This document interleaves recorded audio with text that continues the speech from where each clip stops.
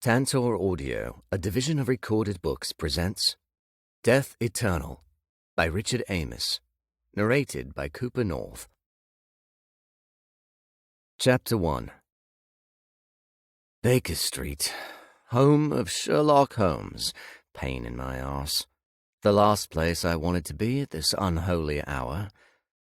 Rain lashed down on the windscreen as I pulled up to the cordoned-off area, police tape keeping the non-existent public back from Baker Street Station.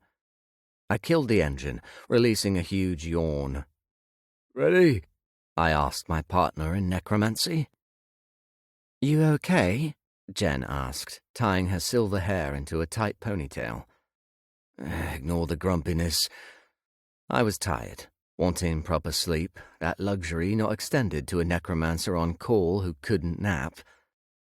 I hadn't really slept well lately, especially with my messed-up dreams. Violent dreams, nightmares of burning cities, plenty of death and destruction. I suppose being awake was better. "I'm used to that bite in your tone," she replied. I'd cultivated a reputation for bouts of grumpiness recently. Sorry. She shrugged, checking her fair complexion in a compact mirror. No worries. Jen always looked airbrushed in real life, an irritating quality I wanted to steal. "I gather Darren's on duty," I said, removing my key from the ignition. My partner slowly turned her head, a wry smile on her pretty face. "How's my lipstick?" "Does it need to be plastered on that thick?" The horror on her face. "What?" "Joking. You look gorgeous as always. We were on a job, not hanging in a nightclub, but I suppose when you're involved in a game of serious flirting with a hot cop, you had to bring your A-game. I wasn't as meticulous with my appearance tonight. After the alert to get down here, I threw on a black leather jacket and some boots, already dressed for action, ran a comb through my hair, then picked up Jen. Grumpy, tired, wishing I wasn't thinking about George. I checked my gun, sliding it into the holster on my right hip, then fixed a head torch to my skull. Jen did the same. All good to go. Handing Jen one of my two umbrellas, we stepped out into the rain and headed over to the police officer waiting to greet us by the tape. Darren.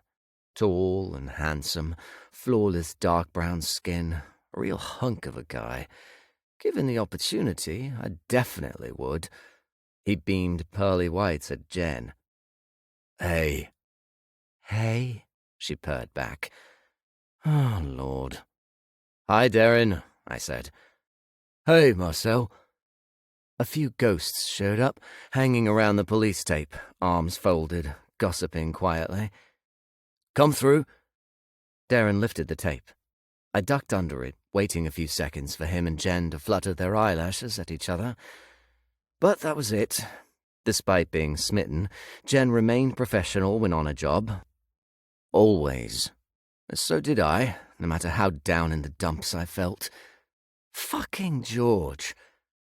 We were both gunning for High Warden and Deputy Warden of Westminster, the incumbents retiring at the end of the month. We didn't mind who got which role, only that we both got one of them. Our reputations for hard work and dedication were shiny, standing out above all other candidates in the running. I didn't want to jinx anything, but my gut told me we were on the path to success. I could practically taste it. Yum. We walked together into the underground station, dropping our umbrellas as we entered the ticket hall. An officer took them off us, offering a nod in greeting. "Hello," Jen said to him, pulling out her e-scroll. E-scrolls were similar to phones, oval-shaped and only used by necromancers. Any messages or emails sent to e-scrolls came heavily encrypted in something called reverse Latin. Specially designed for necros, part of our job was to maintain a high-level fluency in it. I fished my e-scroll from my jacket pocket. I flicked my finger across the device, rechecking the details of this current job. There was a ghost down on the platform. Mandy Bushell, recently deceased. She'd fallen under a train right here in Baker Street a week ago. A terrible accident. She'd been returning home from a day trip in the capital, making her way back to Euston to catch a train to Milton Keynes.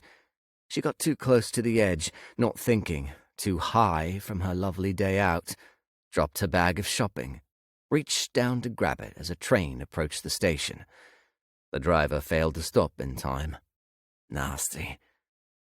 Mandy had been interviewed by necromancers called to the scene, 2 of my fellow teammates, revealing her death details, and then she'd left. No, moving on to the afterlife, because that didn't happen anymore, but walked away, consoled by another ghost who showed up to offer comfort. But she wasn't done, coming back here, using her kinetic, ghostly energy to fuck shit up.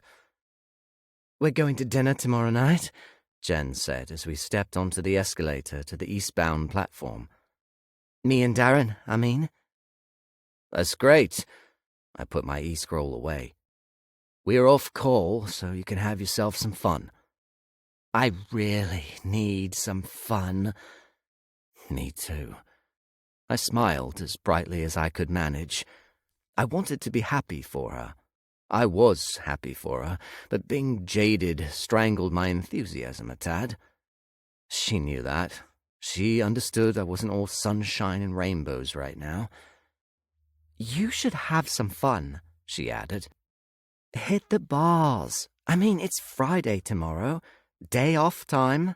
Why don't you let your hair down, get out of your room and trip the light fantastic?" "I'm not really up for tripping."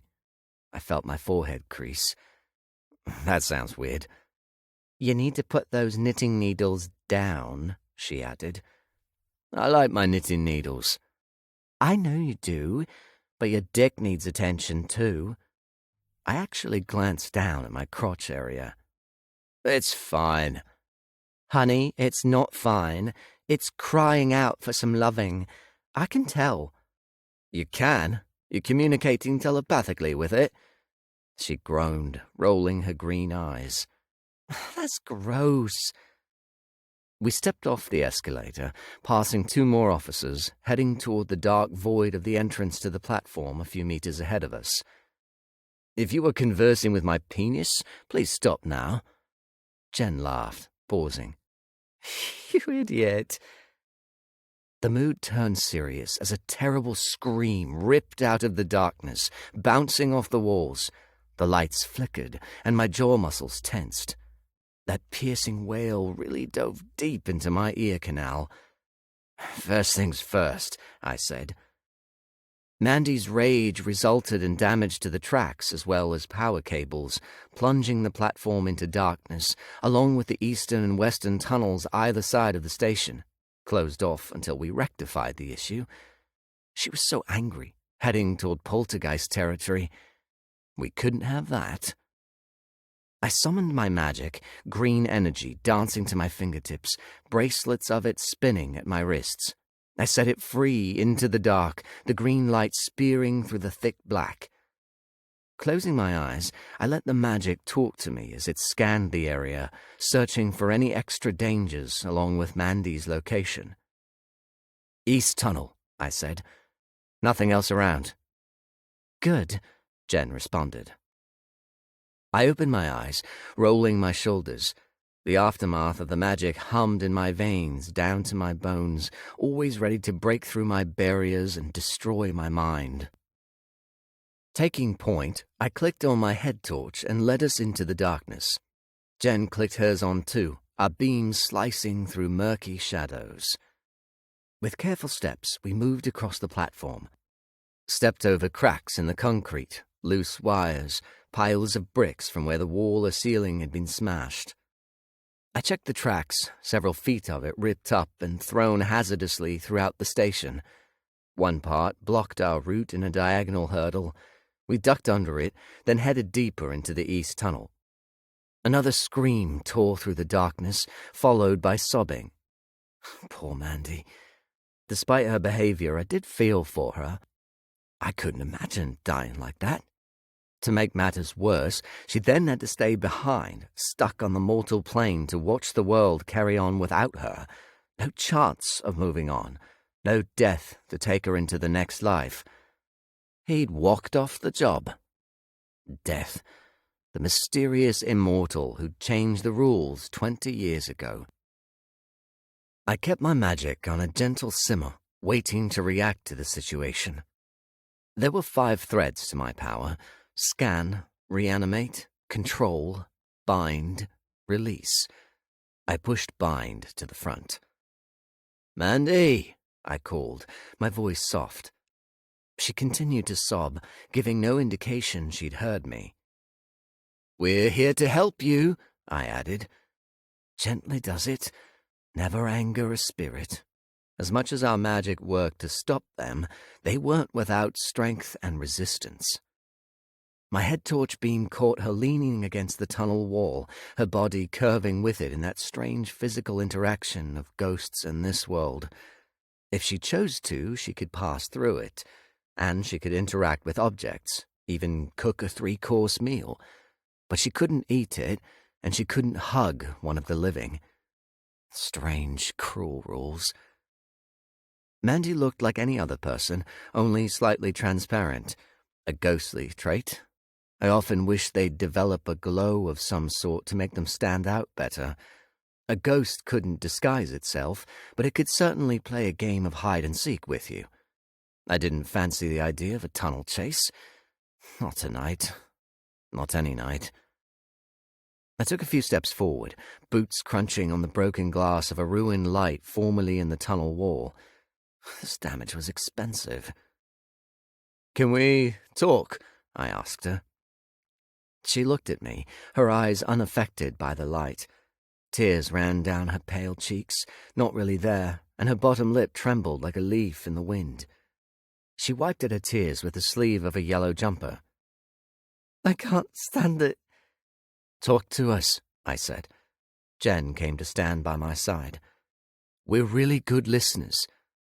"You're necromancers. You're here to shut me up." Well, she wasn't wrong. "We want to help. We can help." Her sneer darkened her hazel eyes. "You can bring me back to life. Great. I'm ready." The last part came out as a high-pitched screech, assaulting my eardrums again. I didn't appreciate her loud sarcasm.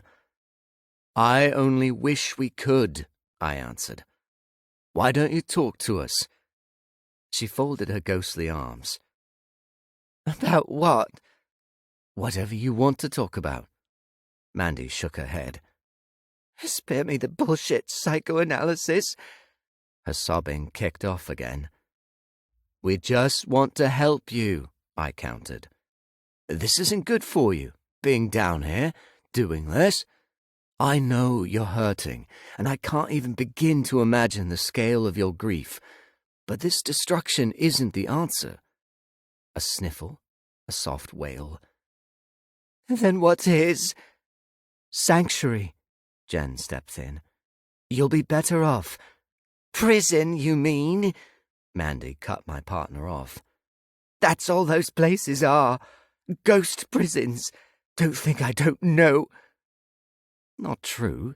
Sanctuaries were actually pretty nice places for those of the incorporeal variety who couldn't integrate into society. Sure, they had their restrictions and basement levels for unmanageable spirits, but they offered anger management classes, much needed in a world of angry ghosts. There were a lot of them out there. I spoke again. "You can't stay here, Mandy. You know you can't." "I hate it here. I died here." "Come with us." "The pain," she wailed. "You don't understand the fucking pain. It's too much. I want to leave this place, this shitty reality. I'm not supposed to be here. I can't. Most of my family are still living and confused and mourning, and I'm not going anywhere. I'll never go anywhere. I'm trapped, made to suffer. She trailed off into loud sobs. Death had a lot to answer for. I could bind Mandy right now, save the peace talks. A lot of necromancers jumped into a situation like that, didn't bother with the niceties. Bind the ghost, release it to a sanctuary, move on to the next case, or go home and put the feet up. That wasn't my style. With spirits as angry as Mandy, it was better to minimize the drama. I didn't want to fight her or stress her out. I would, if forced to, but I always aimed for a positive outcome. My reputation was built on the foundations of peace, with a 97% success rate of non-violent ghost-to-sanctuary transitions. Jen, too. And we let each other shine, alternating turns in the driver's seat on cases. If we didn't get this promotion, there was something wrong with the powers that be. "I can feel it," Mandy added. "I can feel the other side calling. Right there. It wants me. My grandma and grandpa are there. I'd love to see them again, to know they're okay. But it's cold and blocked and not mine. But it's supposed to be mine." She pushed herself off the wall. "I have to stay here. Not living, not dead. Fucking stuck." She bowed her head, her shoulders shaking with grief. "I'm so sorry," I said, taking a step forward. "We both are. This is wrong. You shouldn't have to suffer like this. But this behavior isn't the answer, and this place isn't good for you. Sanctuary will be, though. I promise you. You can find some peace and quiet there." She raised her head. "When will this end? It's been 20 years too long." "I don't know. We can only hope it will one day." Mandy looked around, shock coming to her face. "I did this?" I nodded. "I really did this?" "You did, Mandy. You're not in trouble, but you can't stay." She gasped, covering her mouth with her hand. I did this. I'm a terrible person. Oh, no. Did I hurt anyone?" No one was hurt. Thankfully, that was true. This time. That's why it's in your best interest to let us help you. I'm sorry. It's okay, Mandy. Will you let us help you? Slowly, she nodded. Good, good. Easy progress tonight. "Will it hurt?" she asked. "Your magic. I've read about what you do." It won't hurt. "Promise?" It might be uncomfortable, but no pain. "Oh." That's all, I reassured her. I promise. Bind a ghost and recite the words to release it to sanctuary. "You have my promise too," Jen added. Mandy glanced between us, took a minute to answer. We waited patiently, cool as cucumbers. I hated cucumber. Okay," she agreed, nodding her head a few times. "I don't want to hurt anyone." Phew. I'd be back to my half-knitted blanket in no time, pondering a life without men, because screw them all. I'd rather be a monk than deal with another guy playing with my heart. Fuck you, George. "I really am sorry," Mandy sobbed. "I didn't want this." Ghosts lived on the mortal coil with us, walking the streets, a part of our society as much as anything else. Some behaved themselves, lived like they were alive, like those ghosts back at the police tape. Others couldn't take it, like Mandy. Some screamed and cried about the injustice of death walking away, held rallies as if they could summon his arse back to the job. And there were those spirits who caused trouble. Serious trouble.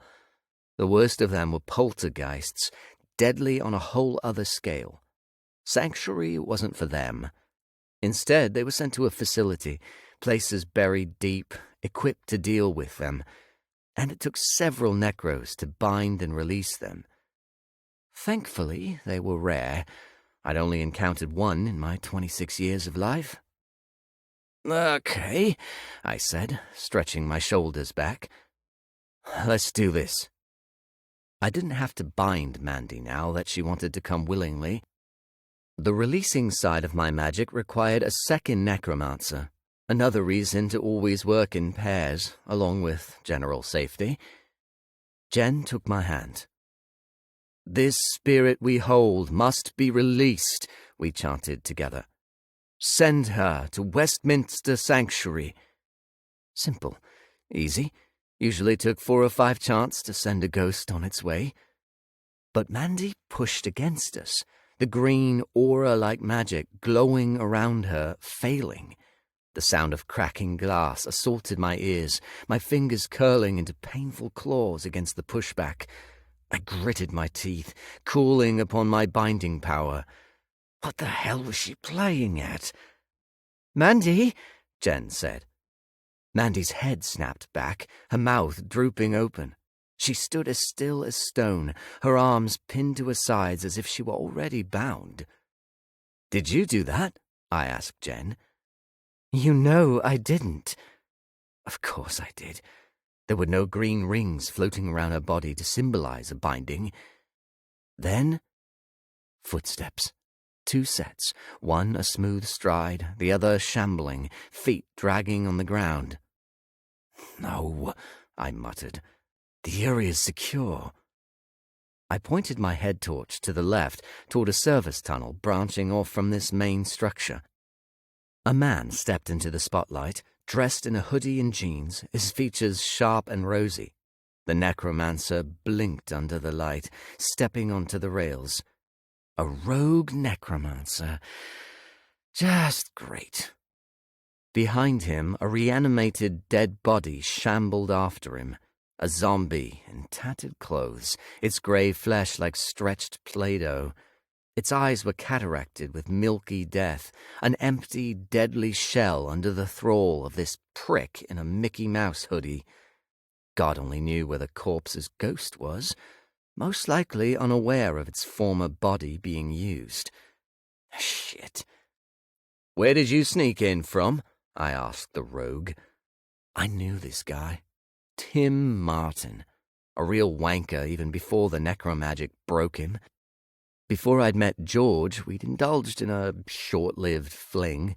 Lots of handjobs in my car, fucking on his tiny kitchen floor next to his cat's food bowl. Not the proudest moment in my love life. When I'd cooled things off, he'd told everyone I gave him crabs. A lie. His rebound guy he banged the next night did. But there you go.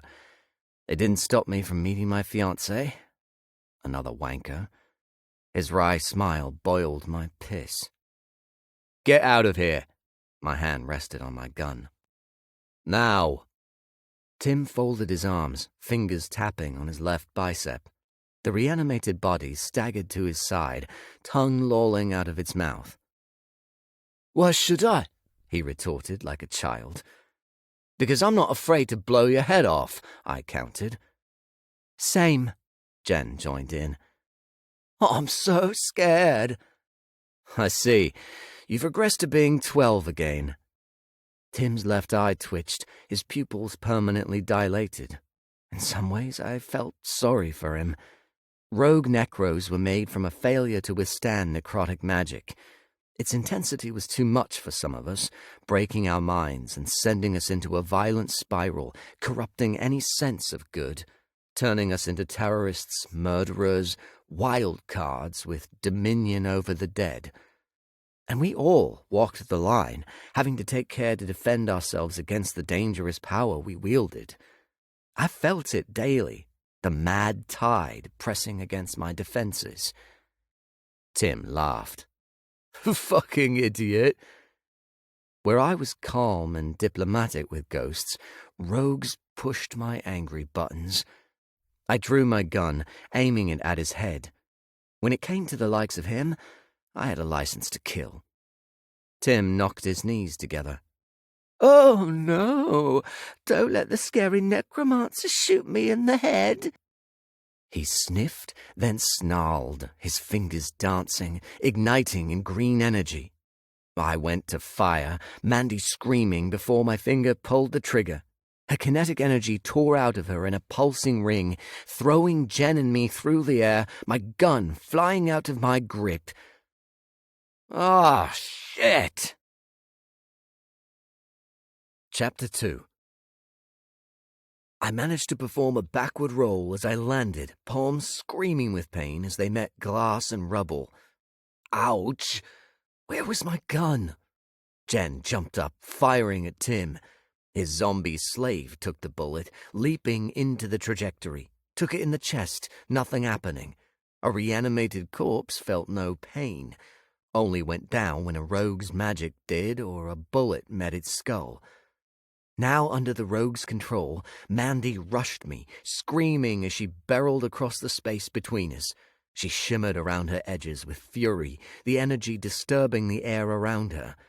I hit her with my binding power, slowing her down, snagged her in green rings, clashing with Tim's hold. "Let her go!" I boomed. Jen fired her gun again, hitting Tim in the leg. He roared, dropping to one knee. But his zombie kept moving, lumbering across the tracks. Now it was my partner's turn to battle the rogue's magic, throwing out her control to try and use the dead thing against its master. Tim's magic resisted her advances. "Fuck this. What do you want?" I demanded, straining to hold Mandy. I used every ounce of strength I had. Sweat poured down my face, my muscles throbbing and set to burst from all the tensing they were doing. Who needed the gym with this level of workout? I saw Tim twitch, shaking under the same intensity. What? He sounded like a stuck record. What I want is... He didn't finish. Glancing to Jen, I saw her struggling with the zombie. It snapped at her with its mouth, the only part of it moving. There were two ways a zombie would go when cut off from its master: go back to being a dead body, or become a feral monster. My bets were confidently placed on the latter. "Stop this," I said. "Just go." He wasn't leaving here alive, despite this attempt at reason. Tim sat on a long list of rogues to be exterminated. It was the only cure. No! Fuck! Stop talking! Let her go! She's mine! She's my friend! He was spiraling. Spittle flew from his mouth, each word a vicious burst. "Let my friend go!" "She's not your friend." I tried to touch Mandy with my control. Not the best thing to use on a ghost. Don't you dare tell me who my friends are. Marcel. You're Marcel. I've been inside you. Ah, great. Marcel August. That's you. That's him. He gave me crabs. Cue the laughter. Crabby crab, fucking crab. Hate you all. Hate you. He closed his eyes, shaking his head aggressively, losing his grip. I waited for the first sign of weakness. I'd dive in and fix this as soon as it reared its head. It was coming. Any minute now. My boot bumped something. Quickly glancing down, I spotted my gun. Mandy stared at me, face contorted with Tim-stoked fury. "You leave," Tim said. "You get out of here and let me be with my friend. I'm so sad." He began to weep, descending into the pits of his terrible darkness. "Once upon a time, once, give me back the times of the good times. The best times were when..." He growled. "Stop trying to fight me. Just die. Join my friend.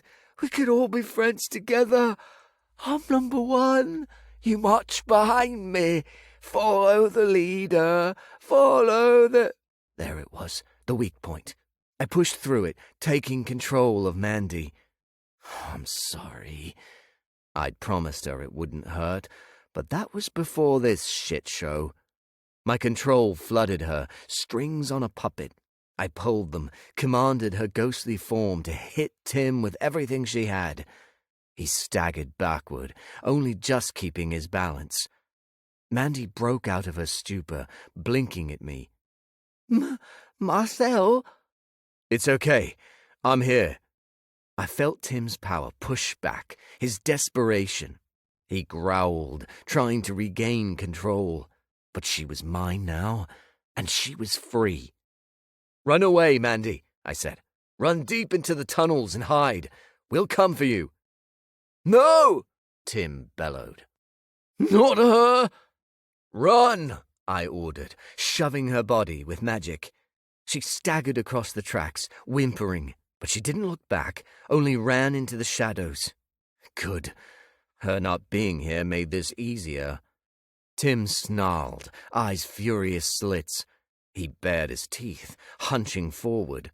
The zombie snapped, pushing closer to Jen, who kept on trying to snare it. You fucking prick! I bent and scooped up the gun, cutting Tim off with a pull of the trigger.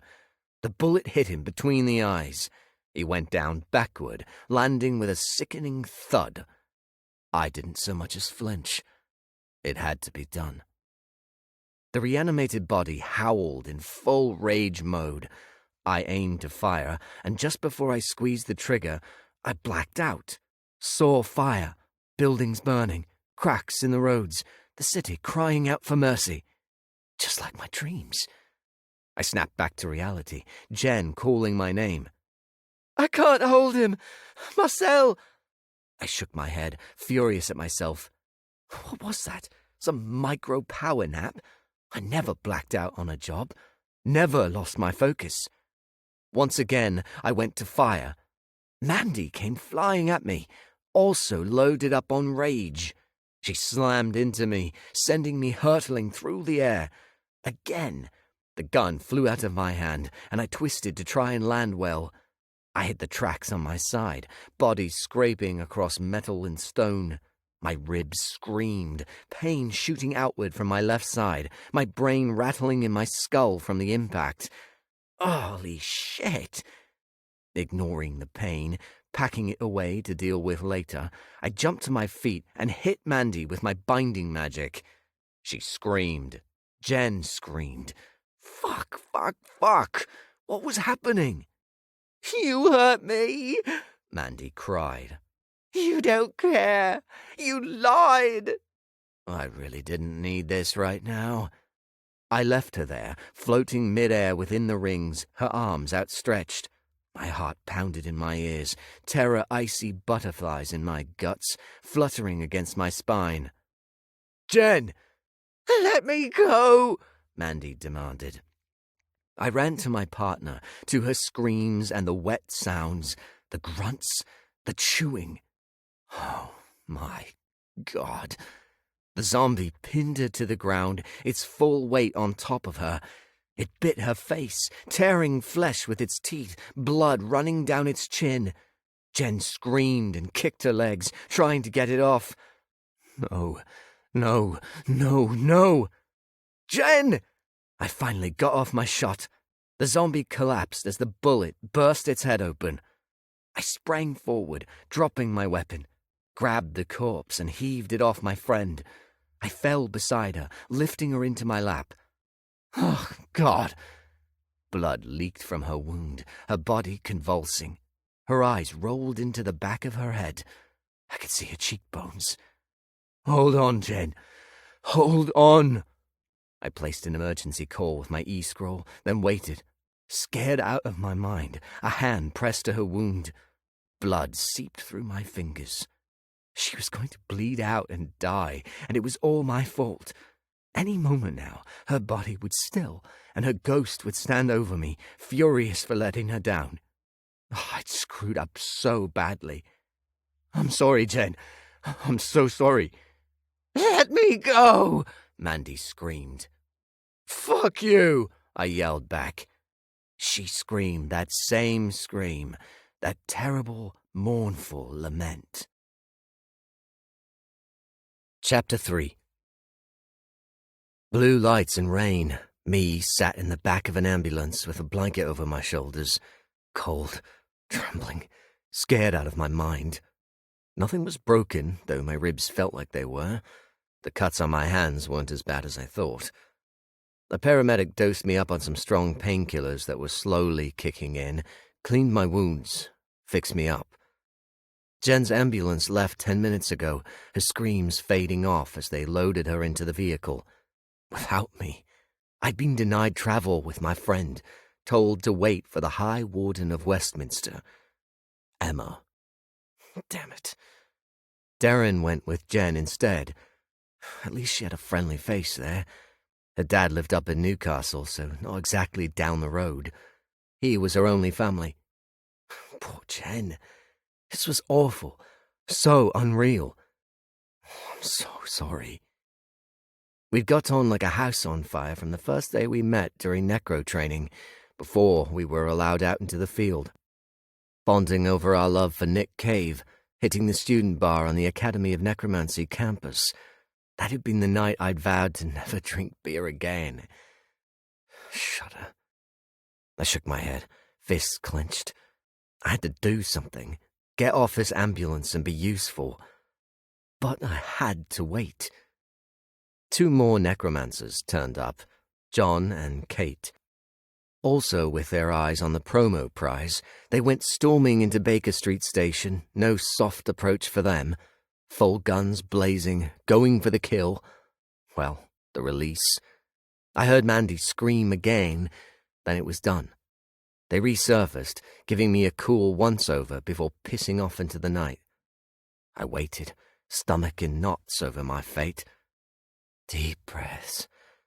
Any minute now, Emma, the High Warden of Westminster, would be here. I was classed as a warden. A deputy warden managed us, while the High Warden managed them and us and the entirety of the district, the borough of Westminster in Emma Lackey's case. London's boroughs were divided up, Westminster being the one I worked in, along with Jen and other necros. We worked all sorts of shifts, were on call a lot. Busy, busy, busy. Footsteps. Marcel? I looked up into the face of the tall, slender woman with the fair and freckled complexion and the most amazingly sleek silver bob. Shit. Hello. I got to my feet, straightening my spine. Emma held an umbrella over herself, protecting her long bottle-green coat. Her boots matched it. She wasn't happy, of course. What a mess. You're not badly injured? No, Mum. Tell me what happened. I told her, including the part about my dreams, shrinking under her fearsome aura. I see, she said. Were you too tired to work? No, Mum. But you fell asleep? No, I didn't fall asleep. It was a blackout. You look exhausted. Why did you come here if you weren't up to the task? We would have brought someone in to cover. Now Jen is seriously injured. But I was up to it, until I messed up. My stomach lurched. Oh, God. I'm disappointed, Marcel. I'm so sorry. At least John and Kate cleaned up the Mandy mess. She glanced over her shoulder. She's now at Sanctuary. Eyes back to me. Now the vultures are circling. Vultures, Mum? The press. Great. Go home, Marcel. I'll come to you tomorrow with my decision on the next course of action. Redeployment or working in admin. They were the 2 options for necros who messed up. One of those axes would fall on my head after this. My kingdom for a time machine. Can you drive? She asked. Yes. Then drive. Now. She waved a dismissive hand at me and turned to leave. How I loved her caring nature. My lungs hurt as I sighed heavily, ready to scream into the rain. I shrugged off the blanket and went to my car sans umbrella. The rain quickly soaked my hair, cold water running down the back of my neck. Screw this night. I arrived at my house on Tithe Street in East London, parked up outside the small 3-story house I called home. The lights were off, My parents and brother asleep. The rain slowed to a fine drizzle, a cool breeze licking at my face. I'm so sorry, Jen. As I approached the door, key entering the lock, I heard Mum's freight train snores coming from upstairs. I smiled through my shaking. I'm so sorry, Jen. Best they were asleep, not having to deal with my drama. They'd been through enough with me moving back in after the breakup, dealing with the stress. Sure, they were my family, but that didn't stop me from feeling guilty over invading their lives again after my world fell apart. I crept through the house, avoiding turning on the lights. Stealthily, I grabbed a bottle of red wine and a glass from the kitchen, hurrying upstairs to my bedroom. Success. No family members disturbed. My room was the smallest in the house, at the back of the house. From here I could see the Tithe estate towering over everything to the east, the skyline of the city to the west. I used to sit for hours at a time staring at the tall glass buildings of the city, dreaming of having an apartment and a husband in some posher part of London, something really swanky and modern, high up, as tall as those towering glass monoliths. I manifested my dreams daily from something like the age of 12 until I met George. George Barons, city banker, rich, so sexy, so incredible. He'd swept me off my feet after we literally bumped into each other outside a yarn shop in East London, my favorite place to get supplies. My paper bag filled with balls of wool went flying. He helped me pick them up, asking me if I knitted. I said I did. He said he loved that. I'd giggled and blushed, and we went to get coffee. The next night, a drink. A week later, we kissed and slept together at his penthouse. We'd woken up to sunrise, naked on his balcony, his arms wrapped around me as I nursed a cup of coffee after so much shagging. From there, our fairy tale love story carried us through some amazing times. 4 years of it. Me moving in with him proposing to me last year. I'd been 22 when we met, so full of hope.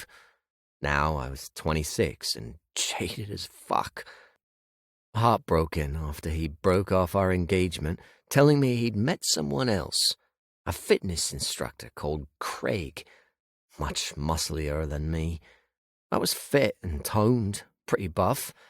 Necromancers had to maintain good levels of physical fitness as much as mental strength.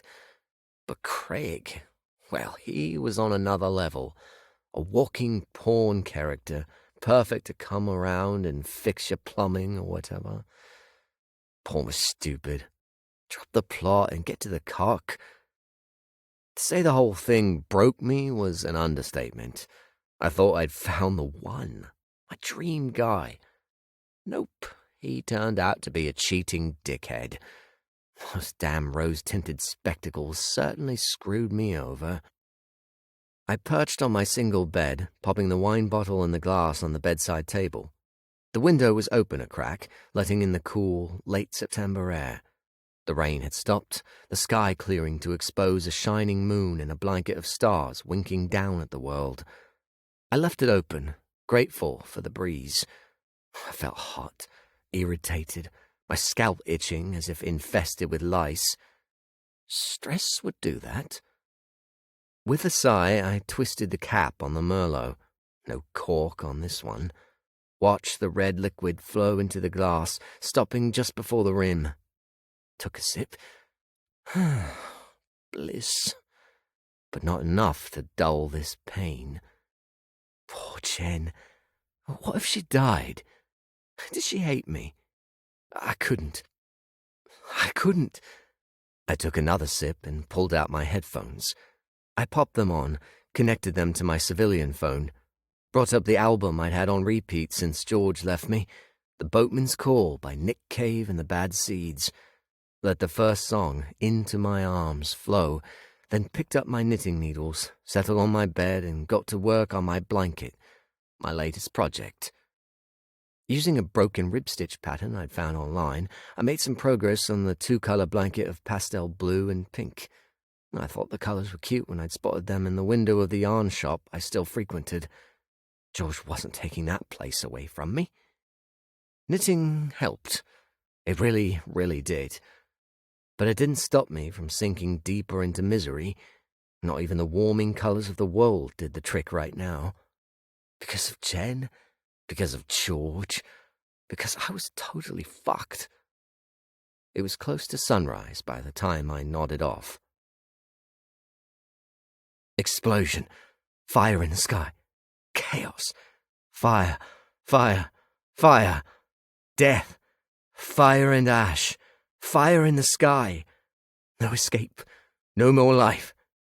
Death. I woke up to sunlight pouring through the window, lighting up my clutter of books and knitting things, highlighting the dust on my TV, the dirty plate from yesterday's lunch, how ugly my dark blue carpet and eggshell wallpaper was. I needed to redecorate, seeing as I couldn't afford my own place right now. Maybe in a nice grey look. My head was a tad delicate from drinking most of the wine, a quarter of it left. I grunted and pushed myself upright. My knitting sat in a heap on the floor. I picked it up with one hand, running the other across my stupid face. Why did I have to drink my sorrows? It was 11 in the morning. I could sleep for another 10 hours if given the chance. With a yawn, I checked my e-scroll and my civilian phone. No messages, no updates on anything. I tried to call Emma, but the line was busy. Not a good idea to contact her anyway. She'd be here later, and we'd talk then. My stomach somersaulted in sheer terror. Please be okay, Jen. Please. I swung my legs off the bed, still in last night's clothes. Gross. I smelled something delicious, a common scent in this house. Mum was the #1 goddess when it came to the culinary arts. A knock on my door. Yeah? It's me, my younger brother, Henri. Come in. The door opened, and he slipped in, dressed in grey trackies, thick white socks, and a white hoodie. He rubbed at his thick black curls, then at the fine stubble on his jaw. You just woke up? My 18-year-old brother asked. Do I look that rough? Yes? He shrugged. Guessing that had something to do with it. He pointed at the wine bottle. Amongst other things. He closed the door and came to sit beside me. You okay? I leaned forward, my head bowed, elbows resting on my thighs. Not really. Baker Street's on the news. I didn't look up. Fuck. What happened? Don't you already know? You tell me, if you want. You don't have to say a word. Can I go with the non-talking option for now? Of course you can. He threw his arm around me. Here for you if you need me. Want some brekkie? I need coffee. I'll get you some. Mum made croissants. You want? You don't need to get me anything. I looked up into his blue eyes, meeting his sweet smile. I'll be down in a bit. Are you sure? I'm sure. Can I join? He asked, taking his arm off me. Haven't you eaten? He stood up and shrugged. Yeah, but I'm a growing boy. I need all the carbs I can get. Because it's just carbs you're putting into your body, is it? Hey, I need all the food groups in here. He patted his flat stomach. Henri was tall, about 6'1", and super slim. He could eat 50 meals a day and not put on weight, although 50 meals might put him in a coma. What are you doing today? I asked, stretching my arms above my head. Day off. Me too. Well, it was supposed to be. I'm sorry. Ignore me. Never. What are your plans? He smiled ever so sweetly. Going for a walk, gaming, no studying. Man, do I need it. You've earned it. My brilliant brother was studying medicine at Imperial College, London. He was going to be a doctor, the only one of us in this house to ever get into university.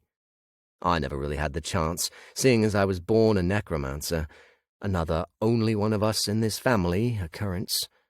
Necromancy wasn't hereditary, but random. You were either born with it or you weren't. If you were, your fate was sealed. And that wasn't a complaint or any form of jealousy.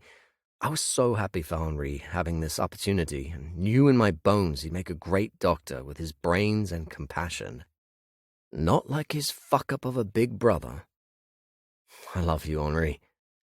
His brows pinched together. What you up to? Nothing. Just wanted to let you know. He wasn't stupid. Is it that bad? I don't know. Yet. The High Warden is coming here later. What? Why?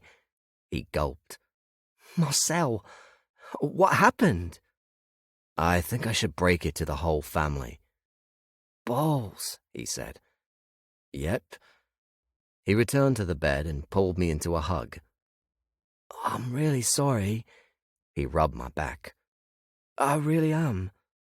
I held him, melancholic relief flooding me. Henri, we'll protect you if they try anything. It'll be okay. Bullshit. I'll take whatever they throw at me. He broke the hug. You really stink of sweat and wine, you know that. In response, I told him what had happened. His mouth hung open the whole time. I pushed his chin up to close it. But Jen? I don't know, I said. He frowned. You don't know how she is? Nope. You'd think they'd let you know. Maybe later, but I'm not sure. That's bollocks. Henri's eyes narrowed. The worst kind of bollocks. She's your partner. They should be giving you updates every hour. Too much? I questioned. No, it's not. I stood up. I need a shower and a recharge. Then are you telling Mum and Dad? I am. Gaming after? He stood up. Coming for a walk with me is out of the question, I suppose. But you can help me with Resident Evil 4. I'm stuck. Stuck? Fine. I'm too scared to come out of the safe room. You're not, though. You're hardcore. I smiled. Henri always knew how to cheer me up, no matter how low I sank. You're right. I'll help. Thank God for that. I laughed and took him by the shoulders. Sorry to unload on you like that. Part of the brother job description. I'm here for heart-to-hearts, fights and fun stuff. You know, the full package. That's very sweet. What can I say?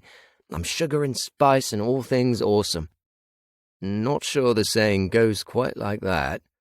He took my hands off his shoulders, holding them. Seriously, I'm always here for you, Marcel. We all are. Things will be okay. If not, we'll make them be. God, he was going to make me cry. Thank you. We hugged again, and he left me to it. Told me he'd let Mum and Dad know I'd be down in a bit. First things first, my recharge. Necrotic magic came from the energy of, well, the dead. A special brand of power unique to necromancers, just like mage magic was unique to mages. Magic was a big part of the world, seeped into every stone, every fiber of existence. Both brands of magic were similar in how they were connected to the energies of the earth.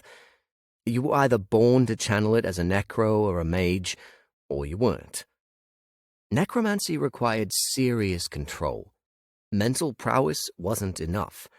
An aid was required, and that aid came in the form of necrotic neurological assistance formula, or necrojuice, as most people called it.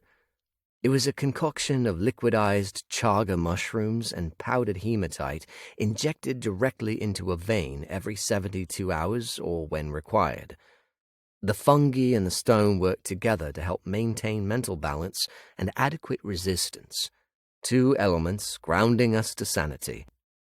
My 72 hours were now. Retrieving my case of vials from my bedside drawer, I prepared the ready-filled syringe of grey liquid which smelled like rotting potatoes. Spilling any left a week's worth of stench behind. Yuck. I prepared my left arm, pulled the strap tight around the top of my forearm to bring up the veins. Did my business. Endured the cold flood of necro juice, an icy flow spreading through my bloodstream, layering me up with protection and strength. My magic spiked, cold hands pawing at my mind, calling for me to open the door, a terrible creature outside, knock, knock, knocking. With the combined strength of the necro juice and my good mental practices, the magic tempered. It was my bitch, not the other way around. Done with juicing up, I hit the shower in our very pink bathroom, the only dissenting color the white tiled floor. The hot water did its job on me, untensing my muscles, washing last night from my skin. But it didn't help with my anxiety. Compared to poor Jen's problems, mine were nothing. I had no reason to whine. My partner got her face chewed on because of me, so I could just shut the hell up and take whatever came. Maybe I should speak to someone about the dreams. What if this was the beginning of my magic getting to me? What if I wasn't as tough as I like to think? Please shut up. The previous generation of necros had it so much easier. 20 years ago, necromancers were required to step up and become something more. Death walked off the job, leaving ghosts trapped here. Our power evolved soon after. Before death disappearing, a necromancer's job consisted of helping to solve crimes by reanimating bodies and calling souls back from the afterlife temporarily. On loan from death, if you like. Also, we were tasked with hunting ghosts who managed to slip through death's net and send them on their way. There were no sanctuaries back then. They weren't needed. And there was no need for necro juice because magic usage wasn't as intense. Not until we received a power upgrade our bodies weren't built for. Hence the rogue problem. A stronger version of necro juice was in development, but still a good couple of years from completion. I finished up, rough-dried my hair, and pulled on some comfy clothes before going to face my family. Where the bathroom was pink, the kitchen was turquoise and pine. Big enough to accommodate a 4-seater table and chairs, it was the most important room in the house. The place of food and chats and even healing. My parents insisted on meals at the table, never in the living room, and never with distractions like TV. I always respected that. On the table were handmade croissants, some butter, cheese, jam, 2 boxes of cereal, fresh orange juice, a sugar bowl, and a bottle of milk. "Bonjour, mon papillon," Mum greeted me, opening her arms. She was dressed in a flowy orange caftan, her black hair tied up into a messy bun.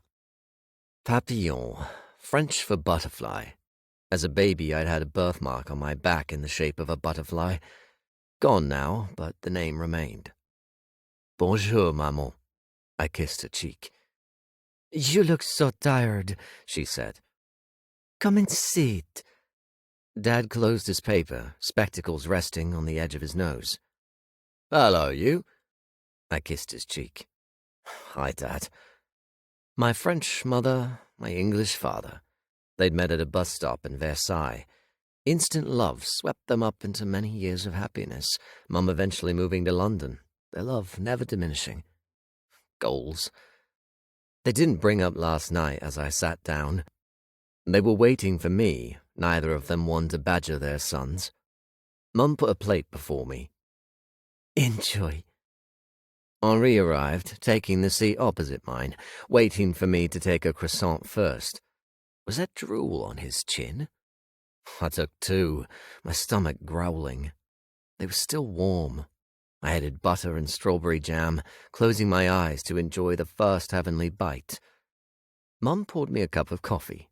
Black, no sugar, just how I liked it. "Merci, maman." She stroked my hair. "You are always welcome, mon papillon." Henri added cheese to his 3 croissants. Henri had Mum's olive complexion, while I had a blend of that same olive and Dad's paler tones. They were all black-haired, while I boasted the silver hair of a necromancer, keeping the blue eyes of Mum's bloodline. Silence filled the kitchen.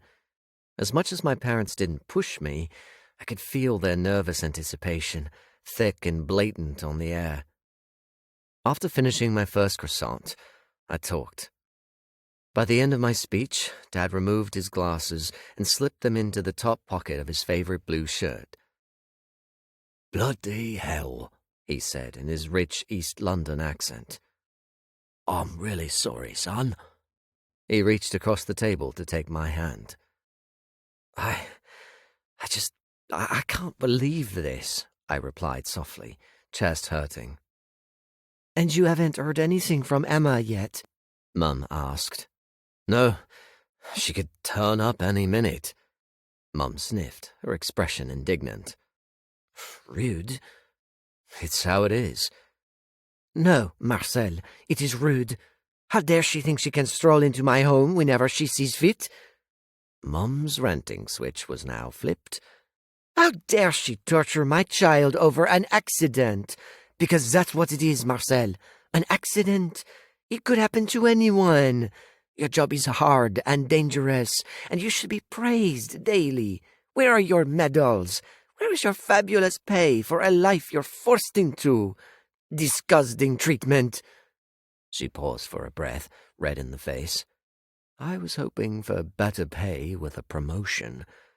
No matter what, I held on to my ambition, worked my backside off, always aiming for the top, even if I was kind of, drifting through life. God, I hated thinking like that. Fucking George. Now, after this latest pile of shit, the top hid itself from me, smothered in a gathering of dark clouds. Damn it. Mum stood up, pouring herself some coffee. "It'll be okay," Dad said. "We'll make sure it is." Henri nodded in agreement, his mouth full of food, cheeks puffed up like a hamster's. "Thanks," I answered, sipping my coffee. "As long as Jen's okay, I'll be okay. She can't. If Dice... No breaking down." Performing my usual breath exercises, I kept the ship steady. Crying into my croissant wouldn't serve me well. I couldn't, anyway. George robbed me of my capacity for tears. I'd been dry-eyed since that fateful night. Mum came over to kiss the top of my head. "My dear Marcel, I am so sorry," she said in French, her soft tones soothing. "Merci, maman." A run of silence followed before Dad kicked it in the balls. "I'm thinking of getting a kitten." Subject officially changed. Mum's face reddened. "What did you say, mon amour?" "A kitten. Been talking to the lads down the pub about it, and Mike knows a bloke whose cat's had a litter." "Why do you want a kitten?" Henri asked. "Thought it might be nice." My mum was not a pet person by any stretch. She paced the kitchen on a rant about the cons of animals living in the home. I liked kittens. I was sold on the idea. But I kept my mouth shut. You had to let Mum run with her rants until she burned herself out. Definitely the safest course of action in the August household. I looked to my brother. He looked at me. A silent understanding passed between us. Time to leave. Henri's bedroom walls were covered in posters of Resident Evil characters, especially Leon S. Kennedy, aiming his gun, dressed in his famous police officer uniform. I think Henri crushed on him, but never said. Regardless, I kind of fancied that fine piece of man candy, too. My brother kept his private life to himself. He never brought home a girl or a boy, never talked about anything to do with sex and romance. If he ever wanted to unload to his big brother, I was right here. I told him that once. He blushed and thanked me and moved things swiftly on. Sat with him on his bed, I got to work helping him get out of a sticky situation in Resident Evil 4. I bounced on his neatly made bed as I killed some enemies. "How is your mattress so comfy?" "Magic." His room was always immaculate, too. No dust in here. All of his study materials were in neat piles on his desk, his stationery stored tidily. To think we shared DNA. "And why does it smell like Turkish delight?" "Bought a new air freshener. You like?" "I hate Turkish delight." "Blaspheme in here again, and I'll sneak one into your room." "Now that is terrifying." He laughed, leaning forward. "This is the real magic. There were like 2 bullets left in that shotgun, and now you've got 20 rounds, haven't been hit once, and rolling like a boss." "Big brother energy." "Is that right?" "That, and I'm better than you." He leaned back. "Not my fault this is scary as hell." "Then why are you obsessed with these games?" "Because—" He took a moment. "Because I like the stories." "Right." Boom. Headshot. "You're just showing off now." "At least you're a pro at the original game." "Different vibe." "I'll say. That voice acting." "Legendary." "It really is." We played together for an hour and a half before I let him take over. "Where are you going?" he asked. "To get some fresh air." "You're going out?" "Only the back garden." "Oh, phew." I stretched my limbs. "Want anything from downstairs?"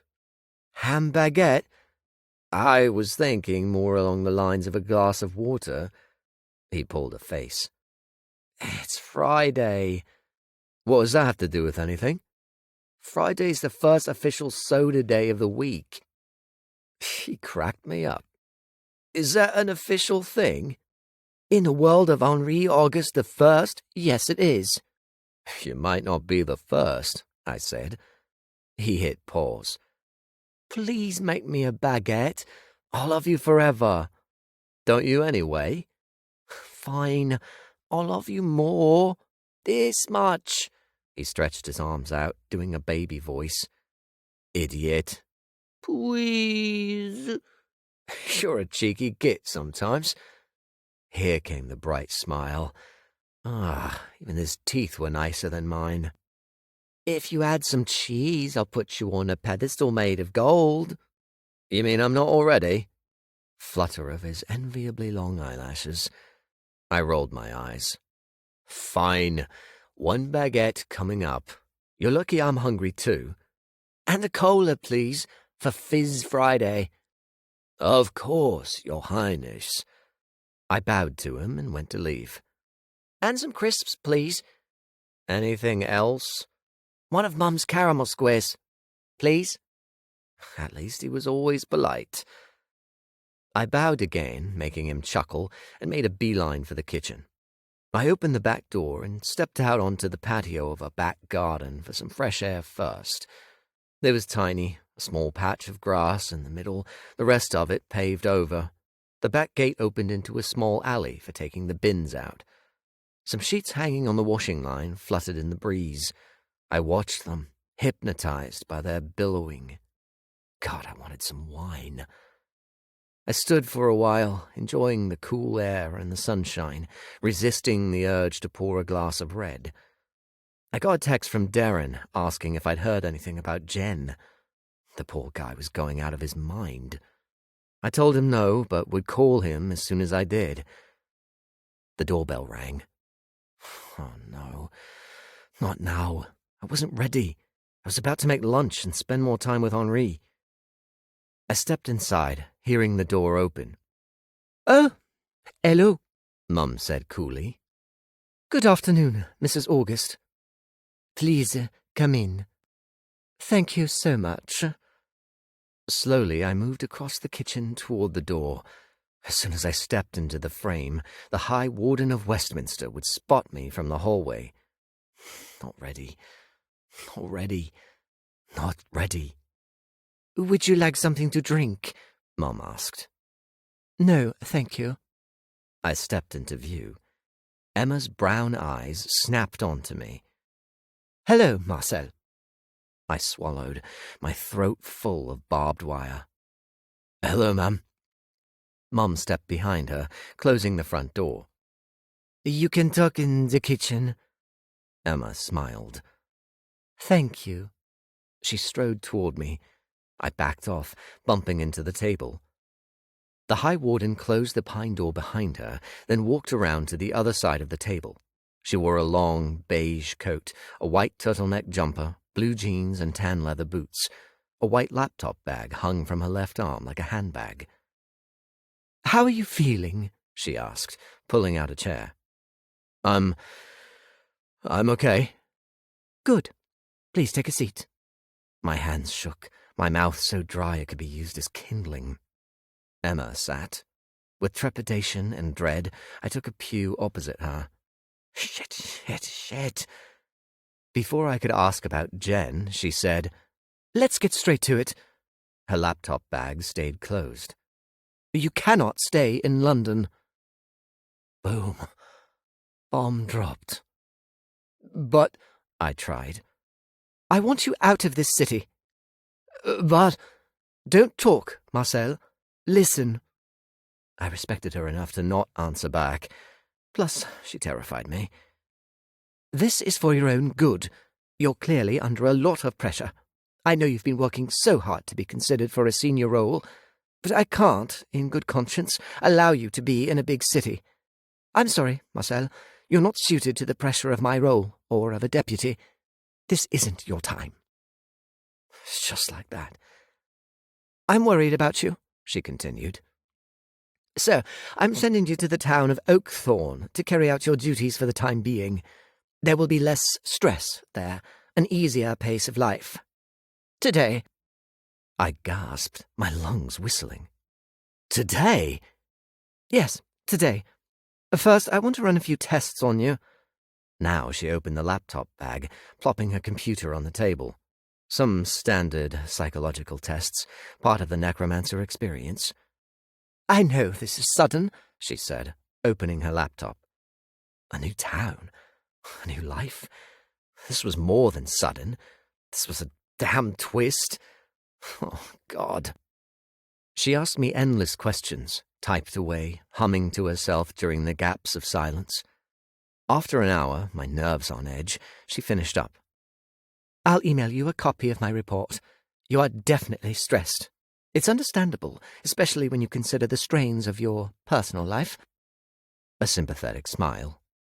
I really was sorry to hear of your breakup. Thank you. So, arrangements for your move have already been made. We have a flat ready for you to move into straight away, and you will be under the charge of Nicholas West, a fine necromancer, and High Warden of Oakthorne. He will look after you. Done. Signed, sealed, about to be delivered. When a High Warden said jump, you asked how high. Always. My head spun, dizziness threatening to turf me from the chair. A lot to take in, isn't it? She said. Her voice came at me muffled and distant. She was ashamed of me. I was being sent off in disgrace. She wanted me out of sight, out of mind. Jen. How is Jen? I barely managed the words. She'll live. I blinked, dragging myself back into focus. Is she... She's scared and in a lot of pain. She will be fine, but she'll always bear the scars of last night. Can I... There will be no contact for the time being. Let her heal. Let yourself heal. But she's my friend. I wanted to argue, to explain the blackout would never happen again. I couldn't leave London. I couldn't let my dreams come apart at the seams like this. Tough. I will give you an hour and a half to pack, Marcel. I'll be outside in my car. When you are done, I will follow your car to the M25 and see you off. Okay, I said quietly. Everything will be okay. She stood up. Say your goodbyes. Take your 90 minutes. I'll be waiting. Oh, God. This wasn't happening. Would you like a drink? How kind. But no, thank you. She left the room, telling my mum on her way she must talk to me. I stayed at the table, shaking. This wasn't happening. But it was happening. My family cried, hugging me, passing me around. My face was wet from parental kisses, jumper soaked in their tears. They can't do this to mon papillon, Mum sobbed. We must do something. There's nothing you can do, I countered, probably sounding colder than intended. Henri grabbed me in another hug. Don't want you to go. I'll call you every day. Want you here. I want me here. I kissed his cheek. But I have to leave. I'll... His eyes sparkled with tears. Shit. I don't want to help you pack. Then you don't have to. Of course I do. A family group hug, more of their tears, and I got down to it. I had to face this. I'd moved out before. Only this wasn't the same. I still lived in the city that time. This was happening. Chapter 4. Goodbye, suck. Henri carried one of my 2 suitcases for me while I heaved the other one and a rucksack to my car. My parents followed us, my mum in a right state. Emma waited by her car, parked behind mine, smiling sympathetically. Fake. I kept my fingers crossed Mum wouldn't rant at her. Popping the boot, I put my luggage inside, then hugged my brother again, then my mum, then my dad. Call us as soon as you get there, Dad said. I will. Mum couldn't speak, only hug and sob. I'm sorry, Maman. She crushed me harder. I'll be back. I will. She broke away, breaking down in Dad's arms. This was too much. Goodbye, son, Dad said. You take care. And you? Henri went to stand beside our father, tears streaming down his face. Bye, I managed, my voice cracking. I got into the car, drawing deep breaths. Easy does it. Emma said goodbye to my family. I watched her in the rearview mirror, waited for Mum to kick off. She didn't, and the High Warden of Westminster got in her car. This was it, my journey to a new life. At least I was finally getting my own place. That silver lining didn't shine so bright. The boatman's call on my stereo. Check. Gloominess so thick you could slice it with a knife. Check. Still wishing for that time machine. Check. After leaving the M25, I took the M4 west toward Bristol. Oakthorne sat 5 miles south of the city. I didn't know much about it, only that it was famous for its oak trees. Damn it. From city boy to small-town lad. What a come-down. Nothing against small-town living, but it wasn't for me. I liked the concrete, the hustle and bustle, the ability to grab a burger at 3 a.m. Jen has it so much worse. My brain was right. I had to stop this. Face things. Claw my way back to London. I had this. Right? I pulled into a service station as the sun went down halfway into my journey. Stretched my legs, grabbed a coffee and some snacks. Browsed a shop selling magazines and bought a couple of knitting ones. The sky darkened with clouds, the promise of rain on the air. It touched down as soon as I returned to my car, a sudden downpour from a burst pipe in heaven.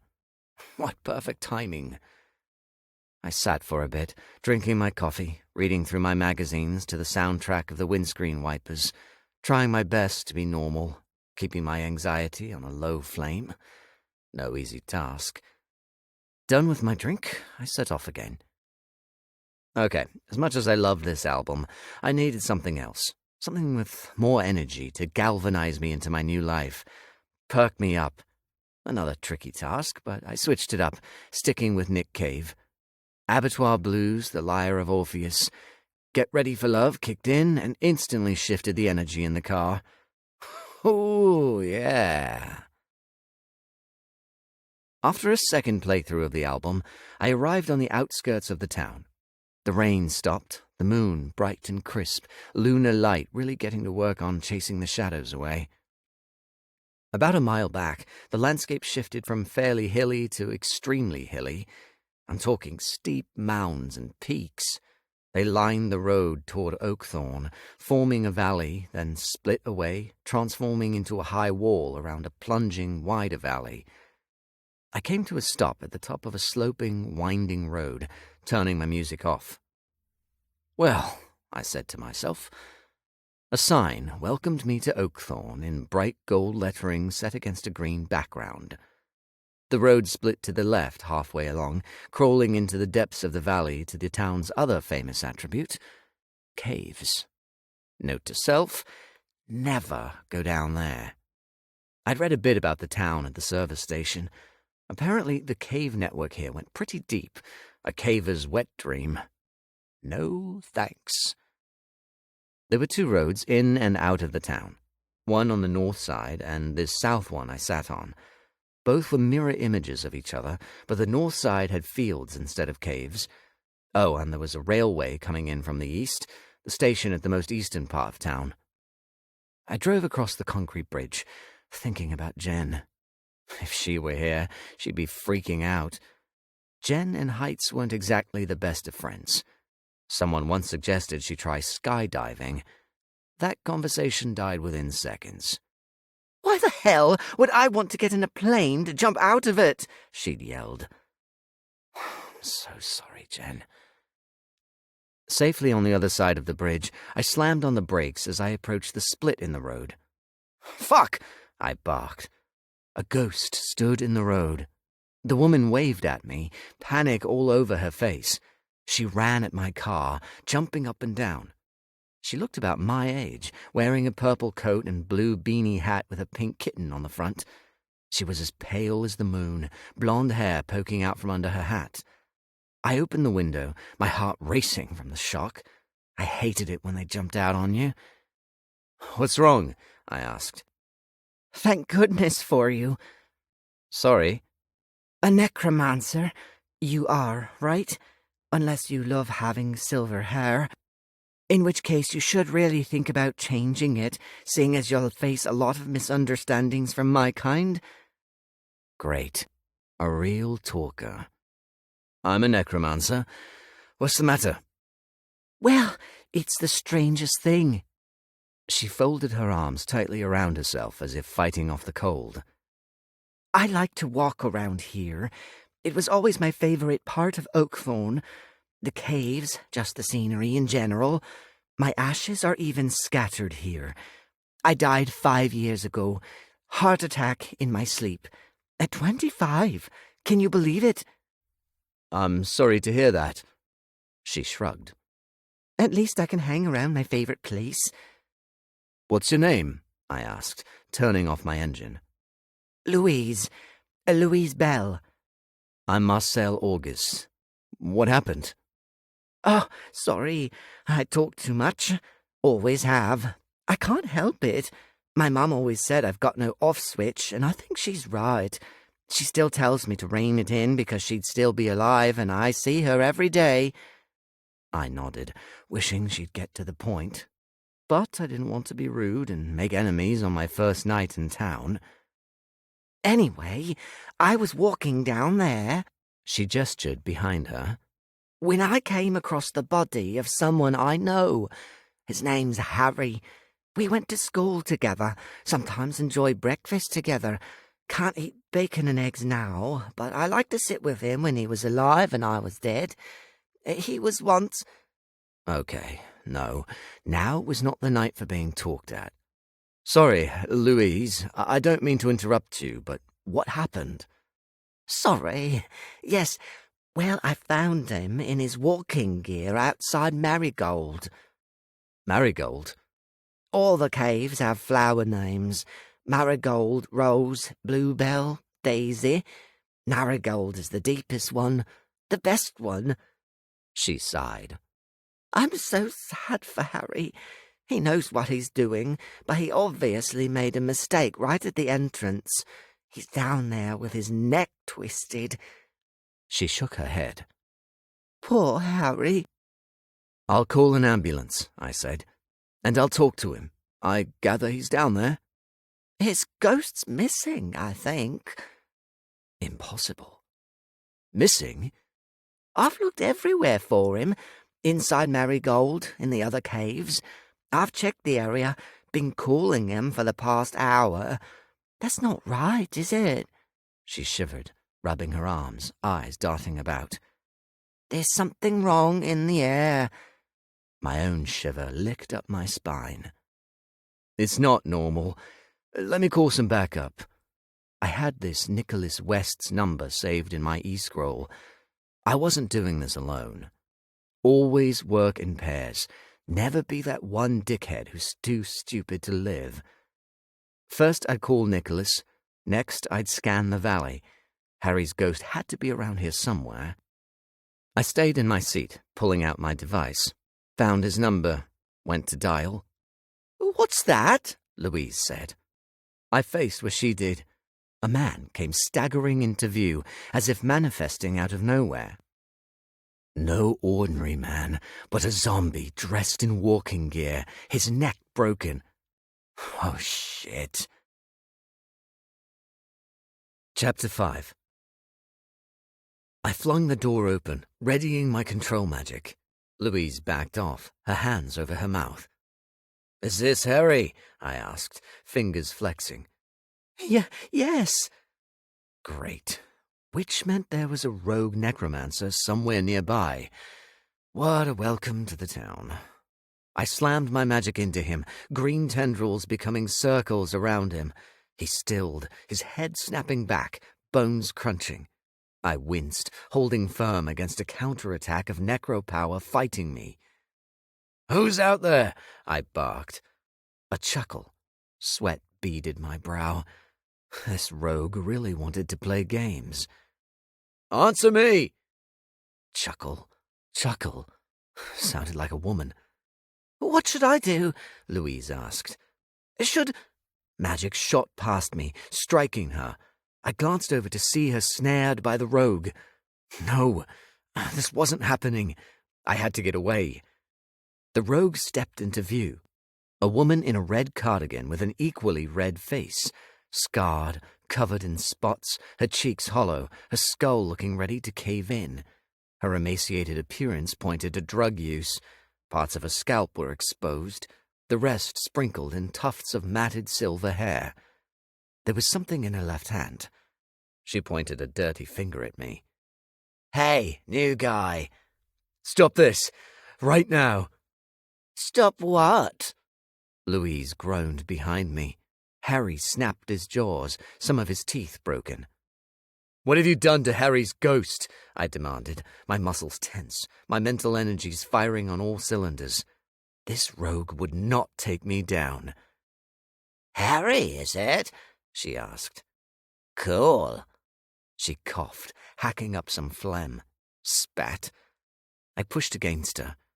Walk away. I can never walk away. One of us has to die. You? It won't be me, and it won't be you straight away. Oh, what fun. She really shoved her magic into Harry and Louise, the surge surprising me. I clenched my teeth, pushing back with everything I had. The moment she slipped, this was over. Only she wasn't slipping.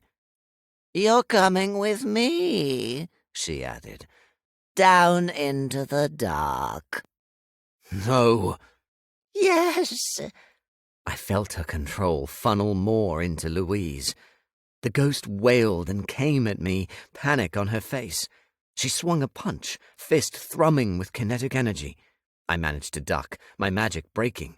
Harry lunged at me, lumbering across the space between us, his eyes wild, teeth bared. I dropped and kicked his legs out from under him. Louise came at me again, kicking me in the side. With a grunt, I jumped back up, brushing the pain aside. The rogue howled with laughter, jumping up and down with glee. "I'm sorry," Louise screamed. She shot forward in a blur, crashing into me. I flew backward, tumbling into a roll, landed painfully on my spine. I spent my magic out again, grabbing Harry as he loomed into view above me. His hands were claws, frozen under my control, his jaw still snapping like a terrapin. "Fuck you," I hissed, slowly getting to my feet. Louise lingered nearby. I reached out to her. They were both under my control now. Where the hell was the... Something hard hit me in the side of the head. Laughter behind me, heat running down my face. Blood, pain. It took a few moments for me to realize I'd been struck in the side of the head. I reached up and touched the wetness, slowly turning to face the laughter behind me. That thing in the rogue's hand had been a rock. Damn it. "Good night," she roared with a snort. I woke up from darkness with the worst headache in the world. Two giants did the tango, a booming riot of crashes and earthquakes rocking the shit out of my skull. It hurt too much to open my eyes. God, it was so airless and damp. Water dripped somewhere, and someone moved around me. I forced my lids open, meeting darkness so thick I wasn't sure my eyes were open yet, but they were. I groaned, gathering myself together. There were rocks under me, pressing against my spine. The worst mattress in the world. With a groan, I pushed myself up. Everything hurt from my head to my knees. A light clicked on, burning my eyes. I covered them against the beam. "You're awake," a familiar voice said. Oh, yes. Silly me, the fucking rogue. Where? My throat was a sand pit. Where are we? I needed painkillers, wine, and maybe a hospital. All three at once would do nicely. "Down in Marigold," she answered. I kept my eyes covered. The cave? "No, a glove. We're deep inside a glove." Was that supposed to be sarcasm? What do you want with me? Silence for a few beats, only the dripping water making any sound. "You're my special friend." I'd be very special if I had a bazooka with me. How so? "My first experiment." Water. Give me water. What? "I like having friends." The beam of her flashlight moved down to my chest. I opened my eyes, squinting. I couldn't make her out, but heard her raspy breaths. I heard Louise gasp. "Please don't hurt him." "I must," the rogue countered. "I have to stop the burning. The burning. The burning. His blood will stop the burning." She smacked herself on the side of the head. I called up my magic, but the pain was messing with my inner circuitry. "I will say the spell to bless the blood," the rogue said. "Join me, ghost. Join me. Then I can drink." A few social media personalities, currently on the run from the authorities, were peddling the crap that the blood of non-rogue necromancers could fix the troubles of rogues. All you had to do was say a spell to bless the blood, then drink the blood, and all would be well. You would also get a major power boost. False, of course, but these things had a habit of spreading quickly. She started speaking in reverse Latin. I translated it as, "Blood of the enemy, give me the blessing. Give me the power to heal my hurting mind." As expected, nothing happened. She made Louise join in. In frustration, the rogue growled and charged forward, bringing her torch down on my left knee. Damn it! Had she cracked the bone? It hurt enough for me to yell, voice echoing behind me. Fuck this fucking bullshit! I tried my magic again, catching Louise for a few seconds before losing my grip. Come on, you can do this. The necro turned on me again, bringing the flashlight down on my other knee. The torch broke, the light going out. "Fuck you!" I screamed. "I'll kill you," she screamed back. "I'll fucking kill you and drink the shit out of you." Hands in my hair, yanking my head back hard. I tried to fight, but she raked her fingernails down my right cheek, drawing blood. Oh, my God! "I'll fucking kill you," she bellowed. "I don't think so." My heart leaped into my throat. If I wasn't mistaken, that was a man's voice.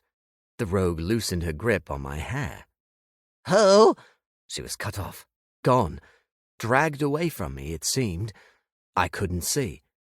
Damn it, there was no light. I was ready to pass out. A failure, a complete disaster in the wake of this rogue attack. A howl, a gust of wind, silence. A zombie snarling, a body hitting the ground. More silence. Hands on me. I yelped weakly. "Let's get you out of here." A smooth, masculine voice wafted over me. I smelled sandalwood from this male body. The stranger scooped me up into his arms, pain rioting through me. Moving, Louise crying. "I'm so sorry, Marcel," she said. "I'm so sorry." I was being carried by a man. Fresh air lurked ahead, reaching out to me. Who are you?" I managed before passing out.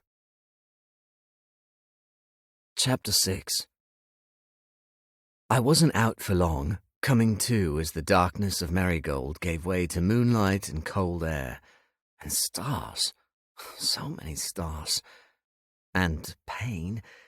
God, I really hurt all over. But that all took a back seat as I registered the face above me, the one belonging to the man who'd saved me. He looked down, smiling. "Good to see you awake." Wow, that smile. So charming, exposing dimples in his cheeks. "Who?" I swallowed. "Let me put you down for a moment."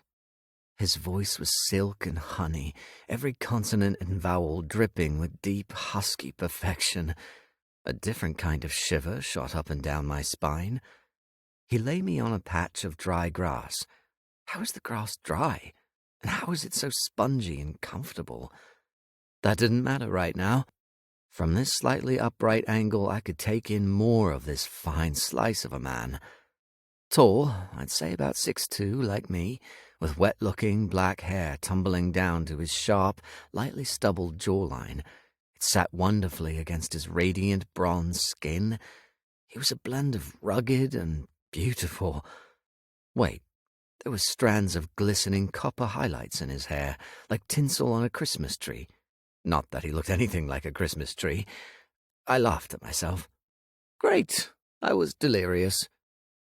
"Okay down there?" he asked. He lifted his right hand, adorned with gold rings on each finger, one on his thumb. "No need to speak." That silenced me. He wore tight-fitting black leather trousers and a wine-colored, long-sleeved shirt, open enough to reveal more of that smooth bronze skin, a pendant hanging from a gold chain. It looked like a ruby or something. I wasn't sure. His eyes were now taking up every bit of my concentration. Deep-set, gold. Were they gold? Yes. Oh, yes. Twin golden fires in that sexy face, holding me in their hypnotic power. I could dive into those blazing pools, get lost inside him, explore every crevice. "Pegasus?" I jolted out of my infatuation. What did he just say? And where was Louise? What had happened here? I tried to speak, but the white horse popping into reality glued my mouth shut. Yes, I must be sinking into delirium. It was big and gorgeous, shaking its long mane that shimmered like snowy fringe. The hot guy stroked its flanks, kissed it. "Hello, you," he said. I quivered under his tone. What? What is... To the hospital, Pegasus. Pegasus? I managed. It had no wings like in Greek mythology. The man looked at me, eyes still on fire. He's not the real one. I just like the name. Suits him, don't you think? Right. The man scooped me up into his arms again. I should have hurt from the move, but nothing ached, not even a throb. I felt safe in those arms, as if everything would be okay. Every inch of my skin tingled as I gazed upon my savior. This guy was my knight on a white horse, minus the armor. What happened? I saved your life, Marcel. How do you know my name? Let's get you out of here. Did he just float up to the horse with me in his arms? Did the horse start to gallop, this guy taking hold of no reins? What the fuck? I blinked, turning my head to see the steed take to the sky. Pegasus ran upward through the air as if on an invisible road, angling up and away as a plane on takeoff. What's wrong? The man asked. The wind fluttered through his hair, the night sky the perfect backdrop for his radiant form. There's a lot that's wrong, I know, he said. Don't worry. You'll get the help you need. Who are you? But I passed out again. The rock to my head had really taken its toll on me, along with everything else. I woke up in a hospital bed, attached to 2 drips and a heart monitor, completely numb and exhausted, groggy as hell. Was this a hospital bed? Of course it was. The man with the flying horse took me here. Right? Oh, God. Fuck, I breathed, unable to lift my head from the pillow. Where? Hospital. That voice. A man standing beside the bed. The man. Want me to tilt you up? He asked. Who? I'll tilt you up. Slowly the bed lifted, revealing more of the room, positioning me in a comfortable upright angle. The stranger beamed a smile at me. Hello again, he said. Water, I replied weakly, noticing I was dressed in a hospital gown. He nodded, picking up a cup with a straw in it. He put it to my lips, and I drank the heavenly liquid. After my fill, he took the cup away and filled it with more water. Just say when you want some more, he said. I groaned, already fed up with being in this bed. Oh, I fucked up my first night in this town. Did you? You don't know the half of it. I pulled back my covers. My knees were bandaged. The man pointed out there were more bandages around my head, stitches in my face. What happened? I asked. You were attacked by a rogue, he answered. I stopped her and her zombie. There was... What the hell? She wanted my blood. He crossed his arms, kind of dismissive. She's dead now. Her ghost? She's now at Oakthorn Sanctuary. Don't worry. You're a necro? No. Did another necromancer show up? His full, sensuous lips stretched into a mischievous grin. There was no need for one, Marcel. My name on his tongue sent pulses of electricity down south. How do you know my name? Your ghost friend told me. My ghost friend? Louise. She talks a lot.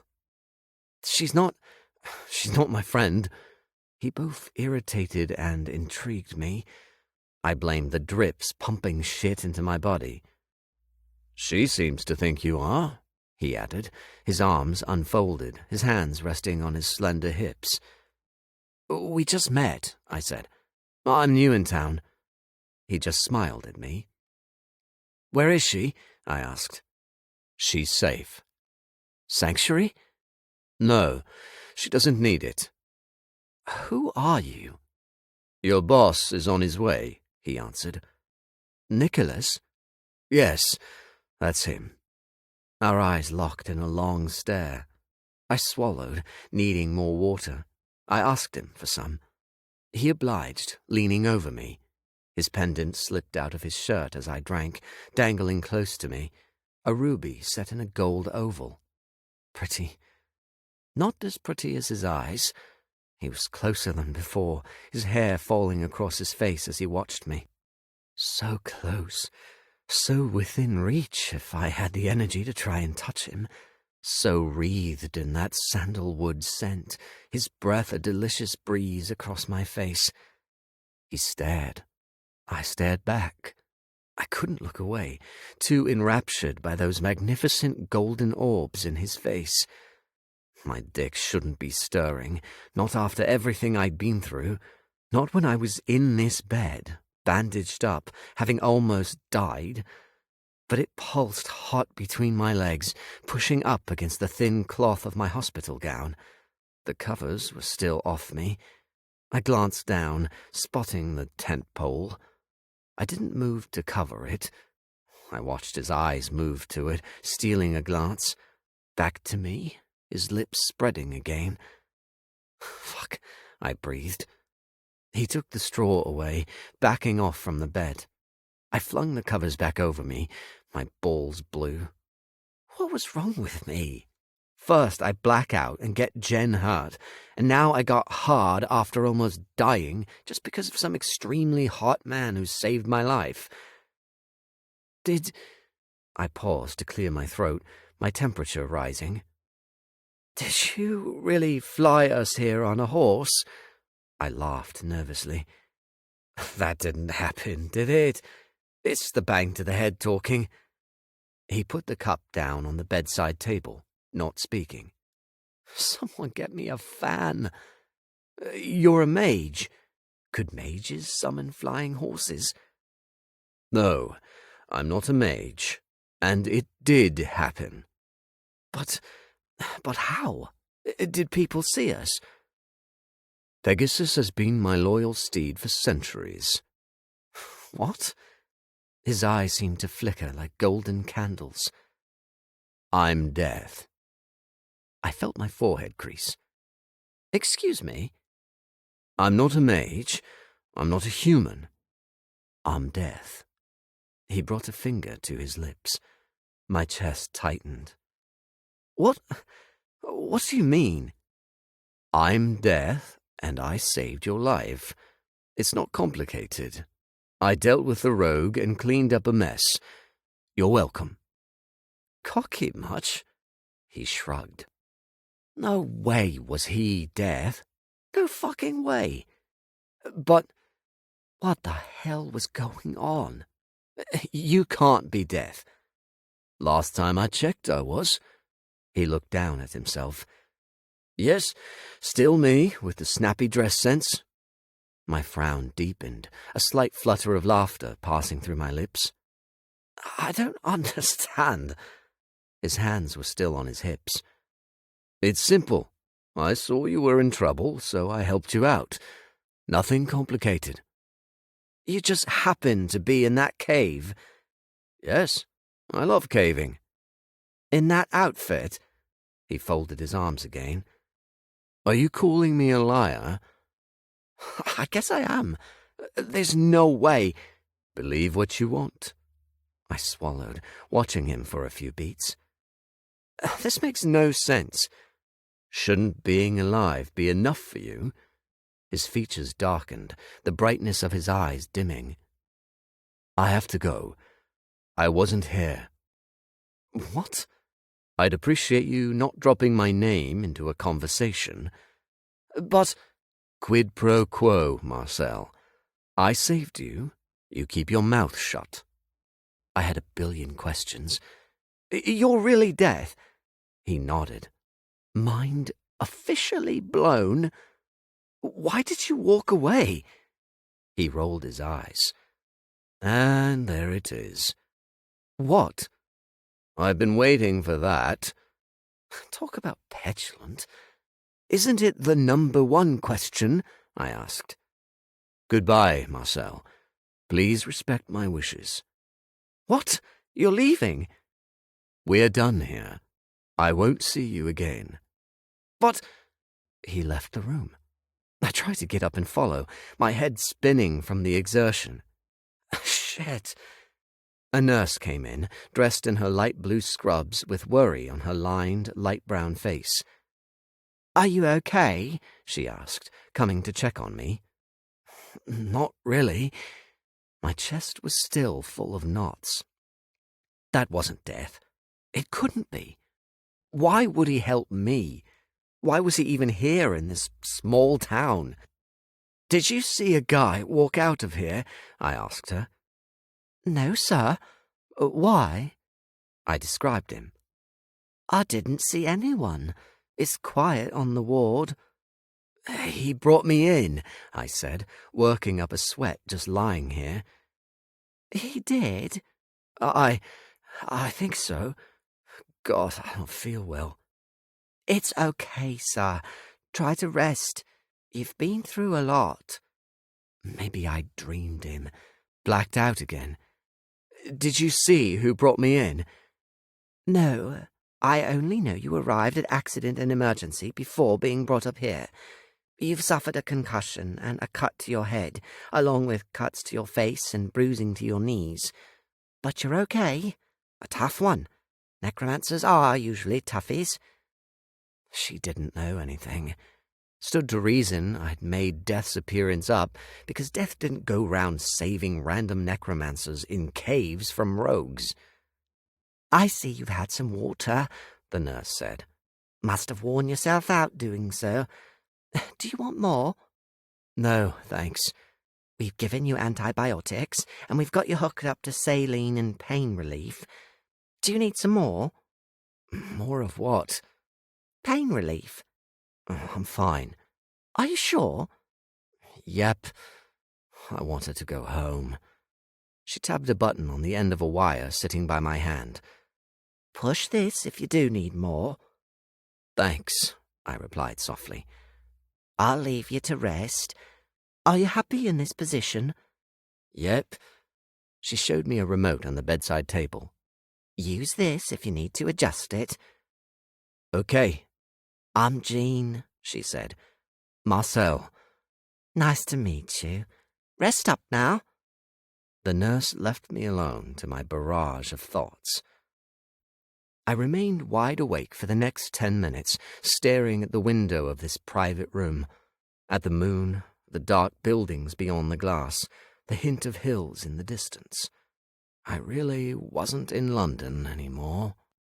Voices, footsteps. A handsome yet serious man strode into my room, his necro-silver haircut longish on top, short around the back and sides, a long black coat and boots, a smooth, fair, sun-kissed complexion, bright green eyes. He was really handsome. 2 hotties in one night. Lucky me. I wanted to scream. Who was this? Death's right-hand man? No, necro hair, remember? A ghost scurried in after him. Louise. Oh, thank goodness, she declared. The man angled his mouth toward her, eyes staying on me. We have a deal. Sorry, I'll be quiet. Then he smiled. Nothing like Death's, but a nice smile all the same. I'm Nicholas West. I prefer Nick, but that doesn't matter right now. I'm so sorry about this. He moved to the side of the bed. Oh, hello. I'm Marcel August, the High Warden of Oakthorn, not Death's bitch. I wouldn't mind being his bitch. I apologize for this terrible incident, he said, his accent very West Country, friendly. It put me at ease. I should have met you at the bridge. It's okay. It's not okay. This is a terrible start to your new life. Temporary life? It could have been worse. Yes, you could have been dead. He stroked his chin. But I'm here. Yes, you are. How are you? Louise lingered at the foot of the bed, still silent. I'm okay. Confused.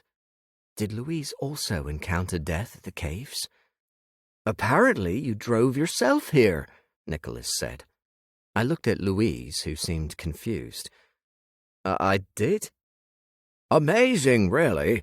I'm not sure how you managed to stay out of a ditch, yet here you are, thankfully. Louise said nothing. I drove here. Yes, my new boss answered. Your car is still parked illegally outside. I'll have it moved for you. What did Louise know? Had Death asked her to keep her lips sealed? Where are the keys? I asked.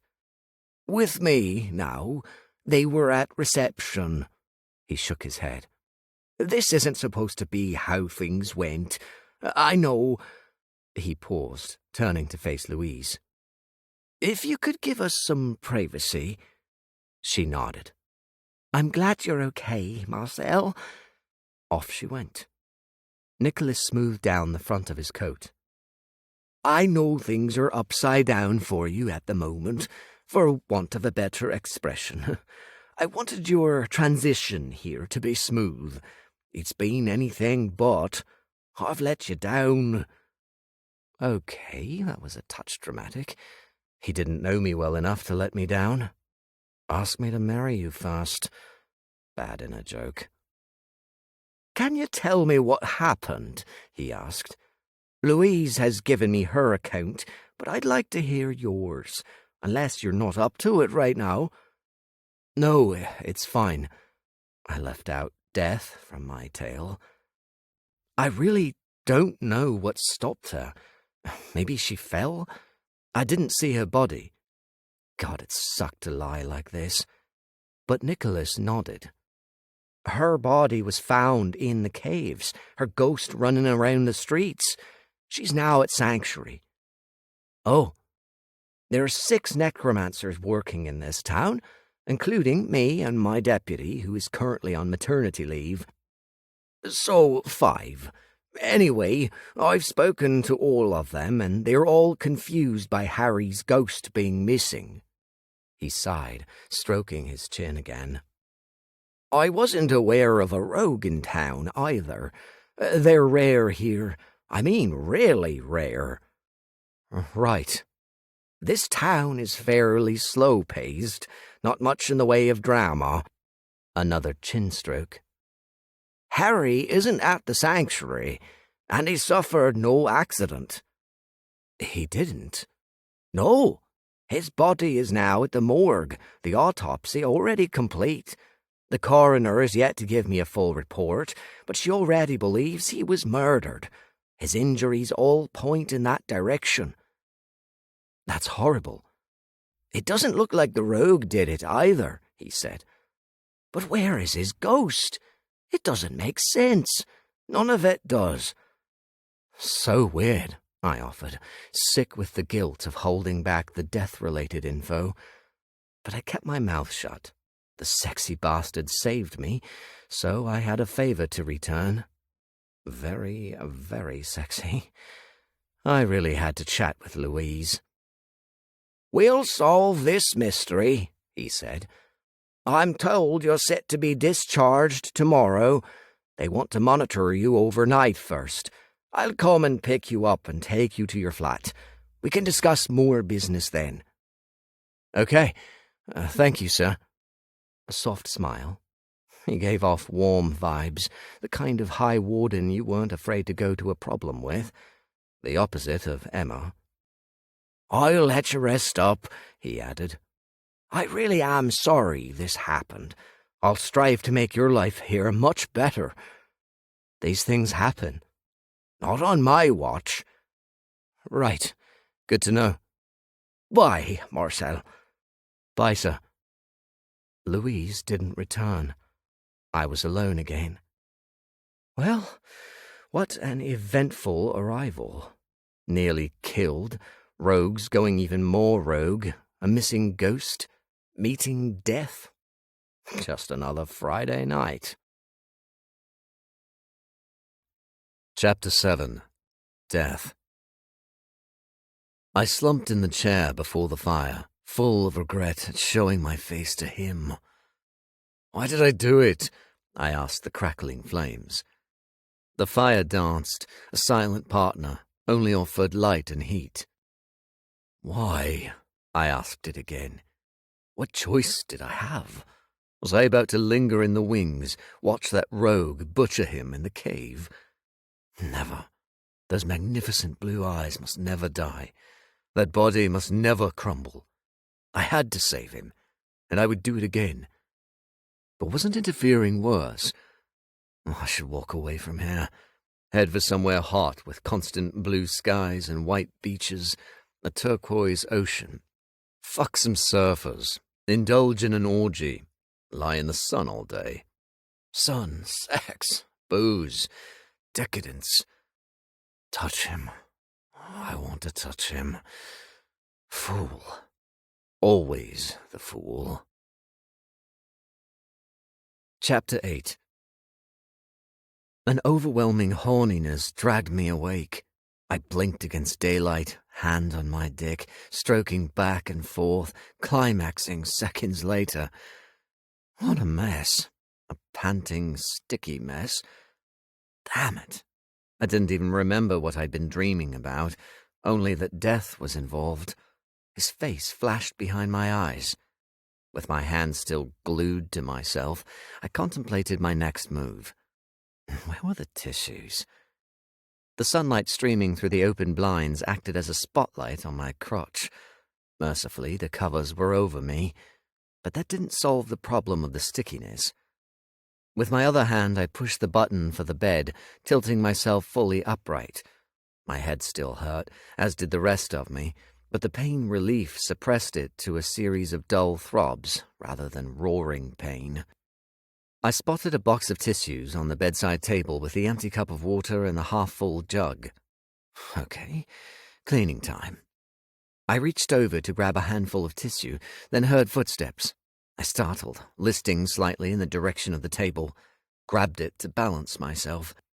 The tissues in my hand acted like a glide, my hand sliding toward the jug and cup. Shit! Before I could hit the brakes, I knocked them flying. My blood ran cold. The jug sprayed water in the air as it somersaulted to the ground like some inanimate gymnast, the cup tumbling after it. I watched on helplessly, enduring the clatter that followed. Oh, my God! Good morning, came the voice of Nurse Jean. The tissues were still in my hand, gripped tightly. Hello, ground. Feel free to swallow me up.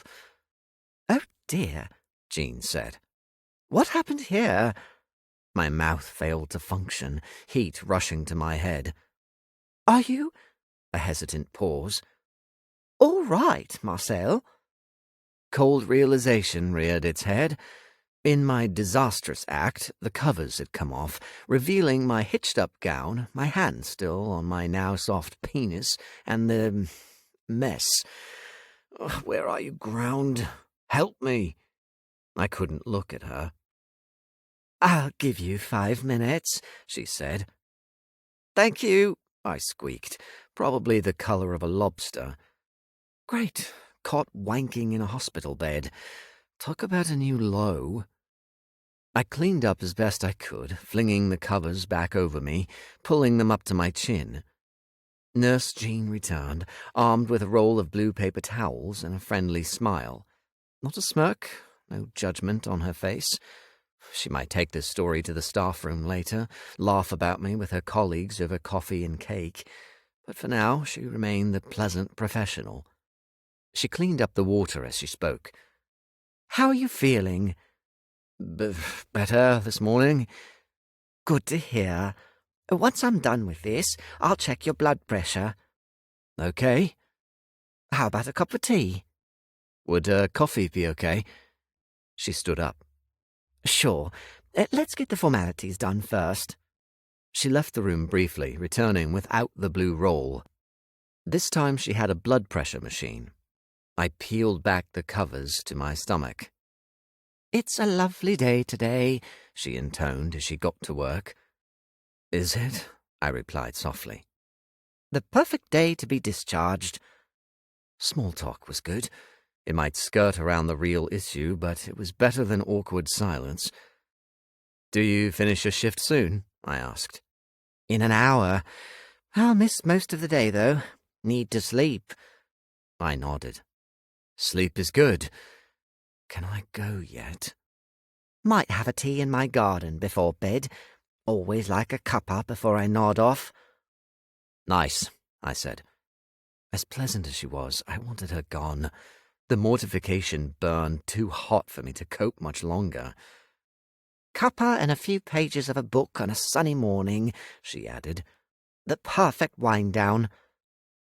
Sorry you had to see that, I blurted out. Idiot, idiot, idiot. You don't have to say anything, she said. It's gross. It's natural. I'm supposed to be injured in bed. You are. But well enough to do that. Don't be so hard on yourself, she countered. I've seen far worse in my career. Trust me, I take this as a good sign for your health. Means you're still functioning as a young man like you should. God. I don't judge, Marcel. Never have and never will. I feel so ashamed. Look at me. That was the last thing I wanted to do. Please, look at me. I looked up, meeting her sweet expression. There's no shame in pleasure. We all do it. You've been through a horrible ordeal, so you're blowing off some steam, releasing tension. A sensible, mature answer, yet my cheeks still blazed. Would you like to clean up before your coffee? God, yes. That would be nice. You can't get those bandages wet for the next few days, but you can freshen up. Thank you. And you need to tell me what you want for breakfast, from the menu. I can't take requests off script. I actually chuckled at that. Thanks. I'll get the menu for you. I don't have any clothes, I said. Nothing clean. You do. Nicholas West left one of your suitcases from your car here. Now she blushed ever so slightly. He's handsome, isn't he? He's no death. I guess he is. She straightened up, clearing her throat. We'd both found ourselves flustered over hot guys. Anyway, let's get to it. The doctor will be round at 10. You should be discharged early afternoon if all goes well. I stood before the mirror, my head wrapped in white cloth, silver hair sticking out on top like a pineapple. There were stitches where the rogue had clawed me, and standing really made my knees sing. At least I was clean now, skin freshened up by warm water, soap and a sponge. I looked like shit, but still walking and talking, still myself with death on my mind. Seriously, that face was branded into my soul. I had to see him again. Out of curiosity, to grill him on so many things, get the scoop on why he walked away from his responsibilities direct from the source. Marrying a shark offered better odds. I won't see you again. If he'd been out of action for the past 20 years, then he meant serious business. But why me? What was so special about saving my backside? I sighed at my reflection. White jumper I'd knitted myself, grey jeans, no more hospital gown. Why me? I asked aloud. Done with the freshen up, I returned to the room and ate some porridge. It was the only thing I could stomach from the menu, along with coffee. A new nurse popped in and out, apologizing for the doctor's lateness. 10 o'clock came and went, then past, then 11 o'clock. The doctor finally arrived at 1 after I ate a tuna and sweet corn roll for lunch. He was friendly, also somewhere in his 50s like Jean, but more reserved, a lot more. Dr. Smith checked me over, did his thing, told me I was in the clear to be discharged. He prescribed me painkillers, more antibiotics, told me I was lucky.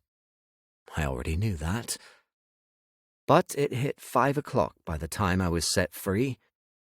To be honest, I wasn't at all shocked at the time. In fact, I'd expected it to be much later. Nick arrived with a wheelchair and a guy in tow.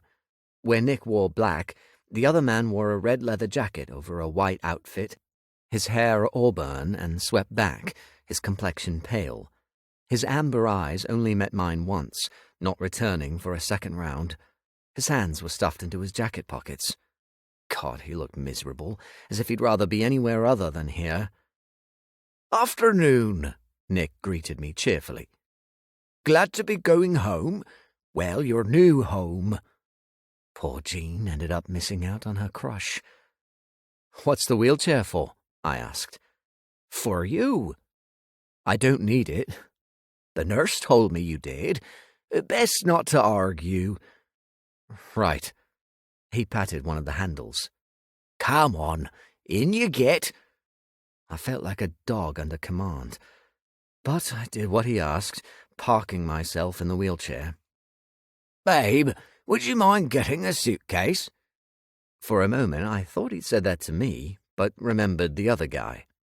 "Sorry, forgot myself," Nick said. "This is my husband, Leon." "Nice to meet you," Leon muttered from behind me. That was it.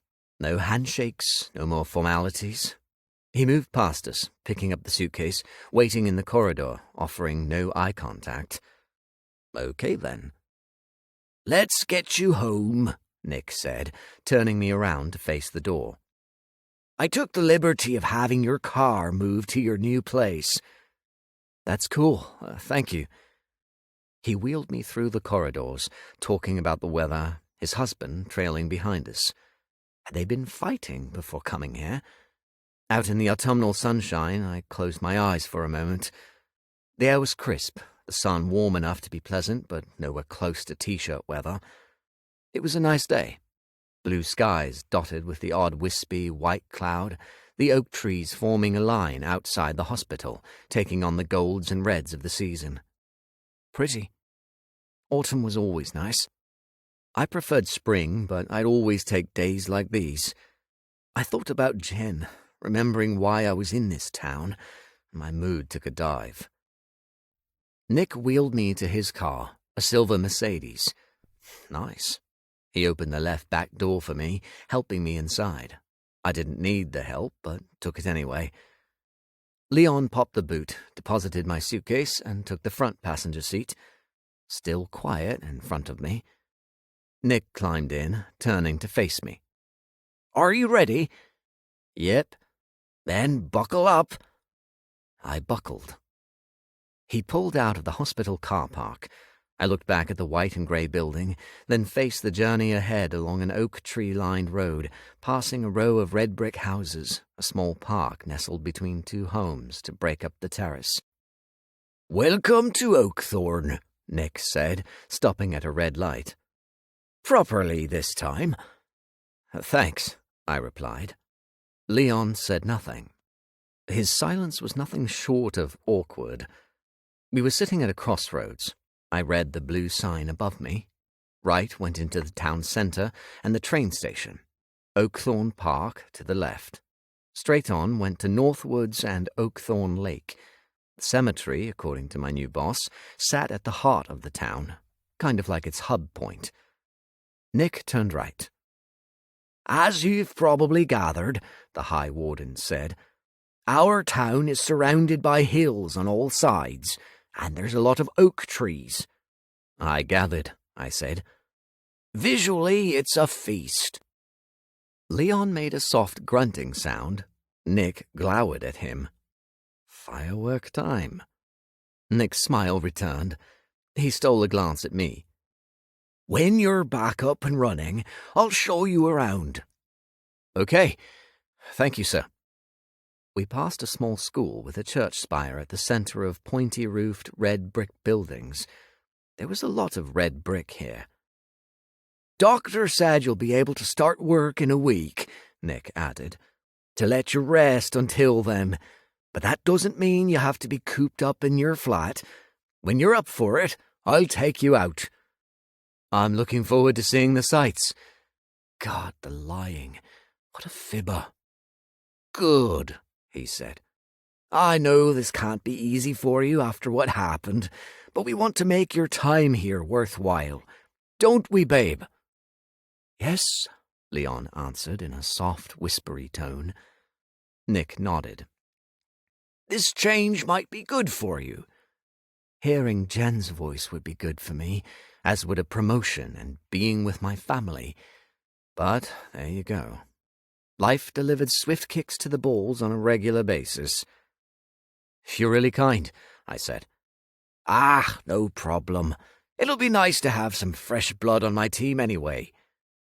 I watched Leon's head turn, not to look at me, but to keep focused on the window.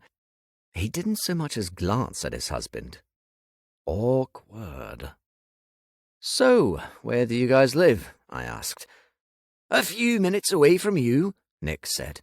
"If that, on the hill behind the library. Maple Lane. We'll have to get you round for dinner when you're ready." "That'd be great."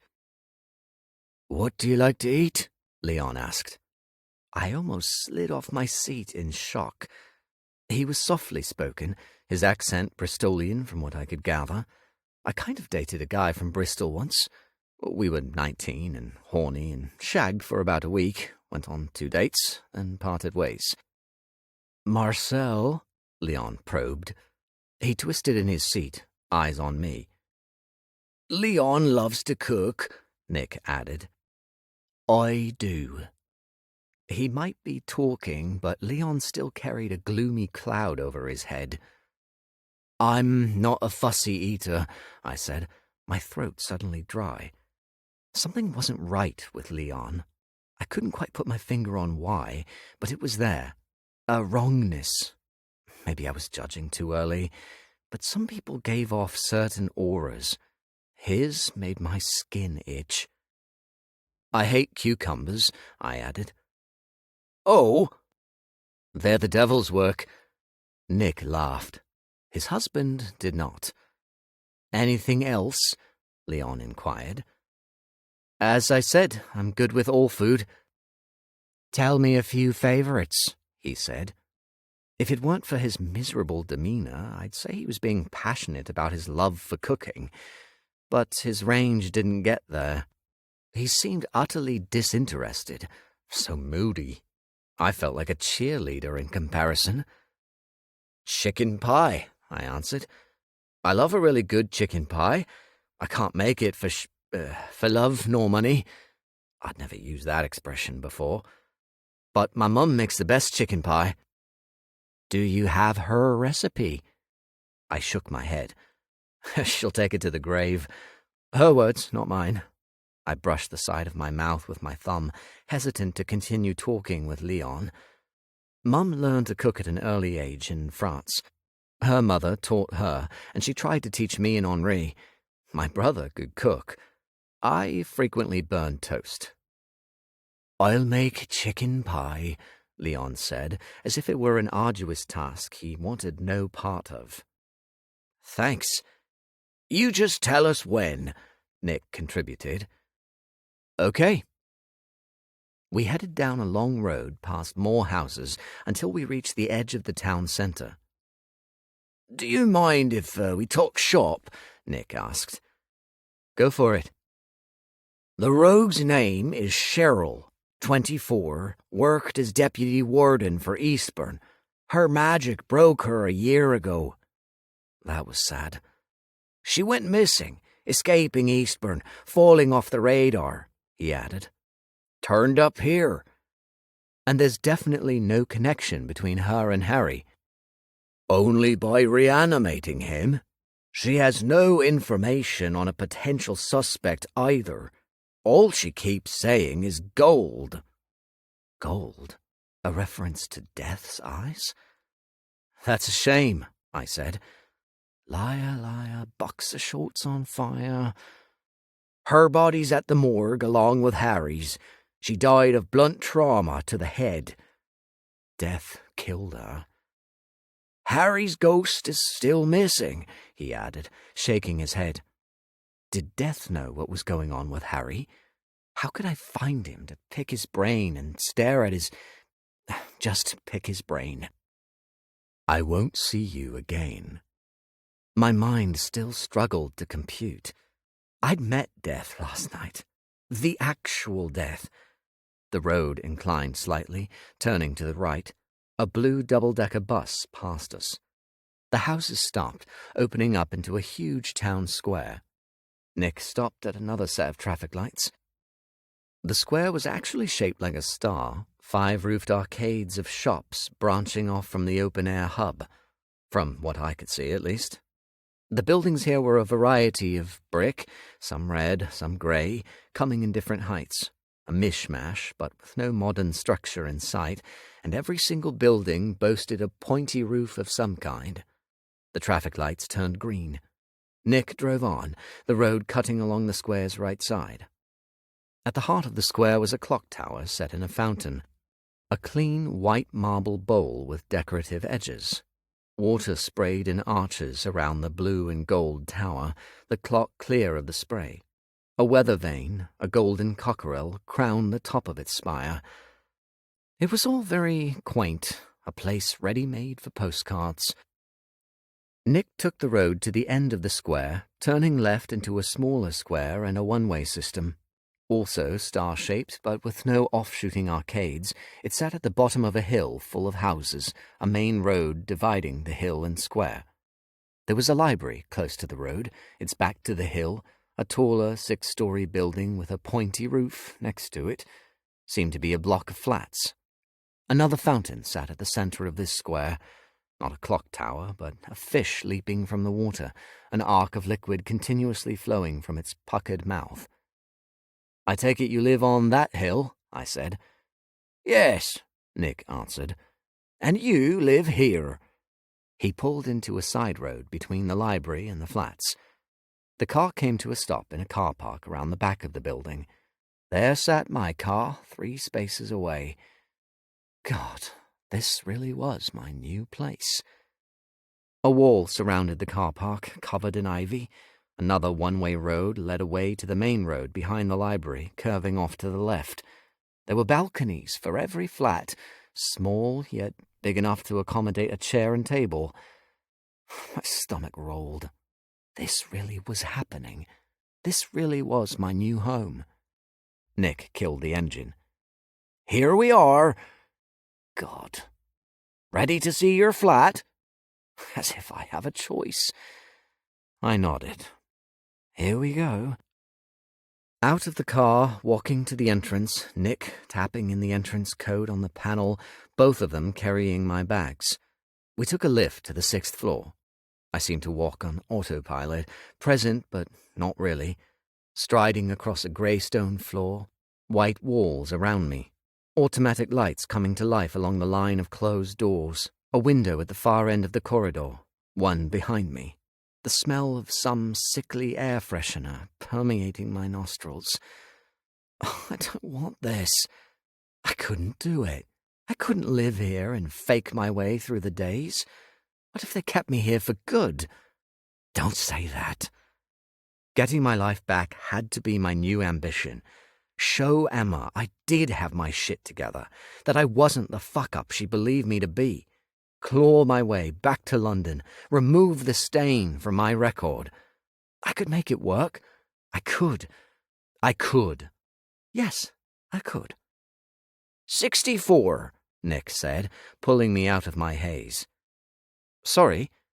You're 64. I'm 26, I counted. He snorted a laugh. No, I mean your flat is 64. He patted me on the arm. Funny. My stomach rolled again, my throat closing. Behind that grey door with the silver numbers and peephole sat the main piece of my new life. I joined my sweaty palms together, my head throbbing where Cheryl had hit me. Nick handed me the keys. I'll let you do the honours. I took the key, licking my dry lips. The moment it slid into the keyhole, this all became real, truly real. No more drifting through a nightmare. I've got this. In went the key, click went the lock. I stepped into the flat. A ghost screamed in my face. Chapter 9. I recoiled, heart leaping into my throat. "Get out!" the ghost cried. His ghostly energy pushed against me hard enough to shove me into Nick, not enough to send us tumbling. "Will!" Nick bellowed into my left ear, his hands on my waist. "My home! My home!" the ghost cried. Will. Dark brown skin, bald head, super smart suit and tie. His arms were straight down at his sides, his face scrunched up with rage. "Get out!" he screamed again. Nick steadied me and unleashed his necro power. Green rings snapped around Will. He shut up, going still. "Are you okay?" my new boss asked into my ringing ear, softer this time. My head twinged with new bursts of pain. "I'm fine." He patted my sides and stepped around me. "How many times do we have to talk about this, Will?" Nick approached the ghost, his tone calm. Leon came to stand beside me in the doorway. My scalp prickled in response to his proximity. "This is my flat," Will answered. "Not anymore. You live at Sanctuary now." "I want to live here." Tears leaked down his slightly transparent cheeks. "You can't," Nick said. "I'm sorry, but you know the rules." Because ghosts retained their previous addresses, many of them remained in their homes. A law protected them from eviction unless they were problematic. Should a ghost end up in a sanctuary, those rights were immediately lost and the property went on the market. "It's not fair," Will complained, his voice cracking. "I know, but rules are rules. If you keep doing this, I'll have no choice but to lock you in the lower levels." Will stopped sobbing. "No." "Then stop this, for your own good." "But my memories are here." "You can make new ones," Nick countered gently. "Leave this flat alone. We have a new resident now." He turned to me. "This is Marcel." Will didn't say hello. I nodded rather than speak, in case I pushed a button. I wasn't in the right frame of mind to do my job in any capacity just yet. Nice to see Nick wasn't a guns-blazing necro, though. "He'll look after it," Nick added. "He's a good guy, but you have to leave him alone. I won't tolerate you haunting him." Just what I needed. My own resident ghost to wake me up every night or walk in on me doing things. "It's mine," Will said. Nick shook his head. "I can't give you any more chances. This is it. Walk away, accept things, or I'll have to mark you as a risk to the town." "I don't want that, and I know you don't either." You had to feel sorry for ghosts like Will. The idea of being dead and trapped with the living while also dealing with the trauma of dying always filled me with sympathetic anguish. I wondered how he died. Nick talked him down within 10 minutes, releasing his bind. "Come on," he said. "Let's take a walk together." Nicely done. "Babe," he addressed Leon. "I'll meet you at home. If you could take the car back, that'd be great." I stepped back into the corridor as Leon stormed off silently. The High Warden and the ghost walked out in single file. Will paused before me, his expression so sad. "Sorry," he said. "I'm really sorry." "It's okay." "I feel so ashamed." "There's no need, really. Just don't be showing up here again." Nice to meet you." Impossibly, he sounded gloomier than Leon. "And you," I replied. Nick beamed at us both. "I'll call you later," he said. "You don't have to worry about rent. Because of your situation, the rent is subsidized by your former High Warden." Emma really wanted me out of the way. If you do feel the urge to pop out and explore the town, please contact me first. While you're in your convalescence, I want to keep tabs on you. Okay, sir. We'll solve this Harry case, too. I hope so. I wanted a hand in it, seeing as I got myself tangled up in the damn thing. Nick told me the code to the entrance door, though the key also worked. I closed the door, taking my first eyeful of this place. A living room painted blue, with a baby blue carpet and black leather sofa and armchair. Definitely not a fan of the decor straight off the bat. French windows with open white blinds led onto the balcony. There was a TV, a coffee table, a potted plant, and an empty black shelving unit, along with a mirror on the left wall. To the right of the living room was a kitchen with a dining table, much like the one at home, but mahogany. The kitchen was also very chrome and cold, trying hard to be modern. Various utilities were available: kettle, oven, microwave, fridge, freezer, even a washing machine. The fridge-freezer was well stocked, as were the cupboards. There was no red wine, yet, but plenty of tea, coffee, and orange juice. A short hall connected the living room to a blue-tiled bathroom, a small bedroom, and a larger bedroom with a double bed, 2 mahogany bedside tables, another TV, and a wardrobe with mirrored doors. Blue again, like the living room. Will really liked his blue tones. I'd live with it. If I decorated and got too comfortable, I'd start to think it a permanent arrangement. Nope, it was all about how and when I'd be a London boy again. That was my focus, my mission statement. I headed to the kitchen to make a coffee and pop some painkillers. My head was getting worse. I needed a sit-down before it started spinning, or I passed out, and... Deep breaths. Slow, deep breaths. Poor Jen. I'm so sorry. No, not this. Not right now. I'd already spoken to my family back at the hospital. I sent the family group chat a message saying I was in my flat and we'd talk later. Right now, it was break time. Follow the doctor's orders. Put my feet up and watch some shit TV. Something with rich people arguing about nothing, being super petty. Perfect. A knock on my door. Damn it, must be a neighbor seeing me move in. Hardly. 2 suitcases weren't nearly enough. Because this is temporary. I spied another ghost through the peephole. Louise. I opened the door. "Hi, Marcel," she said way too cheerfully, adding to my head pains. "So glad you're up and about, because I was so worried about you after that nasty incident in the cave." Hi. "And I see you've moved into Will's place. Bless him. He died in a car accident just outside North Woods.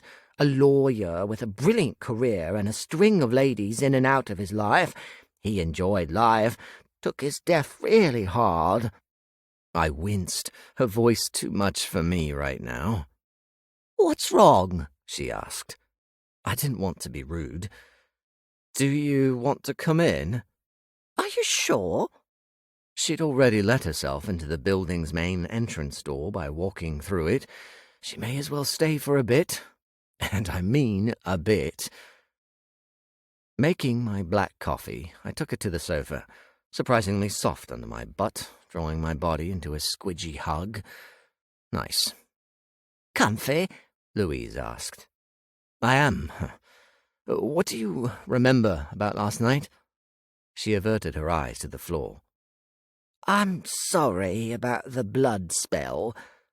Or lack of. It's not your fault.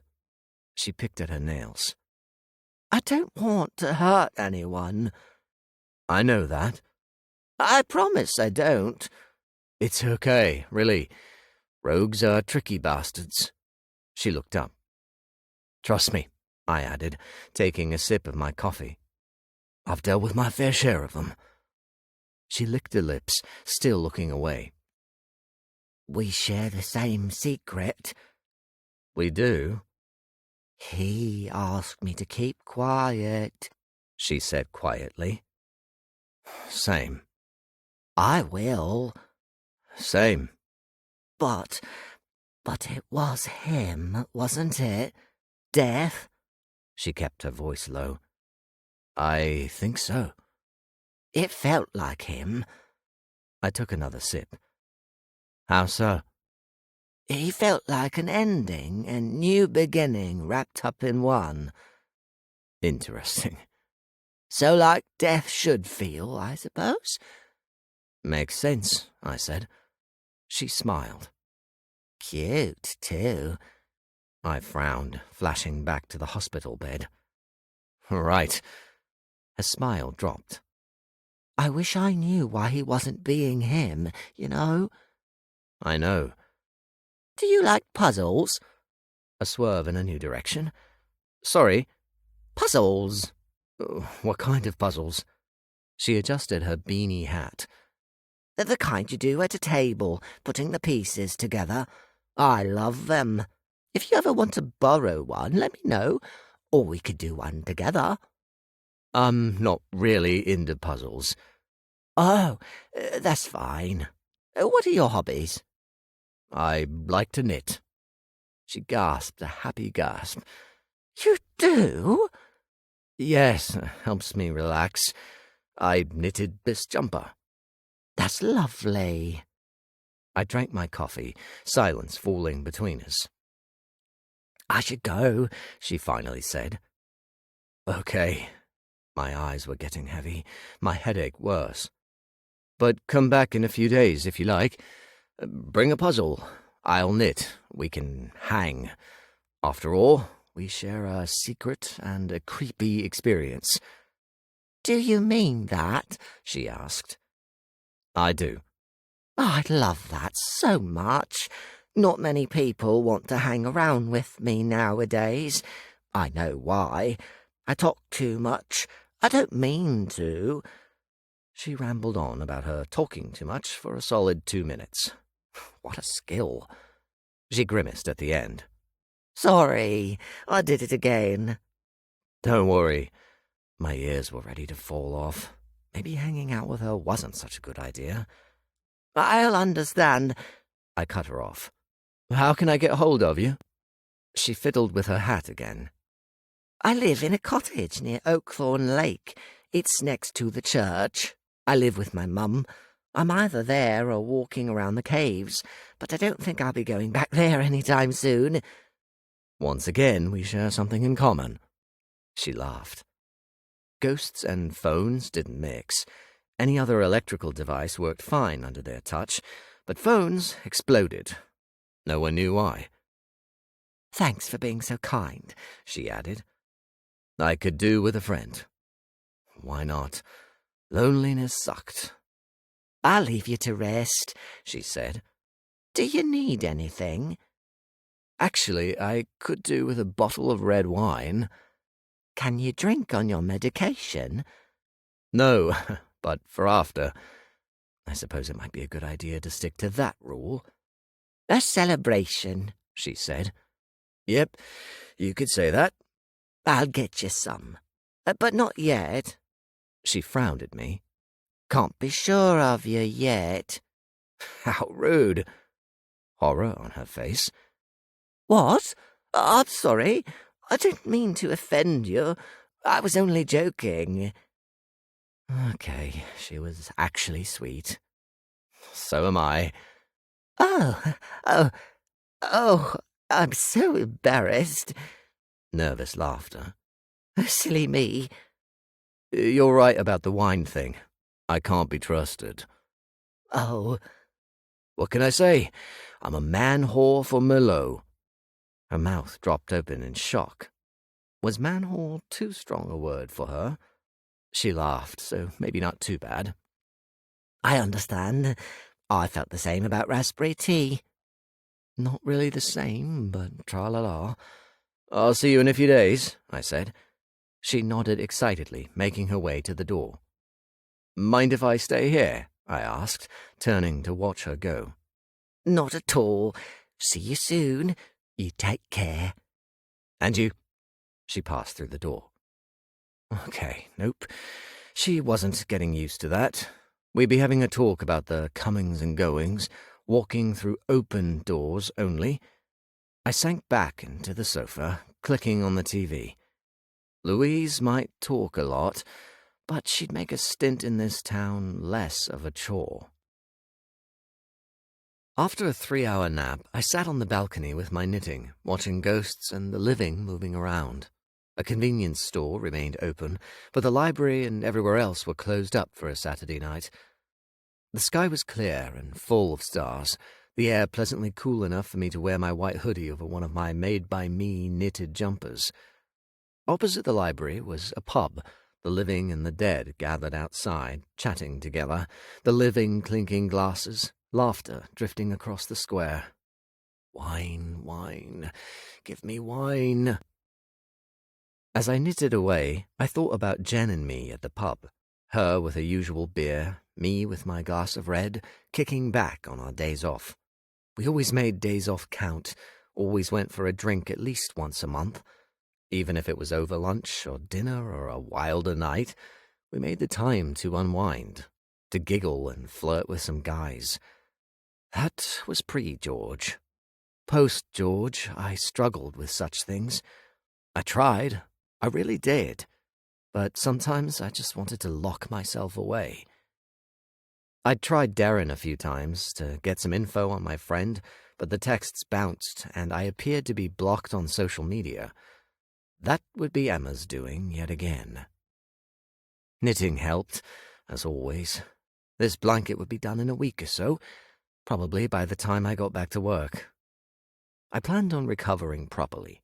No half measures for me, no matter how bored I got. Feeling a bit groggy, I put down my knitting and headed inside.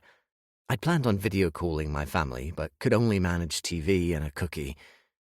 Before my backside touched down on the sofa, my intercom buzzed. Huh? It went off again. A visitor?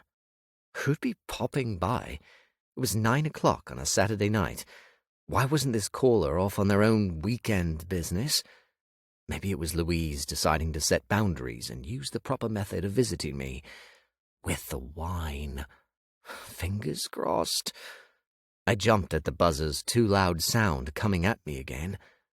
Anxiously, I shuffled toward the receiver on the wall. It honked again, scaring the shit out of me. Fuck this. I picked up the white handset, bringing it to my ear. Hello? A crackle. Breathing. Hello, you. I almost dropped the phone. What? I said hello. What's wrong? Do I sound like a serial killer? Huh? You sound like you've got a call from the killer in Scream. Or should that be killers? There's quite a few of them. Scream? Killers? The cogs in my mind were stuck. What? Are you okay up there? The honey-dipped voice came again. It was him. Death. Chapter 10. It's you, I replied, dumbfounded. Yes, it's me. Can I come up? Why? To say hello? No, why are you here? I'm just your friendly, local immortal doing my neighborly duty. I have muffins. What? Blueberry, lemon, double chocolate. Sound good? He was here. Death was here. Marcel? What? You're here. Can I come up, or are we going to play this game of heart and what? As fun as it is, I'd rather see your face. Without words, because my mouth malfunctioned every time I tried to put a sentence together, I buzzed him in. Oh, God. Death was here, coming upstairs, and I looked like absolute hell. I opened the door, waiting, a vessel for nervousness. Everything twitched, butterflies up to no good in my belly. I can't breathe. Footsteps. Sweat pooled at the base of my spine. Approaching, almost here. I could smell the sandalwood. He appeared in the corridor, the auto lights flickering to life, striding with delicious swagger. There was a large wicker basket in his hands. Didn't he say something about muffins? Death wore black leather trousers again, silver studs gleaming down both legs, and a pair of black boots. His shirt was white, open halfway down, exposing more of his bronze skin than before, along with that ruby pendant. Holy shit. If I thought he was hot the first time we'd met, this was something else. Heat bloomed in my balls. He arrived, smiling with a mischievous glint in his molten golden eyes. "I lied. I don't have muffins," he said. I tried not to squirm under the glare of that smoldering hotness. Wine? 6 bottles resting on a bed of red velvet inside the basket. "Thought wine might do you good." I swallowed. I can't drink right now." "I thought so." God, he was so handsome. I thought we weren't seeing each other again. "Another lie." Why are you here? "Can I come in?" Him inside my flat? Just us alone together? "Sure." I stepped back. He swept past me, his scent threatening to buckle my knees. I closed the door, stealing a glance at perfect buns wrapped in leather before he turned around. "How are you feeling?" he asked. Bit shitty. He nodded. "Can I put this down?" I nodded back. He popped the basket on the coffee table. "I want to apologize." For what? "For dropping the truth on your head like that." I folded my arms. That your death? "Exactly. It was disrespectful. I'm sorry." Death was apologizing to me? Really? Shouldn't I be pretty insignificant to an immortal like him? It's fine, I replied. Thanks for saving my skin. He shrugged. "No problem." We stared at each other until I swayed. Shit. He stepped forward. "Are you okay?" I need to sit." I shuffled toward the sofa. Death came up beside me, hovering. "Need help?" I'm okay." I sat down. "Can I join you on there?" Yes? My mouth was so dry. "How about some lubrication?" he said. I choked on air, shocked into a coughing fit. "What's the matter?" he asked. His hand landed on my back, warm, soothing.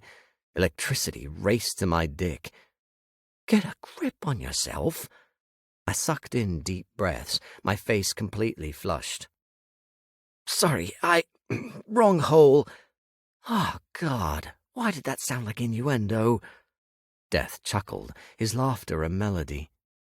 "I meant a drink, not lube. It's not that kind of night." I swear the man could be a telephone sex worker. He had the skills to bring you to orgasm with that voice. I could do with some water. Damn it, why was I as giddy as a teenager? "Can I get that for you?" he asked. Please. I watched his arse head off to my kitchen. What a peach. Get a grip. 6 bottles of wine. What was the thing nestled between a red and a white? A vial of blue liquid. "Here you go." Death handed me a bottle of water fresh from the fridge. Thanks. I took a few gulps. Much better. "It's good to see you out of the hospital." Death sat beside me, alarmingly close. It's good to be out of there, I responded. "I bet." Hit him with questions. I can't drink that. I nodded at the wine. He twisted his body so he sat sideways, one arm flung over the back of the sofa. "You don't like wine?" I love it. Did that sound too eager? "Good. Then here's your welcome to town gift. You got me hard thinking about muffins. God, my mouth. He cocked an eyebrow, his grin delightfully wicked. Did I now? It's a gift. I shuffled uncomfortably in my seat. What is... Getting guys hard? Damn. I'm not doing this. Doing what? He questioned. Talking like this. He kept grinning, giving me cockiness. Touched a nerve, have I? Death was flirting with me. Why are you here? How many times are you going to ask that? I told you. I wanted to check on you. Can I touch your hair? But you said I wouldn't see you again. He rolled his eyes. I'm here now, so let's move on. He leaned in, my eyes falling to those delicious lips. What's wrong? Death got your tongue? Eyes to his, my mouth dropping open. He winked, my cock stirred, and I forced myself to look away. You're a bit of a dick, aren't you? I said. Was that I have a bit of a dick, or I am one? I've been told both before, and I didn't quite catch what you said. I frowned at his bravado. You did hear me. I did, but I like the first version better. He glanced down at his crotch, then back to me. I have another gift for you. You... I pulled on the collar of my hoodie. You do? He laughed softly. You have a dirty mind, Marcel. I do not. Then why are your pretty cheeks so red? Stop it. Stop? This flirting shit. You're trying to stop me from asking questions. I am. Why did you save me? Where's Harry? Why won't you go back to work? His eye darkened, shadows playing across his features. Well, I pressed. Nothing. I don't care about gift hampers and wondering what lies in those trousers. Bit of a lie. I'm sitting here with the one creature in the universe who can solve the chaos he made. His aura was arctic now. Creature? You know what I mean. Wouldn't my return to work, as you call it, diminish your role as a necromancer? Wasn't it my actions that increased your power? You should be thanking me. I shifted from flustered to pissed off. Thank you. Ghosts can't move on because of you. Necrotic magic is too powerful, and... Spare me the recap. He got up, heading toward the door. Where are you going? Leaving. Why? You don't want me here. I groaned. Sulky much? He laughed, taking me by surprise. Of course I'm not leaving. You said... He hurried back, returning to his previous sitting position. What are you doing? I asked, confused. Listen, Marcel. Let me lay it down for you. I'm not ready to talk about why I walked away. I don't know if I ever will be. But, can I finish? I nodded. I want to get to know you, okay? You intrigue me. I intrigue you? You do. And I saved you because I saw that rogue taking you into Marigold. I stopped her, really noticed you then, and there's just something about you that intrigues you. Exactly. I didn't know how to respond to that. As for Harry, I'm not sure where he is. I'm trying to find him. You are? He smiled. I am. I sighed heavily. I'm so confused. What's confusing about a guy being intrigued by another guy? Nothing. Why me? Why not you? I don't want to be part of some game. You're not. I had nothing. No comeback to make this make sense. Death was intrigued by me. He wanted to sit here with me and Flirt and what? What was he up to? If I pushed him away, I'd never find out. If I played along, I might get some answers out of him, maybe even convince him to take up his role again. I want to play. So much has happened to me in the past 24 hours, I said. Life-changing stuff. You know what? I'm just going to go along with this. That's the spirit. Yep, I was intrigued myself, and not just for the answers he might offer me. Is this really happening? I added. Are you really death? The one and only. Now, let me get to my real gift. Death removed the vial of blue liquid from the basket. What is that? He held it up, his finger resting on the cork. Can you guess? Mage stuff? Bingo. But what is it? He locked eyes with me again. It's illegal. Right. Think about it. I'm not taking anything illegal. This naughty liquid might tempt you. It clicked. Blue, forbidden, powerful. That's accelerant type B. Bingo again. Hell no. Accelerant type B was a mage potion. While type A worked to temporarily increase a person's speed, type B sped up the healing process. At first it came as a godsend, highly revered around the world for bringing down patient deaths and freeing up hospital beds. Then came the disasters, the deaths. It might heal brilliantly, but type B also worked like LSD in bringing hallucinations to certain people. Some tripped too hard and died harder. The number of deaths associated with type B intoxication skyrocketed over the course of 2 months. Governments put the lid on it, the potion banned everywhere that I knew of. Very much a black market staple now. Where did you get that? I asked. From my friends in low places. Do they know who you are? Only yourself and Louise know. He winked. And why are you showing this to me? A gift, as I said. Temptation flared. With one vial, I'd be up and running again, along with believing I could fly or the moon was singing pop songs from the heavens. No thanks. Why not? He tucked hair behind his left ear, revealing a golden ring in his earlobe. Because I have a brain. He grinned, exposing his pearly whites. You're funny. I'm sensible. He cocked a brow. Are you really? I try to be. Wouldn't it be sensible to take this and heal?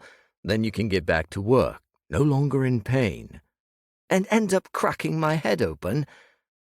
Why did he find that so funny? Don't be so paranoid.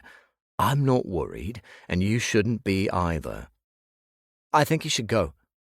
Don't be like that. I'll be exactly like that. You come in here offering me an illegal potion and... You're cute when you're angry. Boy, did my face heat up. You don't fucking know me. Okay, maybe I was getting too worked up here. So much for going with the flow to get the scoop on death.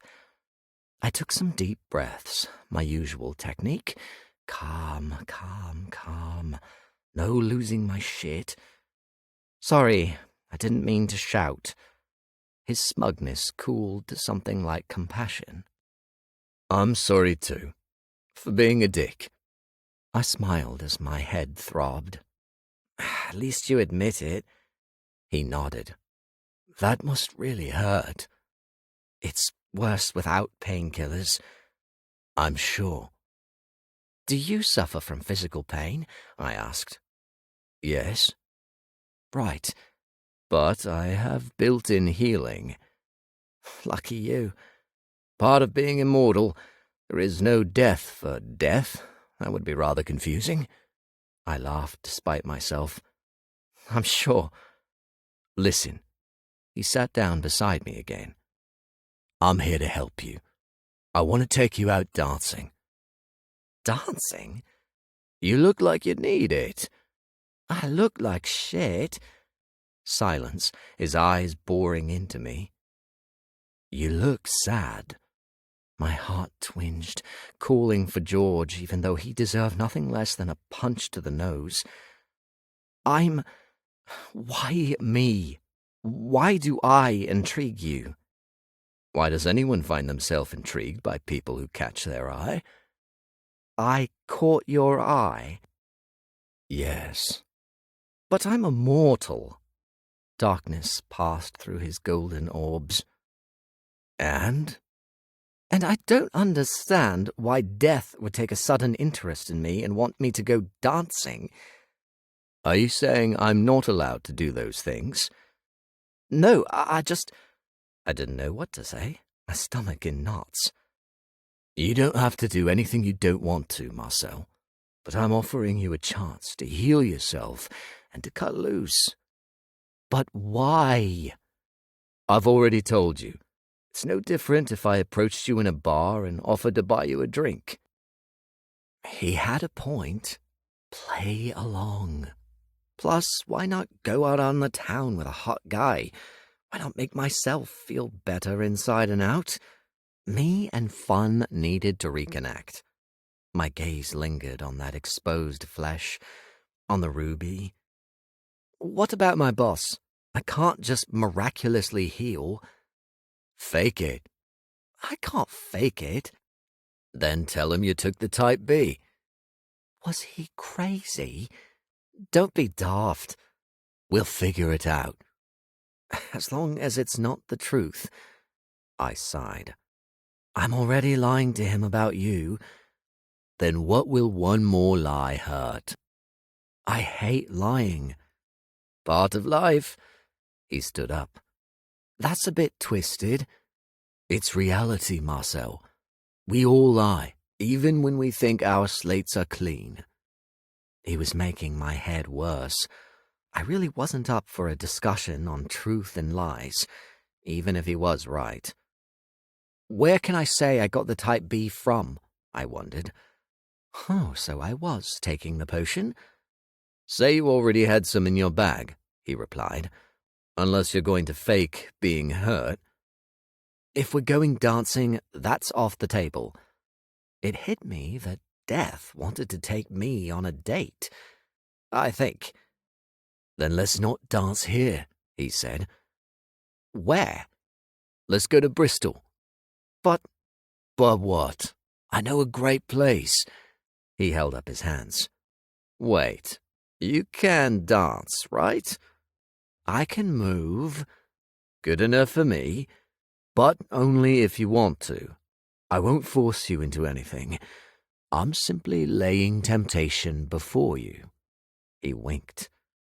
The arrogance. I know. I try. Sexy arrogance. Hesitant, I eyed up that vial. You won't let me do anything stupid, will you? Not at all. I promise. That doesn't mean anything. He bent forward, his shirt billowing open, pendant dangling. I wanted to reach in there, tear the shirt off his back. Molten eyes flared. I take promises seriously. I licked my lips. Okay. You'll see. Will I? Do you want the potion? I want your lips. Yes, please. Death called to a part of me long buried, the fun side of me, the Marcel full of hope and light who loved to enjoy life, the kind of guy with balance, not all work and misery. Tonight he might make a comeback. Jen would be so proud if he did. God, I missed her so much. Her mind would be blown by this. Screw tomorrow. I take tonight. I took the vial from him, popping the cork. A pause, a quick slice of doubt. Screw tomorrow. I knocked back the potion. It tasted like red grapes and bananas, a pleasant concoction. The thick liquid spread down my throat like 1,000 kisses, sending a strange buzzing to every corner of my body. Took away the aches and the throbs, mending my head and face and knees, giving me energy and a head rush like drinking red wine on an empty stomach. A giddy wave went straight to my brain, a threat to my inhibitions, yet not enough to smash them apart. Yet. "Wow," I breathed, getting to my feet. "Wow." Death was nodding. "Go check yourself." I started with my knees, removing the bandages. No bruises, nothing but healthy skin. After that, I hurried to the bathroom, removing the bandages from my head. The stitches in my face were gone. All healed, all better. And I needed a shower. I stuck my head out the door. "Give me 20 minutes to get ready." God, I was grinning. "No problem. I'll crack open a bottle of red." Man after my own heart. Chapter 11. Death. Here, with him. I drank wine as the muted TV played some dreadful reality show, questioning my reasons for being here. I should leave town. I should walk away. He darted from the bathroom to the bedroom, a towel wrapped around his waist, offered me a vision of his beautiful light olive skin, a body sculpted with toned muscle. Such a vision indeed. Eyes so blue they were sapphire oceans awaiting my plunge. My cock responded along with my heart. I should walk away. 1,000,000 wild horses couldn't drag me from this place. Chapter 12. In one of the floor-length mirrors on the wardrobe doors, I checked myself over, working my silver hair. A tousled look. Not bad. Even though clubbing got shelved after the George crash, I still held on to the outfits I favored for a night on the dance floor. Tonight I wore tight white jeans, my emerald shoes, and the matching tee with slashes held together by leather laces, offering glimpses of skin. A surefire ensemble to attract the eyes of death. I smiled again, working those muscles in my face like never before. "I'm doing this," I said to my reflection. "I'm really doing this. Damn right." I left the bedroom, returning to death. "Well, I like it," he purred. "Give me a twirl." I did, taking my time to show him every part of my body. The tight jeans sold my butt well. His eyes roamed hungrily, and I almost barked a command for him to rip them off me. Not yet. God, the Type B really took me surfing on happy waves. "Red or white?" he asked. "Always red," I answered, closing the distance between us. He poured for me, handing me the glass. "Thank God I have wine glasses," I said, taking it. "Absolutely." He poured for himself and held up the glass. "To a night of fun." Our glasses clinked, our eyes locking together. I shouldn't be doing this with this immortal being. This wasn't right. "Fuck you," I scolded myself. "Yeah, fuck reason. I wanted some fun." We drank, and I switched the TV to a music channel, one geared toward club music, letting the music prepare me for the night ahead. "How are we getting to Bristol?" I asked. Death regarded me for a moment, then said, "In style." "Pegasus?" "Absolutely." He winked, sipping his wine. "Not sure these jeans will allow for horse riding." "You won't have to." Now I'm intrigued. He liked that, grinning around the rim of his glass. "Stop this. He's not the guy for fun nights." God, my inner voice could be a real buzzkill sometimes. "Drink up, Marcel. I've got something to show you." A glowing Pegasus stood in the car park, chewing something. A white carriage was attached to him, glistening like diamonds under moonlight. "Oh, my God," I proclaimed. "Am I tripping?" "You've seen my horse before, just not with this fabulous accoutrement." "Amazing." "Like it?" "I love it. And this is how we're getting to Bristol." I glanced about, sudden panic setting in. "What if someone sees?" "They won't." "How?" He wriggled his fingers. "Deathly magic, Marcel." A thought struck me. "Like how you laid me out on dry ground?" He nodded.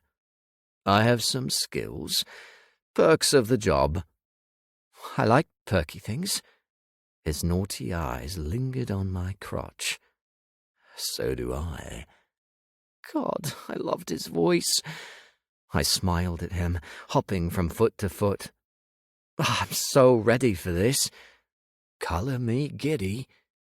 Death opened the carriage door, a pumpkin-shaped thing straight from Cinderella's garage. The windows were glass, yet so unreflective it took me a moment to realize they were there. Inside, silver-cushioned seats awaited my backside. "Climb aboard," he said, offering me his hand. I took it, so warm, so soft, planting a foot on the step. Held it, held his gaze. He smiled back at me, the hair tucked behind his left ear unfurling. I used him for support and climbed into the carriage. He came after me, closing the door behind him. "Who rides Pegasus?" I asked. "He doesn't need a rider." He clicked his fingers. The carriage bumped as Pegasus moved forward. It would be interesting to see how he took off. There wasn't a runway space or anything for him to gather speed. But then we weren't dealing with anything normal right now. Excitement flooded me, my gloominess and my doubts washing away. I hadn't felt this free in a long time. Pegasus pulled the carriage along the one-way road, gathering speed as he went. "Are you okay?" Death asked. "Taking it all in." He nodded, turning his attention to the window. "Any moment now." As if his words held power, Pegasus lifted into the air, taking the carriage with him. We tilted upward gently, smoother than expected, drawn into the sky. Oh my God! The town opened up below me, revealing itself. Along with the square I lived on were 3 more star-shaped squares orbiting the largest one. We flew north, passing over the cemetery, then the famous park filled with oak trees. The lights of houses and street lamps glistened like hundreds of jewels below. "There's the lake," Death said, a finger pressed to the window. I slid over, leaning across him to look. Our bodies so close, his scent bordering on overwhelming. I barely noticed the water. Beyond the lake were hills covered in more trees. Cresting the highest point of the hill was a house, a large Gothic structure, no lights in its windows, so out of place, so ominous and creepy. "What's that place?" I asked. "Somewhere time forgot." Pegasus passed over it, taking us higher. I drank in the view, the landscape shifting from green space to concrete, following the lights of the roads and railways into Bristol. Breathtaking. I remembered my proximity to Death then, his breath on my cheek. Turning my head, I caught him watching me. I swallowed, flushing with heat, debating whether to sit in his lap. Deciding against it, returning to my seat. Death cleared his throat. "I could do with more wine." "Same," I responded croakily. "Same." Chapter 13. Pegasus touched down in a side street perpendicular to a much busier one. Bristol was a city of many hills, and a steep one loomed above us, packed with houses. Despite Death's reassurances, I still glanced about to make sure we weren't spotted as I exited the carriage. Death went over to stroke his horse, patting his flanks. Then the creature took off into the sky again, quickly vanishing into the stars. "Where's he going?" I asked. "Home. Come on." "Where's home?" "Never mind that now." The air was chilly, the threat of rain close and metallic in my nostrils. I walked by Death's side, turning into the next street. It sloped upward slightly, lined with a series of pubs and clubs, fun packed into a cramped space. "This used to be different here," Death said. "Every building empty. The living and the dead scattered around the pedestrianized street, talking and laughing, the living drinking, some of the ghosts eyeing up pints of beer longingly. Such a shame the ghost rules didn't allow for a good old knees up, spirits for the spirits and all that. Death led me through the throng of people, taking me to an orange-painted building called Velvet Fist. "Sounds dodgy," I said, staring up at the red neon sign. "It's fun," Death countered. "Come on." "Wait." "What's wrong?" I took a step closer to him. "What do I call you?" "What do you mean?" "You know, so I don't accidentally blurt out your real name." "You don't have to worry." "But why?" There went those wriggling fingers. Magic. Fine, whatever. I followed him to the bouncers. He paid them with a credit card, tapping it on a portable reader. The two burly guys waved us through into the throbbing bass and disco lights. Purple and silver decor, fake stars in the walls and ceiling, the lights playing across Death, across me. Male bodies were packed together, dancing, talking, men gathered at the bar. "What is this place?" I called over the music. A DJ in a booth decorated with white fairy lights cranked out the tunes. "Fun," he replied. Fun was good. My hips swayed to the music. Death took my hand, my breath hitching. He pulled me through the bodies, a sea of aftershave and testosterone, toward the bar, ordered up 2 red wines, then led me away to a quieter spot through a purple beaded curtain, an outside area covered with a canopy, plenty of tables and chairs dotted around for conversation and smokers.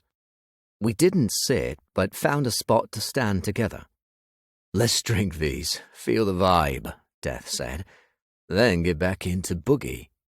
He winked. I chuckled. "Is this your favorite club?" "Depends on my mood."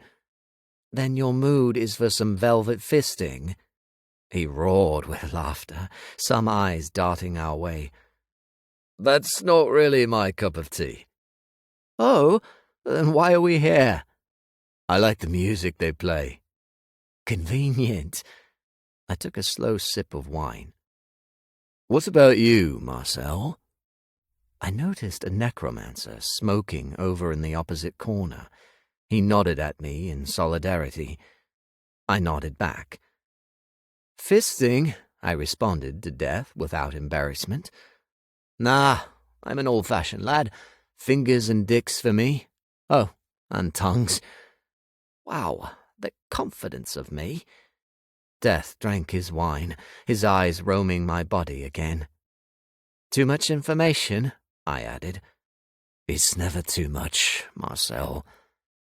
"What about your dick, your fingers, your tongue?" Our eyes locked again, silence falling between us as the bass rumbled inside the building, as the voices and laughter drifted through the air. Nothing awkward, something far more sensuous. I gulped down the last of my wine, not taking my gaze off the hot piece of arse before me. I licked my lips. He took my glass, putting our empties on a table. I offered him my hand this time. "Let's dance." God, he could move.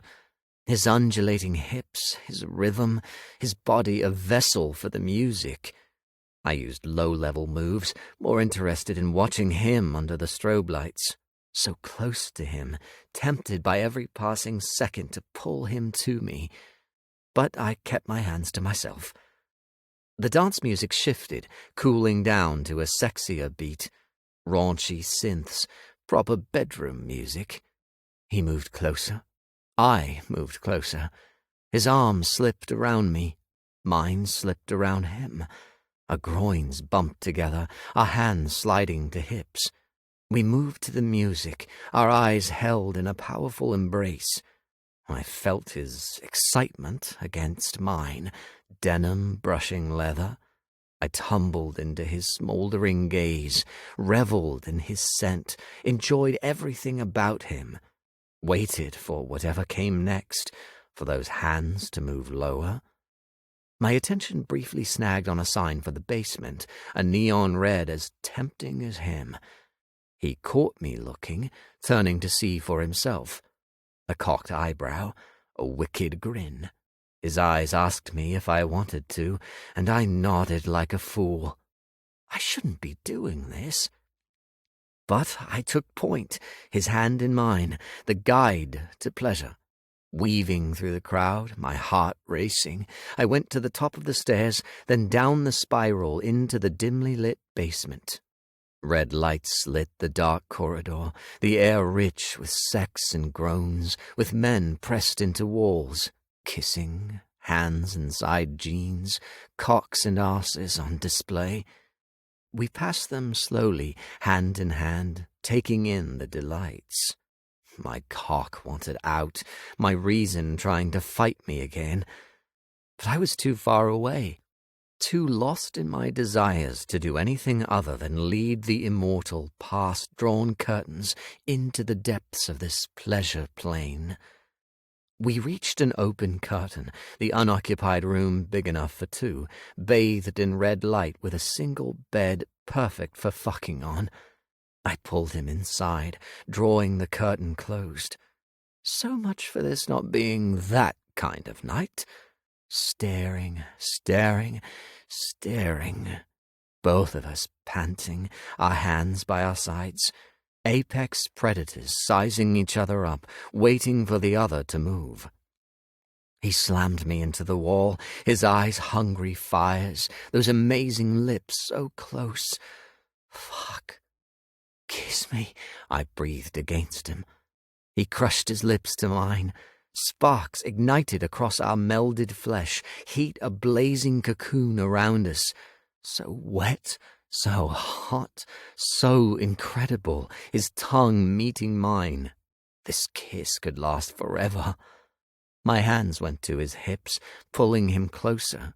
His body pressed against me, crushing me into the wall. His moans into my mouth sent shivers to my cock, my hands sliding down to cup his leather-clad arse.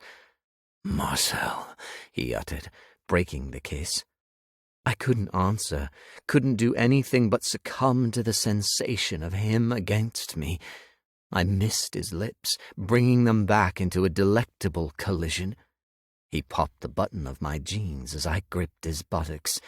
I gasped against him, so ready. "Yes," I whispered into him. "Touch me." My zipper came down, knuckles brushing my cock, straining against the confines of my underwear. So gentle, so hesitant. I paused, leaning back slightly, our noses touching. He looked down, his hair falling against my face. What's the matter?" To my surprise, he kissed me again, dragging my jeans away from my hips. I moaned, a maelstrom of anticipation. "Do what you want," I said between kisses.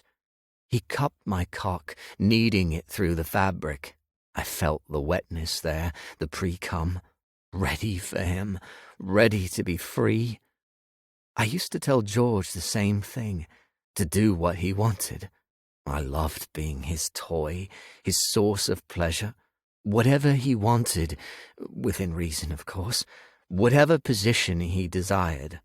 He liked me on top. I liked to ride him. But fuck George. He'd lost the right to a ride and to penetrate my thoughts like this. He'd moved on with his new love, left me out in the cold for so long.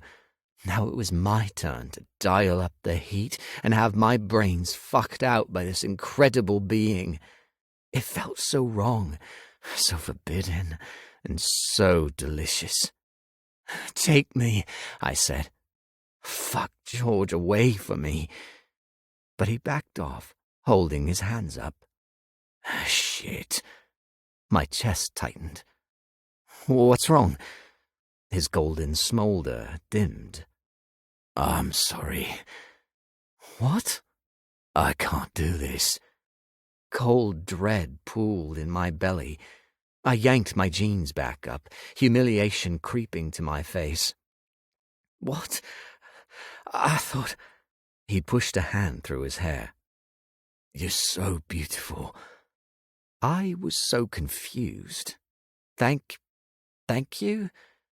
But I can't. Was I coming on too strong? I asked you to.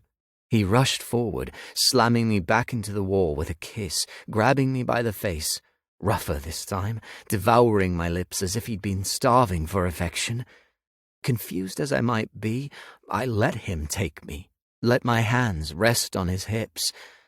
I'd scared him off a bit, right? Should leave off with the whole use me shit. Death ground into me, my zipper still wide open. His leather bulge brushed my cotton again. "I want you," he breathed down my throat, sending my head into a heady spin. "Then take me." But he broke it off again. This time, anger bubbled to the surface. "What the fuck is your problem?" I'm sorry. You don't want me.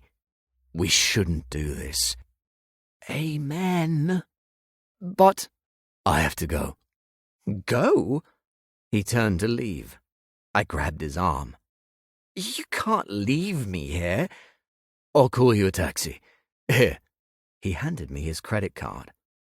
"But—" He spun and took my face into his incredibly soft hands, kissed me softly. I don't understand." "I'm really sorry, Marcel." He took my left hand, kissed the back of it, then swept the curtain aside. I stood there, my skin buzzing, staring at the space he'd occupied. The effects of Type B were wearing off, collapsing under an earthquake of emotion.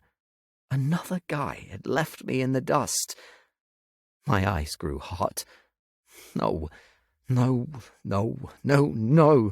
I wouldn't break. I wouldn't spill tears for this bastard. That's all he was. A fucking useless idiot who messed with my night and dumped me like an overused tea towel. Deep breaths. Slowly, easy does it. No letting the likes of him break me. My balls ached, my head spinning. What was I doing here? Why had I taken Type B? I knew better than this. Taking my bruised pride with me, I left the club, stepping out into the cold air. Call me a taxi? There were two ends to this poxy street. Where the hell was it? Oh, there. I walked down to it, cooling off, anger growing with every step. The spell of Type B officially broken. I approached the blue and white car, the driver opening his window. "Marcel?" he asked. The smell of vanilla air freshener and tobacco wafted at me. "Yes." "Going to Oakthorne?" "That's right." "Hop in, mate. Journey's going to be 30 quid. Good. I'm not the one paying. Okay. I got in the back. I tapped the card reader, the driver idling outside the block of flats. "Thanks," I said as I opened the door. "Good night." "Same to you." I'd spent the journey listening to the radio, having zero conversation with the driver. Good. I couldn't be bothered making new friends. Making friends got you left in sex basements. Death wasn't a friend, though. He was a stupid blip I now had to face the consequences for. And I really needed a coffee. The taxi drove away. I fished my keys out of my pocket. Marcel? I jumped, spinning to face Nick. Ah, shit. Chapter 14. He looked at me with as much confusion as I felt over my tumble with death. What's going on? There was no point in coming up with an elaborate excuse. I took accelerant type B, I confessed. His forehead creased. You did what? I made some calls. I managed to score a vial. I just wanted to be useful to you. I'm sorry. I know it's reckless. Death's name stayed off my lips. Nick blinked, his hands in his pockets. It took him ages to reply, grim anticipation holding me in its grip. You took type B, he finally said. Do you know how dangerous that is? He gave me the once-over. Have you been partying? I nodded, offering some truth. I went to Bristol. The shock on his face made me wince. You did what? I lost my head to the potion, went dancing, realized my mistake quickly, and came straight back here. Silence. I'm so disappointed with myself and lighter of pocket. Further silence. Damn it. I'm really, really sorry. I thought it might be a good idea to heal up and be ready to tackle this Harry case with you. I meant to call you as soon as I took the type B, but it got the better of me. Lying to him sucked. Another long pause until, You could have seriously hurt yourself. He spoke so gently, no anger in his tone. I know. He removed his hands from his pockets, crossing his arms across his chest. Where did you get it from? Lying time again. I found a local supplier on a dodgy website. They delivered. Really? Really. I'm so sorry. This is terrible. Terrible that I'm better? I know. He'd be calling Emma, and I'd be sent to the North Pole to really keep me out of sight and mind. Get those thermals ready. Nick uncrossed his arms, stroking his chin. But I understand. Not what I'd been expecting. You do? He nodded slowly. After everything you've been through, I do, and I blame myself. You shouldn't. Your arrival could have gone a lot smoother. Life's full of tripwires, I said. Where the hell did that come from? His lips twitched. It really is. I took a step forward. I wasn't thinking.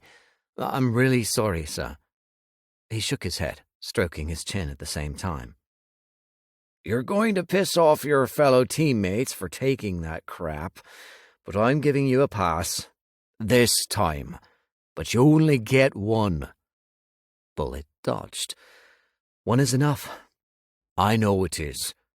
I really am sorry. He nodded, but the disappointment in his body language was palpable. Nevertheless, I got away with it, and he didn't ask for the name of the website. Go inside, he said. We'll talk at midday tomorrow, which is now your official first day on the job. Okay. I'll pick you up. Okay, sir. Thank you. Another once-over of my appearance. Get some rest. I headed inside quickly, collapsing onto the sofa. So done. So pissed off.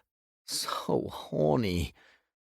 I took matters into my own hands, climaxing quickly, messing up my outfit, slipping away into an unwelcome dream. Violence again, blood and death, a city on fire, pressed against a wall, his hands on me, his lips burning mine. I shot up, hand on my cock, a replay of the hospital. "Damn it!" I yelled. In that moment, as much as I wanted death to break my door down and fuck me over the coffee table, I hated him. A twisted ball of thorns sat at my core because of him. How dare he play me like that? And how dare I fall for it? But why did he look so sad, like he didn't really want to go? It was then I noticed his credit card crumbled to dust. Okay, then. Chapter 15. Death. I stood at the window, my skin still on fire from his touch, my lips tingling from magnificent kisses. The sun rose over the town, setting the sky on fire with beautiful pinks and oranges. Marcel. I hated myself for leaving him like that. But I'd watched him all the way home, made sure he got back safely, saw him spin that fabrication to the High Warden. I put him in a terrible position, I said. I don't know what I'm doing anymore. Tell me what happened, Winnie replied. I turned to glance at my iridescent goldfish friend swimming in her gilded mirror above the fire.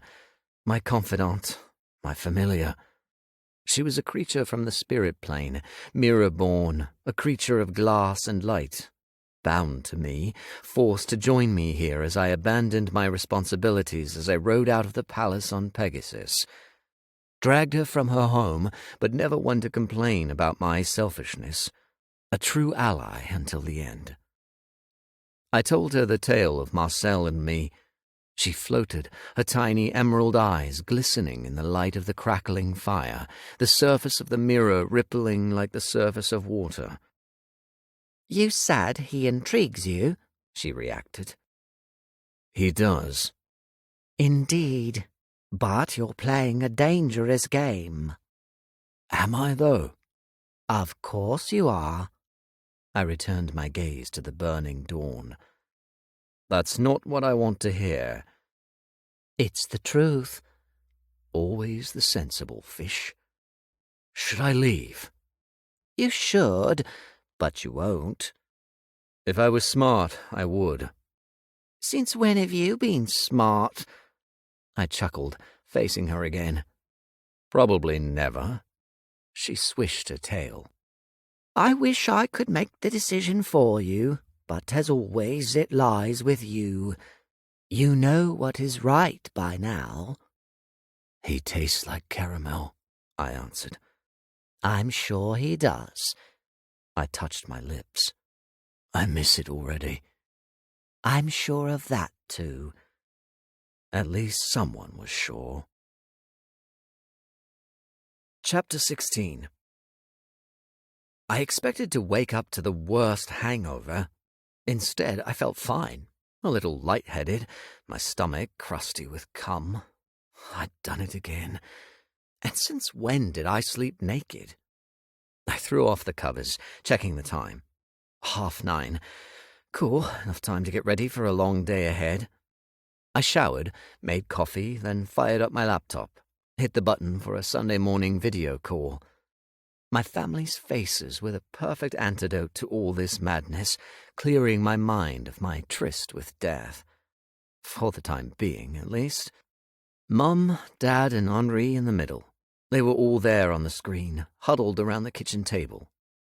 Bonjour, mon papillon, Mum greeted first. Bonjour, maman. Comment ça va? Ça va bien, merci. She tilted her head, switching to English. You're not hurt anymore? They all leaned in expectantly. Even for my beloved family, I was whipping up some bullshit. I'm sorry, guys. I gave them the same story I'd told Nick. Mum gasped in shock, shaking her head in disbelief. Dad removed his glasses, rubbing the bridge of his nose. Henri spoke. You're an idiot. Thanks. Well, you are. Type B is nasty as fuck. Henri, Mum hissed. He winced. Désolé, maman, but it's horrible stuff. What were you thinking, son? Dad jumped in. My poor Marcel, Mum contributed. I hated letting them down. I wasn't thinking, I answered Dad. I am an idiot. But all I can be is sorry. I'm okay. I'm healthy. I'm ready to work and make up for things. There was plenty of truth in that.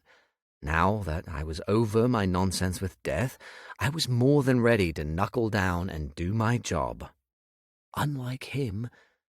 "Have you eaten?" Mum asked. Not yet. "Make sure you do." Disappointing her stung like nothing else. I'll do better, Maman. She nodded.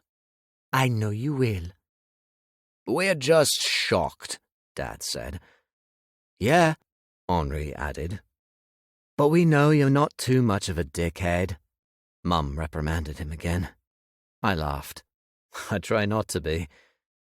You've been through a lot with George and then with what happened at Baker Street, Dad said. But that's still not an excuse, I countered. I didn't say it was. This is a new day, a new start, I added. As much as I want to come home, I know I can't, so I have to make this work. I'm proud of you, Dad offered. We all are. Mum and Henri nodded. And we can't wait to get you back here, my brother added. So don't fuck it up. Mum gave him a final warning. I'm stuck with Resident Evil 4 again, he added. So soon? I questioned. The chainsaw guy is giving me stress. A guy with a chainsaw would do that. He leaned in closer to the screen. I miss you. Miss you too. Get back here as soon as you can. I will. I promise. Mum rubbed Henri's back, kissed his cheek. How I wanted a reassuring kiss from our maman too. You better, my brother said. Dad leaned in closer this time. We love you so much. I love you too, all of you. This shit will soon be over. Mum growled at me. Sorry, Maman. What am I going to do with my sons? She glanced between us, tutting. Henri and I exchanged a cheeky smirk. I better go, I said. Eat well, mon papillon. I will. Think I'll make some eggs. Good. Make plenty. Mum was a feeder through and through. We all blew kisses, dragging out the goodbye until I made the decision to push the button. Done. My mood brighter, yet not on a type B level, just happy to have seen their faces. Fulfilling my mum's request, I made a lot of scrambled eggs, toasted 3 slices of bread, plonked myself before the TV watching some Sunday morning chat show, enjoying my breakfast and coffee. It really hit the spot, yet failed to stop the invasion of last night's kiss. More than a kiss. His touch, his lips, the fire between us. Oh, damn it, there went my dick again. No. Death was a bastard. No better than the likes of George. A player, a breaker of hearts. I got out before I did something as foolish as falling in love with him. I tried to focus on the TV show, switching channels when the chat show began debating football. Finding a rerun of Desperate Housewives, I picked up my knitting, mentally preparing myself for the day ahead. After an awkwardly silent car journey, I sat in Nick's beige office at the town's official Necro HQ, a building just beyond the cemetery's eastern border. Nick typed on the computer keyboard at his desk, sunlight spotlighting his black leather chair. My chair was smaller, wooden, uncomfortable on the other side of the desk. I twiddled my thumbs, looking around the boring room of 2 filing cabinets, 1 plant, and lots of beige. Tap, tap, tap, a clock ticking somewhere. Too loud, too slow, as if time struggled to move this session on. Okay. Nick stopped typing, lifting his green gaze to me. He smiled. That's done. This week's rota. I've emailed a copy to your e-scroll. Can I check it now? I asked. If you like. I opened the email app on my device. A 4-day working week paired up with Nick. Today, Tuesday, Thursday, Saturday, covering 1 o'clock to 12:30. Those were the shift patterns. 2 necros either covering that slot or the 12:30 to 1 o'clock one. Welcome to the team, partner, he said warmly. Thanks. You'll meet everyone at the changeover. Not my deputy, seeing as she's out of action. We'll be overstaffed, 4 necromancers on one shift. Strange times, but we'll make it work." He laughed. "I suppose only 4 on a shift seems silly to you." "There's normally at least 8 of us," I replied. "But that's London, isn't it?" "Big city, bigger problems." "That's right." He steepled his fingers, elbows resting on the desk. "How are you feeling today?" "I'm okay, thanks. No side effects." "No harm done?" "No." "That's good." My new boss stroked his chin. "Now, let's have a coffee before we get down to business, and I'll give you a tour of the headquarters." It was tiny. Nick's office, staff room, a kitchen, 2 toilets, a basement for storage, and 2 rooms stuffed with books. Old and creaky, everywhere beige and mahogany. Dusty, serviceable. Nothing like the huge Westminster HQ. After the brief tour and a cup of pretty crap coffee, 4 necromancers arrived. As easy a ride as Nick gave me, the same couldn't be said for the other Oakthorn necros. Trish, Charlotte, Peter, Mario, each of them walking ice cubes as they arrived at the office for the changeover. No warm welcome for me. In fact, Peter came at me with, "Enjoy yourself in Bristol, did you?" "Friend of mine saw you at Velvet Fist," he said. "Wondered who you were, if you were our new deputy." "We've had a couple of interim deputies," Nick intervened. "I've cancelled the next one, seeing as you're here." Peter's fair cheeks bloomed an angry red. "He's not a deputy." Great. Making enemies already. "Did I say he was?" Nick returned. "No, sir." "Then stop it. Shake hands." We obeyed, shook hands. I exchanged blunt hellos with the other 3. I'd have to work on this group, maybe take them out for drinks, make them see I wasn't a complete fuck-up. "I'm sorry about last night," I tried. Nope, not having it. Baby steps. Trish and Peter had come off their shift, Charlotte and Mario taking over, heading out to cover the areas Nick told them to, which left him and me with the rest. "All good?" he asked as my new teammates departed. Relieved they're gone. "I'm good." "Then let's get to work." There were plenty of ghosts milling around the town, going about their business. Well behaved, no drama, no other rogues showing up to spoil the peace. If this were London, something would have kicked off by now. Every patrol I went on came with an incident, big or small. Not here. Damn it. I could do with some action to burn more death from my mind. Thinking about him turned my groin to silky heat. Nick and I sat outside a cafe in the main square after 4 hours on the clock, drinking coffee, me nibbling a toffee apple muffin. So good. "I bet this is boring for you," he said. "It's fine, sir. This muffin helps." "Good, is it?" "Exceptional." "Excellent." His brow creased in thought. I didn't like the way he stared at me. "Is there something on my face?" I blurted, wiping the sides of my mouth. "No." Cue chin stroke. "I really don't want to pry into your personal life," Nick said, having finished his chocolate cookie. "And you can tell me to mind my own business if you like. I won't be offended." He left things hanging there. "What did you want to ask me, sir?" He watched a woman ghost walk past before speaking. "Your engagement. What happened?" Nick had to go there in this pleasant Sunday sunshine, didn't he? "He found someone else." "I see."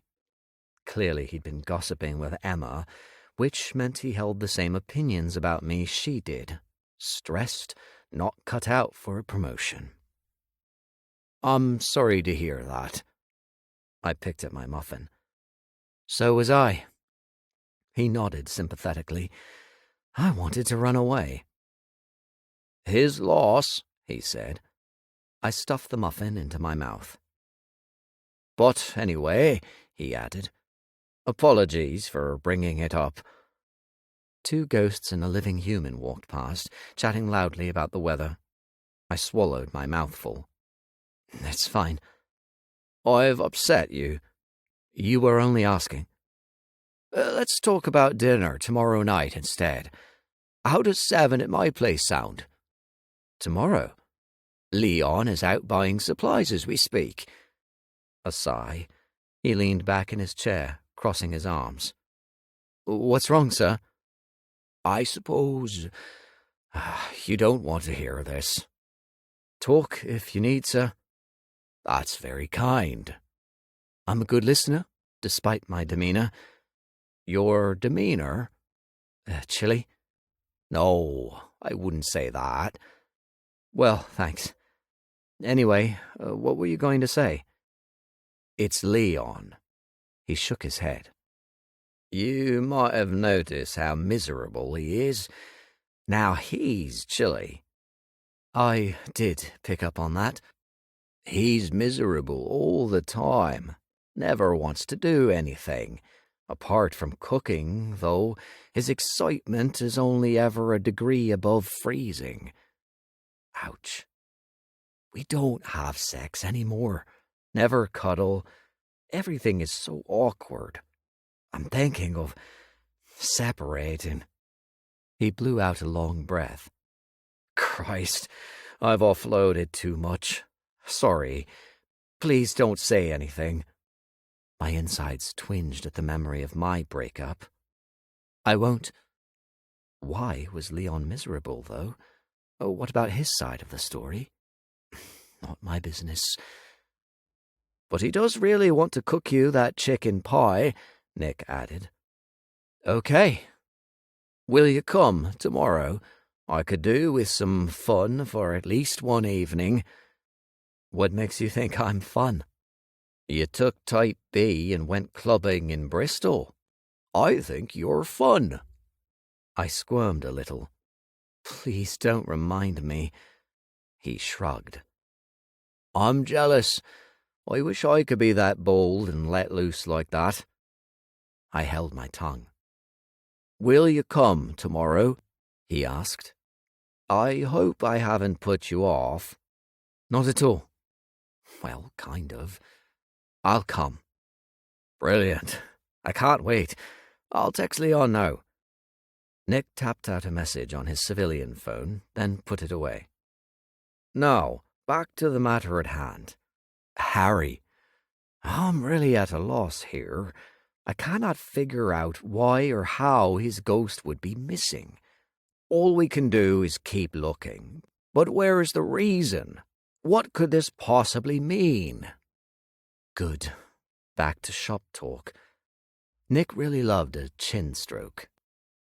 I've been talking to local ghosts, especially those who frequent the caves, which is a short list. There's Louise, Sam, and Tony. I've set up a meeting with Tony later. She'll meet us at her place. Okay, sir, I said. No one has any information, he added. I'm sure Sam won't be any different. Still, we have to keep trying. What about Harry's killer? Any further details? There were no fingerprints, no other evidence. Nothing. I rested my elbow on the table. A real brain twister. Let's not keep it that way, Nick said. Marcel? I knew that voice. Louise stepped up to the table. You're better? She cradled a purple flask to her chest. Shit, I'd forgotten about my new friend. Hi, Louise. I was going to come see you. I'm all better again. Even I loathed my trying too hard tone. A face riddled with disappointment stared back at me. I made chicken soup. You did? For you. Another cruel rule for ghosts.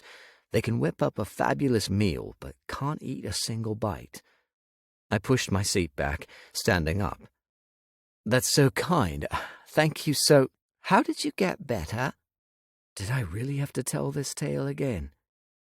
Can we meet up tomorrow morning? I asked.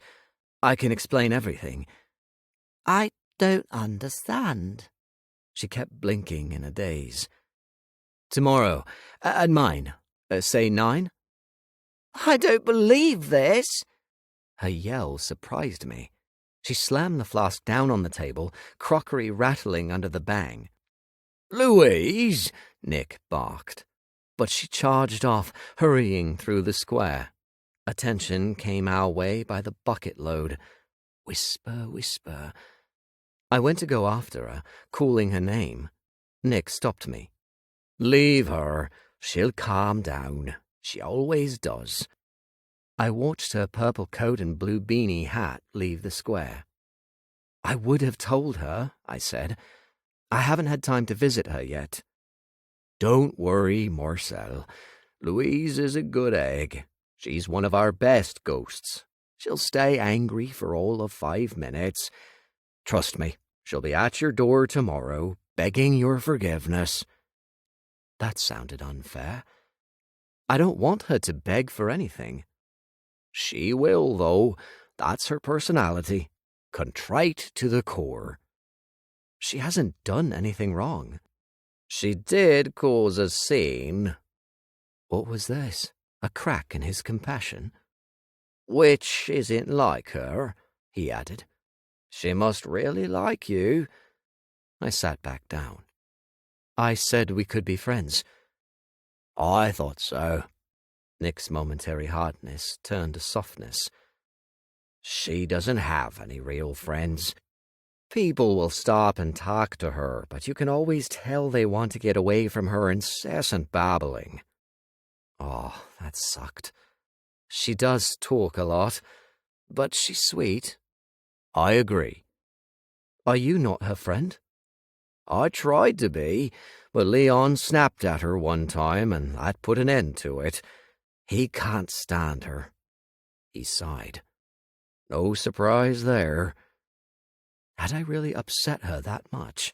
I might have forgotten to tell her, but there'd been no time to pop over to her cottage. It wasn't my problem she couldn't use phones. A bit harsh there. The soup smells nice, Nick said. Chapter 17. At 1 in the morning, unable to sleep because, well, my mind was stuffed with all sorts of ugh, I sat knitting while the movie Hocus Pocus played on the TV. Death took the top spot in my brain. I sipped wine after consuming the delicious chicken soup, making progress on my blanket. Tried to relax in preparation for my head meeting the pillow. Death, death, death. My lips tingled in remembrance, his scent on the air. I glanced at the door, thinking he might be there. No, just me wishful thinking when I really shouldn't be. Fuck death. My first day on the job yielded no results in the Harry case, and 0 action. We walked around, ate a burger and fries from a food truck for dinner, me listening to Nick talk about various holidays he'd had and his love of medieval history. A nice guy, a really understanding boss. I'd struck a lucky and wouldn't mess up again. The honk of my intercom rocked my heart. Shit, I cried, head snapping round. It went off again. What now? Popping my knitting down, I snatched the handset from its cradle. Hello? Crackle. No voice. Hello? I asked impatiently. Is someone there? Crackle. Breathing. Really heavy breathing. The hairs on the back of my neck stood to attention. Hello? Heavy breaths. A rustling. Who is this? The only response remained the breathing. I dropped the phone, grabbed my gun, and hurried to the balcony, leaning over the balustrade. The entrance door sat out of sight, too many balconies blocking my view. Hello? I called, ready to shoot. Hurried footsteps, a figure running down the one-way street. I watched it flee through the shadows, knowing better than to run downstairs and follow it. A stranger breathing down my intercom. Connected to Harry? A rogue? Some idiot kids messing about. The figure vanished into the darkness. I waited for a few minutes to see if it'd return. The wind ruffled my hair, the town sleepy and quiet. I went back inside, closing the balcony doors, locking them tight. Why would someone buzz my flat like that? I picked up my e-scroll, opened it to Nick's number, went to hit call when my intercom went off again. With a mighty roar, my arms flailing, the e-scroll launched upward. It smacked the ceiling, then landed on my foot. I barked out some expletives, scooped up my gun, and practically yanked the receiver off the wall. "Hello?" I hissed. "Hi." My rage shut down, butterflies waking up from a nap in my chest. "It's you," I replied. "It's me. Can I come up?" Death at my door again. God, my heart. I'd had enough of these buzzer shocks. "Go away," I said. "I'm sorry about last night." "I don't care." "Please, can we talk? I have muffins this time." "Come on up, you sexy bastard. Leave me alone." "Is that what you want?" "Wasn't that clear?" "Marcel." Maybe I should give him a chance to explain. "Was that you just now?" "Me?" Breathing through the intercom, being creepy. "No, I've only just arrived. Did something happen?" Then something nefarious was going on. Possibly. "Marcel." "Please, leave me alone. It's late." "Okay, I'll leave you alone. Sorry to have bothered you." Silence. "Are you still there?" I asked. Nothing. Once again, I ran to the balcony. Death walked away in the same direction as the mystery figure, carrying another hamper basket. He really did have muffins. At least, it seemed so. My chest ached, my skin itching. I gnawed on my lip, watching him leave. He should leave. He should fuck right off. But I wanted him to stop, to look back so I could take another dive into those golden eyes. Damn it. "Wait!" I called. He stopped, turning to look up. Send him on his way. Don't get involved. I beckoned him, gesturing with my hands. He walked back toward the entrance. I'd clearly lost my mind. Muffins. 2 blueberry, 2 chocolate chip, and 2 lemon. Big and mouth-watering, the sweet aromas making love to my senses. But nothing like the scent of death. That was something else. We stood in the kitchen, him sipping some of the wine he'd brought last night, me too confused to do anything more than stare at him. A black tunic-collared shirt this time, open enough to expose his flesh and pendant, black leather trousers with a gold chain hanging down his left thigh. Still sex on legs, still utterly irresistible. Still the dickhead who dumped me in Bristol. "Well," I said, breaking the silence, "what do you have to say for yourself?" His lovely lashes cast shadows on his cheeks. "A million sorries." "Anything else?" "What do you want me to say?" I shrugged, leaning against the counter. "I'm not ready for this to be over," he added. "This?" "Our... whatever this is." "It's nothing." "Not true." "But you..." "Spare me the intrigued bullshit. I'm not in the mood to be played." "I'm not playing you." "What am I? Some mortal thrill for you to dabble in? You get your kicks for a while, then drop me. I'm not interested. I'm done with men using me up." He frowned, his face morphing into something laden with darkness. A shudder rocked my body. "I'm not that kind of man," he said, his voice gruffer. "I don't play games with feelings." I swallowed, my hands nervously curled into fists. "You left me there alone." "It'll never happen again." "You kissed me." "I know it won't." "I really am sorry, Marcel. Can we start again? No more silly trips to nightclubs. I lost my head. I'm a fool. But you do intrigue me. There's no denying that. Ah, God." "But," he cut me off sharply, "I genuinely want to try again. I enjoy your company, and I want to help with your missing ghost case." "Why?" "Why not?" Okay, so he intrigued me too. I felt, I don't know, a strange pull. Crazy talk. And we could reset, me getting back to finding answers the world wanted. "Did you walk off the job to date mortals?" I winced at the question. "Sorry." His cheeks dimpled as he smiled.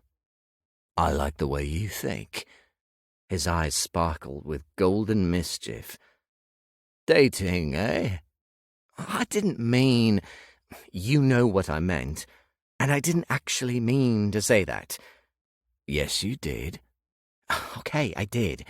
I just want to know why you stepped away from your duty, why you left us with this mess." His silence seemed to darken the room, and it offered one clear statement. That subject was off limits. For now, I would find my way to the truth in good time. Work on him some more first. "Reset," I said, extending my hand. "I like a reset." He glanced at my hand, then stepped closer. "We can do better than a handshake." He leaned in and kissed me on my right cheek. I gasped at the heat he brought to life there, at his closeness. As he stepped back, I only just resisted the urge to grab him and pull him in for a full make-out session. I licked my lips, releasing shaky breaths, not knowing what to say. He chuckled, sipping more wine. I poured myself a glass, needing to steady myself. My first sip of the red was heaven on my taste buds. Oh, my God. Good wine, isn't it? Amazing. I only drink the best. Arrogant. Right. Well, we have one thing in common straight off the bat. We do? I love red wine. He nodded. Then I see a happy future for our relationship. Why did his smile drop like that? And it didn't come back as he put his glass down. Was there someone here before me? He asked, the conversation taking a swerve. At your door, you mentioned something. I told him what had happened. How strange, he responded. I know. Any ideas? Not really. Prank? Maybe. It freaked me out. I'll protect you. I didn't know how to respond to that. He picked up his glass again. Listen, I have something that might help. A lead on Harry's murderer? Not yet, but there is someone in the caves I want you to talk to. Really? Who? A poltergeist. My stomach dropped. There's a poltergeist loose in the caves? Yes, I sensed it when I saved you. It's still there, deep in Marigold. Was I hearing this correctly? And you left it down there? I was busy saving you. But what about after? He rolled his eyes, sipped his wine. It's dormant right now, not posing a problem. All poltergeists must be trapped and locked away in a facility. Mandy's destruction in Baker Street was a small drop in the Pacific Ocean compared to what a poltergeist could do. 6 years ago, an entire town in Sussex had been wiped off the map. It was still a smoking crater. "Get off your high horse, Marcel," Death countered my pompous declaration. "I know that." "You're Death," I added. "You can—" "Can what? Deal with it?" "Well, yes." "Well, no, Marcel. A dormant poltergeist is extremely rare. It might be able to help us. Poltergeists are sensitive to the energy around them, so I'm wondering if it noticed anything." "Why haven't you asked it already?" "Because I have to stay hidden." I waited for more. He drank down the last of his wine, poured himself another glass. "No ghost notices me walking amongst them," he finally said.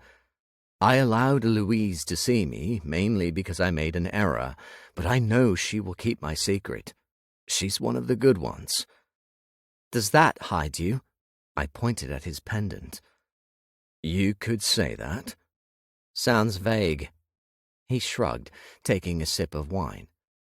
"I can't allow myself to be seen by a poltergeist. It could trigger its rage." "You're not really selling the idea of going into the caves to me." "I'll be by your side to keep you safe," he said. "But the questioning will be down to you." "Won't its sensitivity notice you?" "No, I won't slip up." All this made my nerves spark. A poltergeist and a mystery visitor. I should contact Nick. "Now? Won't you be in bed?" "In the morning." "It is morning." He wriggled his eyebrows. "You know what I mean. When the sun's up. Until then, it's night in my world." He laughed on the rim of his glass. "Don't get too pickled," I said, sipping my smooth red. "Likewise. Let's not have a repeat of last night." My balls tingled at the hidden promises in his tone, promises of a steamy sequel. I put the wine down, done with it. We need clear heads if we're doing this. That didn't stop him pouring himself more. Death probably had a stronger constitution than me. "Say the word, and we'll set off." "I really should run this by my boss. I've already made a shitty first impression." "That's up to you, Marcel. Tomorrow might be too late." "Why? Will the poltergeist walk away?" "Might do. It might break out of its dormancy. Who knows? They're so unpredictable." I didn't appreciate his sardonic tone. "You're pushing me into a corner." "I'm being honest." "More like manipulative." "Fine, then I'll lay it out clearly," he said. "I think waiting for your boss is a mistake. Take this opportunity to get things done. Dragging your feet isn't proactive." I groaned. "Thanks for the lecture, Dad." He cocked an eyebrow. "Don't really see myself as a daddy." I swallowed a laugh. "Can you not?" His grin sent prickles to the back of my neck. "I'm a necromancer," I said. "There are rules I must follow. I can't— Damn it. I can't stay here in this town, messing up day after day. I have to get home." He nodded, saying nothing. "I miss my city and my family," I added. "I don't want to be here, but I want to make my stay as smooth as possible. So no, I won't be doing this with you right now. Let me talk to Nick." "And say what?" he countered instantly. "How will you explain coming across this information to the High Warden?" If you're about to suggest me revealing myself to Nicholas West, then forget it." "I wasn't." "Good." "I wouldn't." "No?" "No, I promise." I didn't owe this guy one drop of loyalty, death or not. Regardless, I still wouldn't blow his cover. "Thanks," he responded, his gaze moving away from me, fixing to the wall. "But you have to see where I'm coming from," I said. Of course I do. Caught between a rock and a hard place, but there was no other choice. I had to take this chance, see if it helped crack the Harry case. Okay, I said. I'll do it. Excellent news. But we have to avoid the patrolling Necros. They already hate me. Give them time. To hate me more? I kept that to myself. Let me get ready, I said. So much for knitting and getting the immortal out of my head. I took my necro juice earlier than I'd planned to for safety. Going in those caves again, I wanted to be as fully charged as possible. Gun in its holster, I looked myself up and down in the mirror, dressed in black, hair slicked back, ready to sneak around behind Nick's back. He didn't deserve this bullshit from me, not after being so understanding and kind. Yet here I went, following death out of my building to a motorbike parked outside the entrance, a Harley-Davidson done up in black and gold livery. "What the hell is this?" I asked. "Meet Pegasus 2, he answered. "Really? A stunner, eh?" I swallowed. Not a fan of bikes. "I thought we could take my car." "Boring." "My car's not boring." "But nowhere near as fun as my baby here." He patted the fat leather seat. "Climb aboard." "What about helmets and leathers?" "You won't need them." "Why?" "When you're with me, Mr. August, you don't need such things." He winked. "Don't call me Mr. August." "Suits you." "Because it's my name. But call me Marcel." "How about Mars?" "No." "M?" "Why can't Marcel be enough?" He chuckled. "Marcel it is. Hop on." Death grabbed the handlebars and swung a leg over the monster bike. God, it was huge. I watched those already tight leather trousers strain and stretch, accentuating that incredible arse and his powerful thighs. Shame I didn't have a front view. He looked over his shoulder, his hair rippling in the breeze. "You coming?" If only. Licking my lips, anxiety through the roof, I climbed on behind him, wriggled to get comfortable, holding on to his sides. My crotch pressed against that firm peach, my cock firming as the engine purred to life, only leather and denim between us again. Shit. I went one step further, a necessity, you could say, but also because, well, I wanted to. I wrapped my arms around him, fingers locking together against his firm stomach. His abs, trapped in silk, brushed against my palms. So close, so there. He revved the throttle, and we tore off, my cock painfully hard as he wove through the streets. Chapter 18. There was something liberating about being on the back of a motorbike. As much as they scared me, the wind in my hair and the sense of freedom riding through the night filled with some awesome elation. Everything else dropped away, leaving me smiling in death's presence. No type B influence, just me, and the firmness between my legs. "You okay back there?"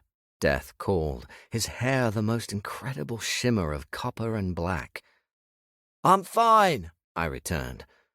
I came close to letting him go, to lifting my hands in the air, but thought better of it. "You can do it, you know." "What?" I yelled. "I can feel your temptation. Go for it. You won't fall." He could feel it. Well, I guess he was death and harbored all sorts of powers. "Put your hands in the air like you just don't care," he declared, followed by a whoop. I laughed, hesitant at first. We were moving so fast. What if he was wrong and I fell and cracked my head open? Scrambled egg brains on the asphalt wasn't a good look. "Go for it," he cried again. I counted down from 5, terrified out of my mind, adrenaline pumping. 5, 4, 3. I went on 3, throwing my arms above my head. I whooped in exultation. Wow, talk about fun and scary and just plain fucking awesome.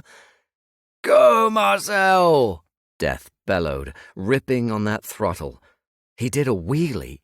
I screamed and grabbed him again. He roared with laughter. Sorry! But I wasn't mad. A further thrill of excitement shot through me. I released him, threw my arms out. Do it again!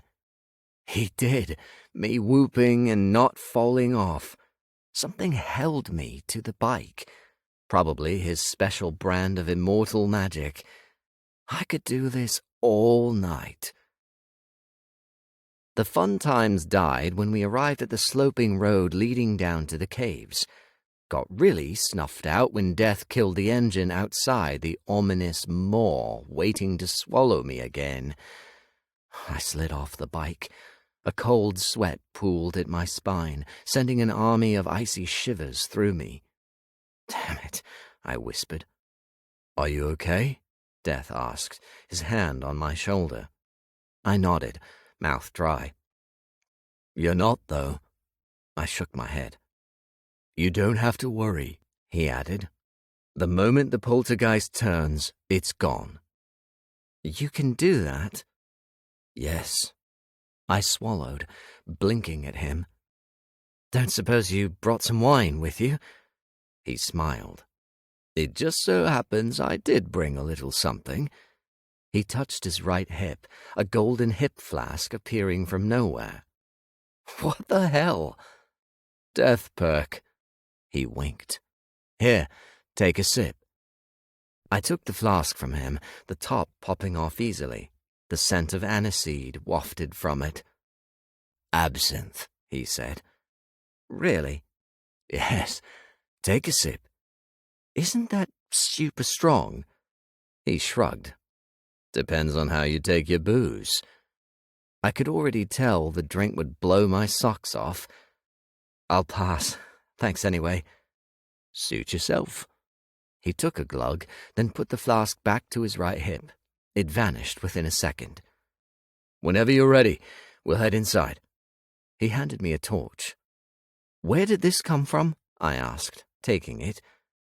Already told you. Death perk. Exactly. That's not really an answer. The torch beam cut through the darkness of the cave entrance, revealing the beginnings of the craggy tunnel walls.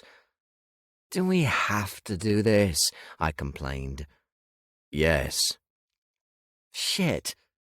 Are you ready? I'm ready, I answered. We walked cautiously, Death taking point despite my insistence, seeing as I held the torch. Lost that argument quickly. Can you see in the dark? I'd asked. Yes. No shading in of the details followed. The cave tunnels boasted high ceilings, yet narrower widths. My torch beam fell on stalagmites and stalactites, cracks in the uneven ground. We were forced to climb boulders at certain points, him taking my hand each time. What a gentleman. I was more than capable of climbing over them myself, but kind of liked taking his soft, warm hand. Why the hell not?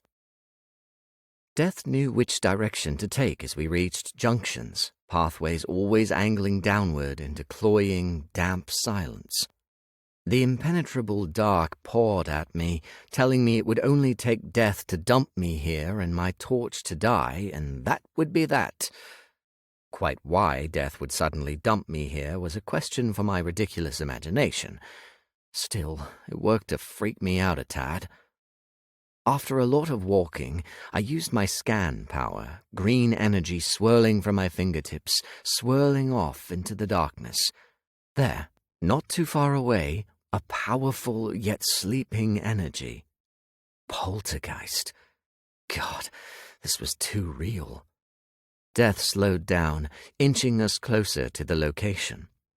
My palms were sweaty, half of me wanting to flee, the other, more dominant side, ready for whatever came next.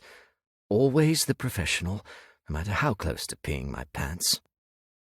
We came to another junction, a tunnel leading off to the left, one straight ahead emptying into a small chamber. My beam landed on a ghost with his knees pulled up, pale, dressed in tattered blue jeans and shirtless.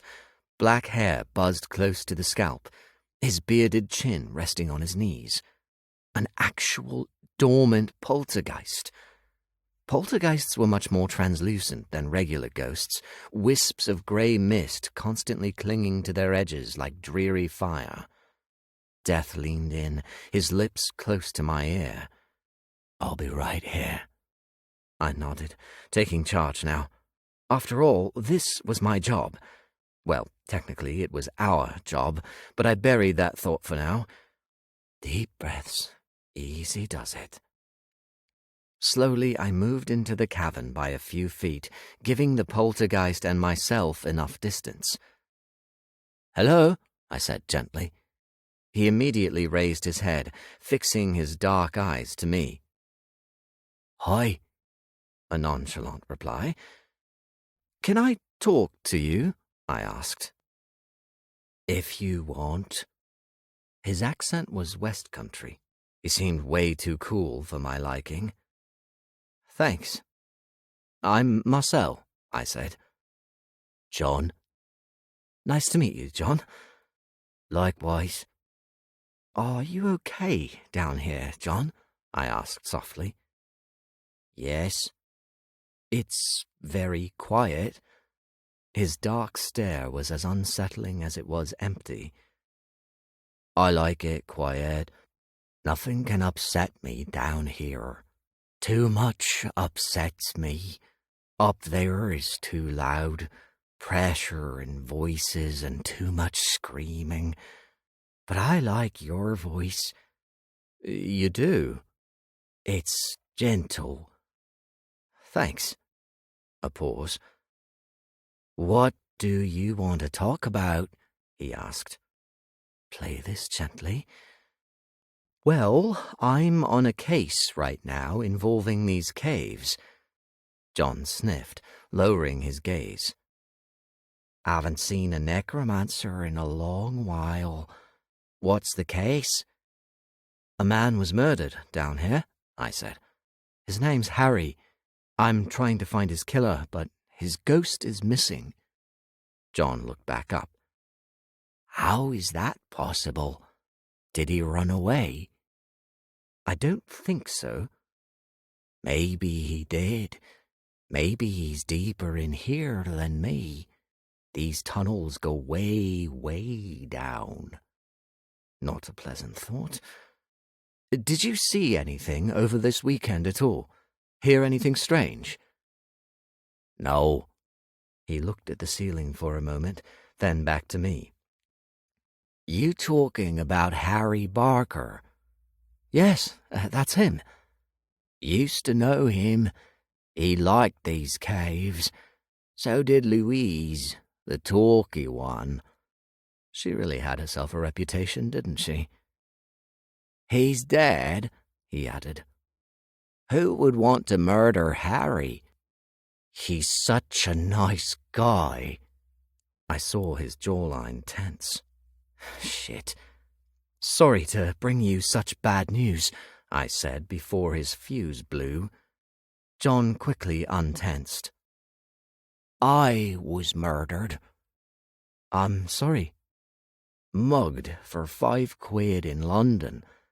I was on a sightseeing trip, got jumped outside my hotel, knife in my guts after I tried to defend myself. Should have handed over the £5. That's all I had on me, apart from my phone. End of my life, just like that. For a £5. He hid his face in his arms.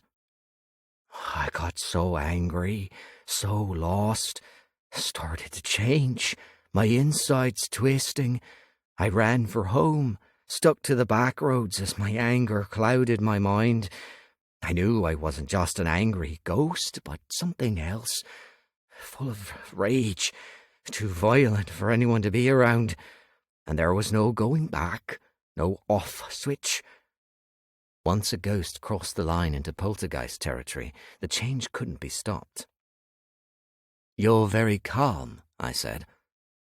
"Only down here I'm calm. I destroyed a farm on my way home, gave some necromancers the slip, managed to get here, learned to cool down, to be still. I'm always still." He triggered a memory, an unsolved case 10 miles south of Bath, a farm ruined from livestock to crops, the farmer and his partner on holiday at the time. John was the culprit never found. Now what did I do? Leave a wanted fugitive on the loose? He might be down here, tucked out of sight, posing no immediate threat. I still had a duty to uphold. Damn it! God knows how he kept so calm. The poltergeist I'd dealt with in London tore through an entire street, destroying a cafe, a news agent, and almost every house along its eastern end. Killed 30 people. Jen, me, and 5 others only just managing to banish him to a facility. The guy an unending storm. John wasn't a storm, but he was still a poltergeist. "I never see or hear anything anymore," he said. "Apart from one thing, someone not quite right." "Who's that?" "A man in a hood, an alive man, stood right where you are." Now we were getting somewhere. For a minute there I thought this had been a complete waste of time. "Stared at me for ages," John added. "Never saw his face. He wore all black, like you. When he did speak, his voice was messed up, sounding robotic, deliberately, as if he had a device hidden in that hood somewhere." I stepped off to the left slightly, the ground under my boots cooler than before. "Can you tell me what he said?" "Sure. He asked me to join him." "For what?" "He never said. I refused. He tried a few times to get me to take a walk with him, but I hate walks. I like this cavern. I like my peace. So off he went, that way." John pointed to the tunnel on Death's left. The immortal stood there, arms folded, leaning against the wall, silent, hidden from John. "Did he come back?" I asked. John offered a slight nod. "Walked past. He didn't stop. Left here alone." "No ghosts? No reanimated?" "Nothing." What did this mystery man want? Was he the one who'd paid my flat a visit? Only one way to find out. Go deeper. "Thanks for talking to me, John." "No worries." Against everything I'd been trained for, held as a firm principle, I left the poltergeist alone. This choice might stain my integrity, but it felt like the correct decision. At least, for now. This better not come back and bite me in the arse. Deeper within Marigold, a hell of a lot deeper, we came to an underground pond. The side we stood on acted as a stony beach, the rest of the pond's edge comprised of jagged, untraversable rocks. A tiny waterfall trickled into the water from above. "What is this place?" I asked for both of us. I scanned the inky water with the torch, the surface rippling gently, concealing eerie mysteries beneath. The air was much colder down here, condensation from my breath billowing across my torch beam. "We should check the water," Death said. "At least, I will." "Is it safe for you to do that?" "Safer for me." He stepped forward. "Wait," I hissed. "What's wrong?" "We don't know what this is." "Which is the whole point of examining it." I groaned. Smart ass. Logical arse. He crouched at the edge of the pond. I smell something wrong. He waved his right palm inches above the water, silent, no glow, no indication of magic. Fungus. What? This pond is part water, part mushroom. Like necro juice? No, these mushrooms aren't the same. Death waved his hand over the water again. A heavy concentration of toxins smothers the surface. It's just sitting there. I inched closer. I don't see anything. I think that's the point. This is deliberate, I questioned, knowing the answer regardless. Death nodded, manifesting a potion vial with a pipette from his left hip. I need a sample. You're not taking a dip, are you? Not until I know what it is. Will it hurt you? If it's designed to kill, it won't work on me, but it may make things unpleasant. Keep back. I stepped back obediently. My immortal cave companion carefully dipped the pipette into the water, drawing a sample of the dark liquid. Absinthe? A handy vial? What a creature of surprising tricks. Carefully, he filled the vial, securing the top. We should go. I wasn't about to argue with that. This cavern gave off terrible vibes. Back to mine, he added. I have equipment we can use to find out what this is. Quickly. Where's your place? You'll see. Chapter 19. Death paused outside the huge iron gates of the Gothic manor. Still no lights on, a shadowy bulk on the hill. You live here? I asked, stunned. I'd been expecting something, I don't know, flashier, some swanky penthouse, though I'm not sure where in town that would have been. Oakthorne wasn't really a place of penthouses from what I'd seen. It's not my real home, he said, but I like it well enough. Because your real home is where? The spirit plane? I refrained from questioning him. The heavy gates opened, metal scraping concrete. I winced, ears not happy with the sound. Death revved the bike and took us up the hill on a pothole-ridden road, weaving around the cracks, the road cutting through dense trees and darkness until we arrived at a large courtyard. An oval concrete space covered in weeds, a crumbling fountain at the center. Some kind of Greek goddess carrying a jar, her face worn away by time, her cracked body tangled with vines. Overgrown gardens stretched east and west from this point, swallowed by more trees. Pegasus broke from the western garden, his moonlight form bringing much-needed light and color to this dreary place. He paused, watching us as still as stone. "Is he okay?" I asked. Pegasus bowed his head, then turned to vanish into the garden again, the darkness drowning his glow. "He's fine," Death responded. "He was just saying hello." "Shouldn't we have said something back?" "No need." "Right." More vines crawled around the ground floor windows of the manor, the smoky grey bricks stained with moss and time's relentlessness. The building was just as ominous up close as from a distance. The windows were all dark, no life, no soul peeking through any of the dirty gloom. "No one comes here," Death said. "Not anymore." "How many rooms are there?" 30 rooms, 20 bathrooms. My God. He steadied Pegasus 2 on its kickstand. "That's nothing." "Compared to what?" "My real home." "Care to elaborate?" "No." A sharp cutting me off. "Fine. For now." "Follow me," he said.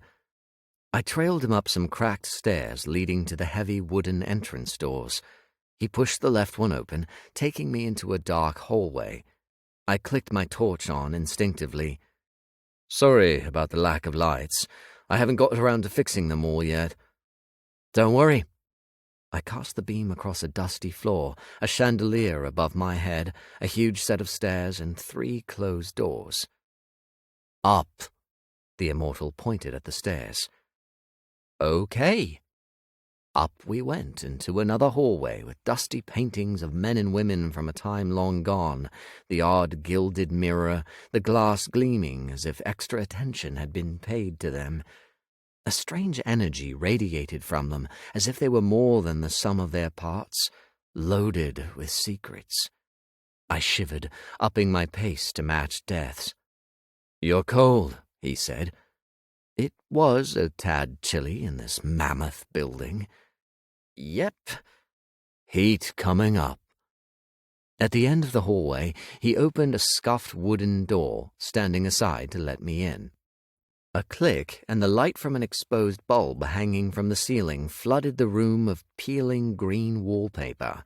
Moth-eaten silver drapes were tied back from a bay window, which seemed to be the cleanest window I'd seen so far. The floorboards were exposed, a couple of them missing. An ornate chair of gold framework and red upholstery sat by an unlit fireplace, a gilded mirror above it. Over in the far left corner of the room was a double bed pushed against the wall, dressed in gold silk sheets. The room's size was enough to fit at least 10 more of those beds. At the foot of the bed sat a bookcase stuffed with old books. Death crouched by the fire, turned a squeaky crank. Another click followed, then flames burst to life. "There," he said, standing up. "Heat." I switched my torch off. "Is this your bedroom?" "Yes." He walked over to the chair. "Would you like to sit by the fire?" "Not just now." He leaned against the ornate chair, eyes casting around the room. "It's not how I want it to look, but I'm in no mood to decorate it." He nodded at the drapes, pointed at the wallpaper. "Hideous decor, a relic from the past." "You're more of a gold guy, right?" "Observant." "Some would say that's hideous, especially those sheets." "Bitchy?" "I'm just saying." I threw him a smirk, enjoying teasing him. "Spicy?" I shook my head, laughing as I walked to the window. It faced the town, overlooking trees sloping downward, the sparkling lights of oakthorn, the lake glistening beneath a dramatic sky packed with stars, the moon its crowning gem. "Can anyone see the light in this window?" I asked. "No." "Thought so." I turned from the view. "Tell me about this place. What's its history?" "Shortly. First, let's test our sample." He went to the bed, sliding out a black chest from under it. "What's that?" "Come here and I'll show you." He sat down, crossing his legs under him as he popped the lock. I sat with him, my knee brushing his as I folded my legs. A collection of glass beakers, a barbecue lighter, a few potion bottles filled with brown liquid, a tripod, even a Bunsen burner were nestled in polystyrene molds. Death removed the smallest beaker, a potion, the burner, and the lighter. "What's this?" I asked. "A home mycology kit?" "A general testing kit. Bought it from a mage. It tests the magical properties of things. It can also tell if a mushroom is poisonous." "Cool. Henri would love this." He placed the pond sample in line with the other tools. "I wouldn't mind my own mycology lab, though. Fungi is a fascinating subject." "Is it?" "Yes.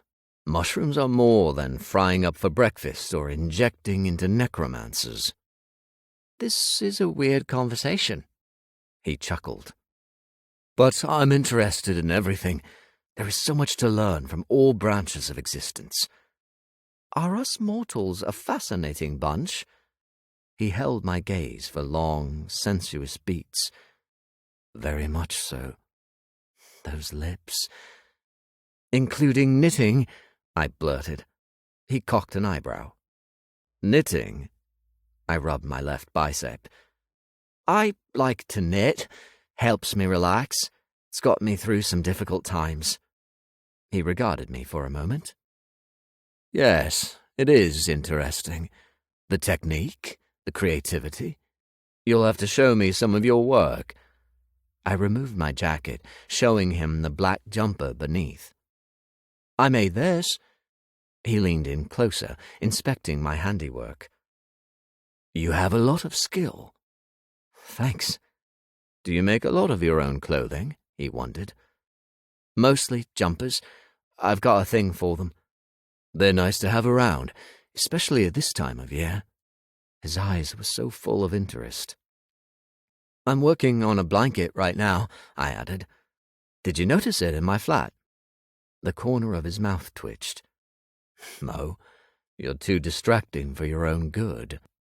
I felt my cheeks flush amid a smile. Idiot. It's true. But next time, I'll try to notice your knitting. God, he was so damn sexy. Thanks, I guess. For now, let's focus on this specimen. He emptied the sample into the beaker, added a trickle of brown potion to it, corked it, gave it a shake. I sat entranced, watching the gold rings on his right fingers glitter as he set up the tripod, lit the burner. Don't you need a gas connection for that? I asked. Not since the dinosaurs died. I frowned. Cheeky bastard. He nudged me with his knee. These days, burners are self-contained units, advanced in their own ways, with one foot in an analog age. I like that. We all need to get our kicks from somewhere. His laughter was audible cake. That we do, Marcel. Placing the beaker on the tripod over the flame, he waited. After a few minutes, the liquid began to bubble, turning from brown to red to a dark purple close to the shade of eggplant. He turned the burner off, worrisome creases in his brow. What's wrong? I asked. My suspicions have been confirmed. He stood up. I echoed his movements. What? There's a lich in town. Chapter 20. Death grabbed a book from the bookshelf, gesturing for me to join him on the bed. Ignoring my lusty inner voice, I sat with him on the soft mattress, watching as he went to the index. A lich? I said, confused. The last lich walked the earth back in the late 1920s. 2, actually, both taken out in London, never to return again after the method of making a lich was destroyed. They were undead creatures, humans changed by their own doing, using a concoction of death-cap mushrooms, grave dirt, and the bone dust of a necromancer. The mixture killed quickly, but then reversed moments later, granting eternal life and access to necrotic power as a reward for such a sacrifice. A complete distortion of natural laws, and a method of using necrobits that had actually worked, unlike the silly blood thing rogues were currently obsessed with. To sustain their abhorrent immortality, a lich had to feed on ghosts to keep their phylacteries intact. A phylactery was a charm used to anchor a lich to their eternal life. Destroying it was the only way to kill them, because any harm done to a lich always resulted in their resurrection, no matter how messy you made their death. Phylacteries were often hidden, seriously tricky to find. Was this lich's phylactery in that pond at Marigold? Are you telling me liches are back? I said. And eating ghosts? Though long gone, we studied them in our necro training as they were an important part of our history. Afraid so, Death answered, opening the book to a chapter on the undead fiends. With his right forefinger, he scanned a paragraph on the creation of phylacteries. They came to life as the lich recovered from its sacrifice, often pretty little gemstones. I thought Death Cap was long gone. I released a long breath. There was that whole campaign to eradicate them. I realized how naive I sounded in that moment. Death slowly shook his head. If only that were true. Damn it. So this is some black market thing? I'd assume so. I sighed heavily. We can't have liches in this day and age, not with these advanced necro powers. Death stilled, eerily silent for a long stretch. Before I could break it, he said, "The answer is inside that pond. But," a pause, "the purple." He searched for another page in this yellow-paged encyclopedia. "Here." I read the text above his finger.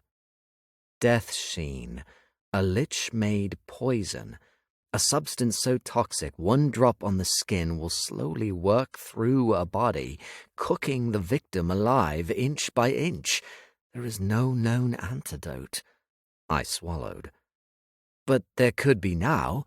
How old is this book? Old, Death said. I'll try to find out more about this. How? Leave it with me. The next part turned my stomach. Ingredients for death sheen, liquidized death cap and 7 thorns from a rose bush, blend to a paste, add 6 drops of innocent blood, mix together. Another dry swallow. I rubbed at my throat. Innocent blood, meaning the blood of a virgin? No, Death countered. Worse. With these old methods, the blood is often that of the most innocent of creatures, a newborn baby. My stomach roiled, acidic bubbles bursting in my esophagus.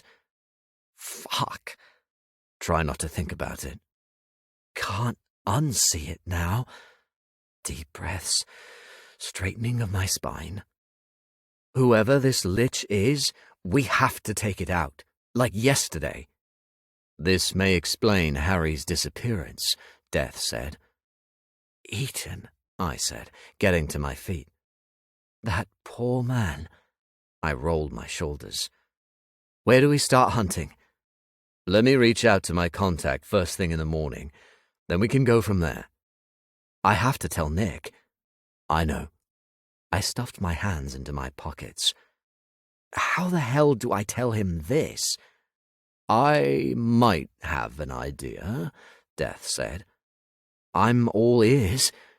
He looked to the window. I'll send an anonymous email to his e-scroll, and before you can say anything, I can get through the encryptions. Wow, big move. Nick won't fall for that. Why not? Do you think these things don't happen daily to High Wardens? Nicholas West probably receives no end of anonymous emails and texts every day. People are clever. They know where to find the cracks. Annoying. Okay, so then what? I'll pique his interest. If he talks to you about it, you have to act surprised. Keep on lying, I said. Yes. Sorry. There wasn't any other choice. It's the best course of action we have, he added. To protect you. He was still focused on the window. Your safety and reputation are important to me. Glimmers of heat in my chest. Why? You don't know me well enough to declare anything like that. Yep. I know enough. Because we kissed. He faced me, golden eyes on fire. Because there is something here. Because from the moment I saw you, I wanted to know more, to get you in this room. For things to move forward between us, I have to keep you clean. I gulped, stunned by his words. Did you really just say that? And I meant it. He stared at me with hungry intent. You're beautiful, Marcel. Really fucking beautiful. There is so much I want to explore, inside and out. More heat in my chest, my pulse a disco beat. Damn it. His grin stirred my cock into action. I took a moment, trying to find my tongue again. I liked kissing you. Do you want to kiss me again? Yes. Then kiss me. I bit my lower lip. Can I? I said so, didn't I? Maybe we shouldn't. Why not take what you want? He questioned. Feels wrong right now, after this lich information. Fine. Would you like something to drink? I'd like to drink you. Why was I resisting? I wanted those lips, those hands to go where they wanted across my body. We were supposed to be working, but nothing was happening until he reached out to his contact in the morning. Death's molten gaze wandered up and down my body, taking me in, lingering on my crotch for long, heart-racing seconds. Some water? I breathed out. He nodded, wiping the side of his mouth with his thumb, drinking me in again. I'll be right back, he said. He strode past me toward the door, taking his time. He called me beautiful. This immortal being, the most important creature in existence, called me beautiful. I fucked me. He'd kissed me, touched me, wanted me here with him, wanted more.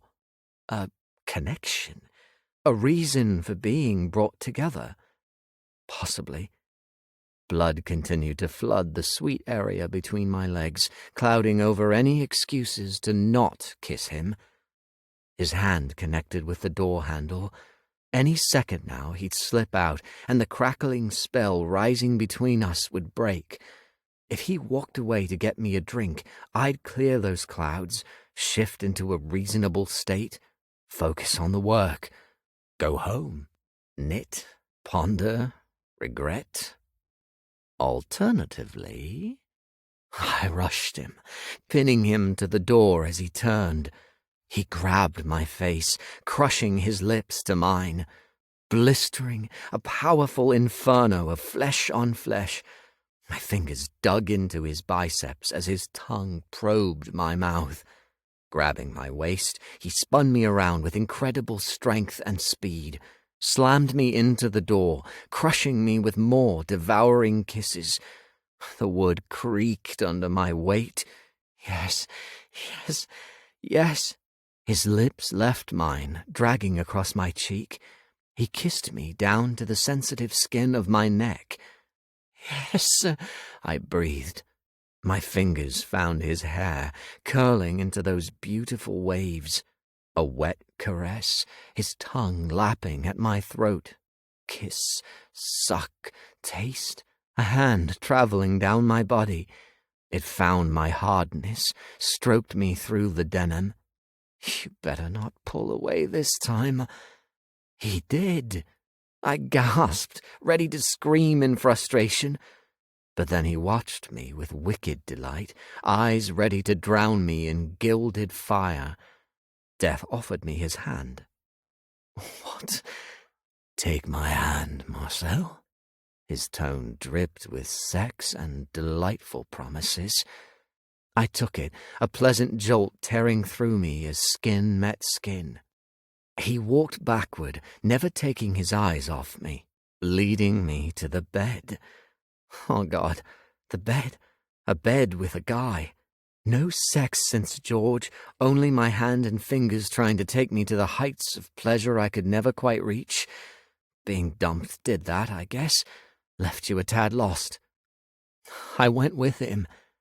Upon arrival at the Golden Sheets, he said, "After you." He gestured for me to climb aboard. I licked my lips. What are we doing? Go with it. I climbed onto the bed. On your back, please. Was I really doing this? Hell yes. I obeyed, laying back, wiggling up to the plump pillows, propped myself on my elbows to watch him crawl on top of me. Death straddled me, his head cocked. The light of the room played across his features, joining those luminous twin orbs in his skull to heighten his handsome features. He'd called me beautiful? No way. Not like him. It was so obvious this creature wasn't mortal, wasn't made from the same flesh and bone as me. "You're amazing," I whispered as he popped a button on his shirt. A wicked grin, a predatory hunger. The second button popped. My heart thrummed, anticipation an army of quivers within and without. I hadn't been this hard in a long time. Slowly he unbuttoned more of his shirt, revealing more inches of incredible bronze skin, revealing toned abs, a sculpted chest dusted with some dark hair, 2 golden rings in his left nipple, 1 in his right. My cock twinged at those piercings. What would it be like to roll nub and metal between my teeth? The ruby pendant rested against his breastbone, glowing delicately. It stole my attention away from his body, a swirling light, a hypnotic power. Something about it, something. Red, ruby, red. What are you, little ruby? Tell me your secrets. Marcel? His voice snapped me out of it, focus falling to another golden ring in his belly button. How many? I swallowed, drinking in his body. How many piercings? You'll find out. He threw his shirt away, lowering himself on top of me, his hands planting either side of my head. His hair spilled around his face, the tip of his nose inches from mine. The ruby rested against my chest, warm, strange. He glanced down, pulling the chain to drag the pendant to his back. Then he kissed me, gently crushing me. Oh, God! My hand slid to his back, a sensory overload in my fingertips. He was so warm, so smooth back there. Death, kissing me, shirtless, here, wanting me like this. A ruby on his back. Huh? Death's stubble bristled against my skin, a wonderfully rough brush, a major turn-on. I moaned into his mouth, languishing in his kiss. The wrestle of lips, the meeting of tongues, the strands of his hair tickling my cheek. That incredible scent. Ruby, ruby, ruby, what are you? I broke the kiss, head sinking into the pillow. His shuddery breath washed over my lips as he pulled back. What's wrong? Ruby. Nothing. Are you okay? Ruby is not okay. Yes. Do you want to stop? No. I kissed him. Good, he said into my mouth, and sat up, back to straddling me. His regard killed the weird voices in my head talking about that ruby. Down they went, sinking into the dark as the brightness of his lust carried me back into this incredible moment. He teased the waist of my jeans, running a finger just on the inside. I like to see your excitement, he purred. There was a marquee in my crotch. Set it free, I returned playfully, laughing at myself. I never talked during sex, ever. Grunts and moans, sure, but no dirty talk. Not with George, not with anyone. And this didn't really constitute as dirty talk. Not yet, anyway. Pop went the top button of my jeans. These are good jeans, Death said. Yep, definitely not dirty talk. But they're blocking the treasure, he added. I laughed, snorted. Oh, God. He chuckled. All right down there.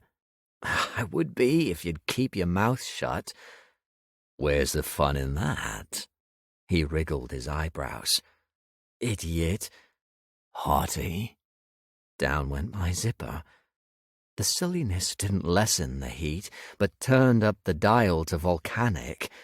He parted the unzipped area like curtains, drew a finger along the straining bulge of my black boxer shorts. Sticky wetness there, pre-cum, an ache in need of taming. But he drew back and forth, his finger like a paintbrush, his eyes on me. "How's that?" I moaned. "Yes." "Yes, what?" It's good." "But not enough." "No." "You want more, don't you?" "Obviously." "Yes, so much more." "Touch me harder." I squirmed under the teasing strokes up and down my shaft. This was frustrating and delicious at the same time. He didn't answer, only stared, snaring me in this magical web of pleasure. I wanted more, so much more. Slowly he dragged my jeans down over my hips. I lifted my backside to help him, watched the denim give way to black cotton, the shape of my hard cock in my underwear, twitching, ready for action after such a long time spent in my company. Time for a new friend. The boxers came next, tugged to my ankles. My freed dick continued to throb, a swollen mess of need. Pre-cum oozed from the tip, glistening as much as death's jewelry. He said nothing as he wrapped his hand around my shaft, eyes flickering between me and it. He licked at the pre-cum, began to stroke, deep strokes pulling back my foreskin. Tremors, the shock of his touch there, a touch other than my own, a touch so warm. My breaths were pants, goosebumps breaking out across my skin. My nipples tingled, my toes curled inside my boots. Death increased the speed of his strokes, his other hand on my left thigh, squeezing as his eyes bore into me. Silence. No silly or dirty talk. Only us. Only this. A steady rise of intensity. My moans. His lips parting to release sexy breaths from the delicious cave of his mouth. His focus always on me as he worked, never breaking, never let go. Faster. Harder. Ruby. Fuck off. I cast aside the intrusive thought, digging my spiritual claws into this moment. Faster, faster, harder, harder. Fuck!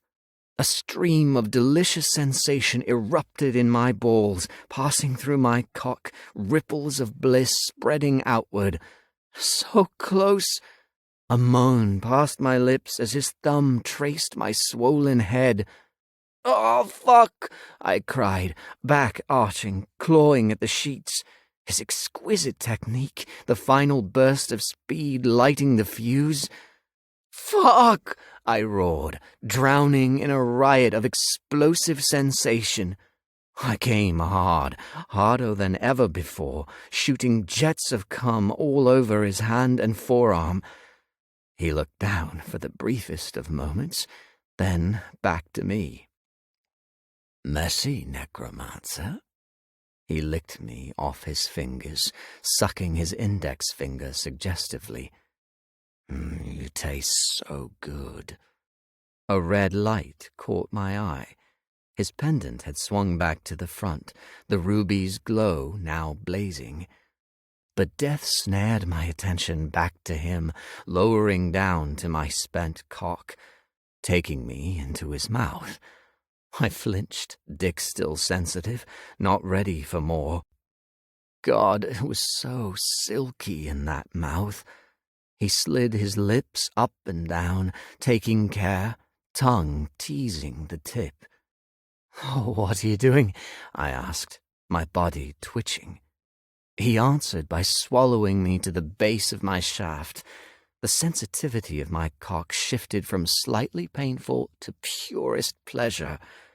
"Oh, God," I managed, tripping on better waves than any recreational drug could ever provide. spinning, floating, taken away on a cloud of pleasure. Death worked me with his mouth, performing the same trick he had with his hand, building to a magnificent crescendo. I hit the back of his throat, but he didn't gag. He only devoured, his rhythm incredible. I came down his throat in less than a minute. He worked harder, drawing every last drop from me. Wow! He laughed on my cock, giving it the softest of nips. My toes curled harder at the sensation. Death sat up, then swung his legs off the bed. All good? Very, very good. I seriously needed that. Happy to have helped. And you? All in good time. He winked, climbing off the bed. Ruby, there it was, winking red light at me again. Ruby. Death pulled his shirt back on, buttoning up quickly to hide the jewel. Had he noticed me looking? We better call time on tonight. Death turned away, walking toward the window. Rather than pull up my jeans, I just lay there, struggling to regain my composure. The bastard left me like jelly, the force of my orgasm having befuddled my body temporarily. Only pleasure danced through me. No room for anything else. What a picture. Me with my dick in the breeze. You should get back, he reiterated. I'll take you. His words started to sink in. Go back? No staying the night? What? I flashed back to the club, to his recoil, his abandoning me. Was this him backtracking again, sending me on my merry fucking way? Forget this, I said, pulling up my jeans and boxers. Bastard. A true player. He turned from the window, coming back over. He stopped a few feet away, glancing back at the mirror. I sighed. Here we go again. Now you've had your fun, that's it. It's you, not me, blah, blah, blah. Marcel, I don't want any more of this. I don't want any muffin or wine peace offerings, and I don't want to see— He lunged forward, grabbing my face, landing a kiss on me. Surprise. I kissed him back, shocked and delighted. And confused. He removed his lips, resting his forehead against mine, traced my cheeks with the pads of his thumbs. This isn't me dumping you, he whispered, but I still want to bring you wine, muffins, anything you want. A brief pause. Can I? I nuzzled him in a penguin kiss. If you like. Good. A brief peck. I'm not playing you, Marcel. I'm only calling time on tonight. Morning. Sorry. It's morning, remember? That's what you said. He laughed softly against me. Touché. Another kiss. What are we doing? I asked, keeping my skull joined to his. I don't know, but I like it.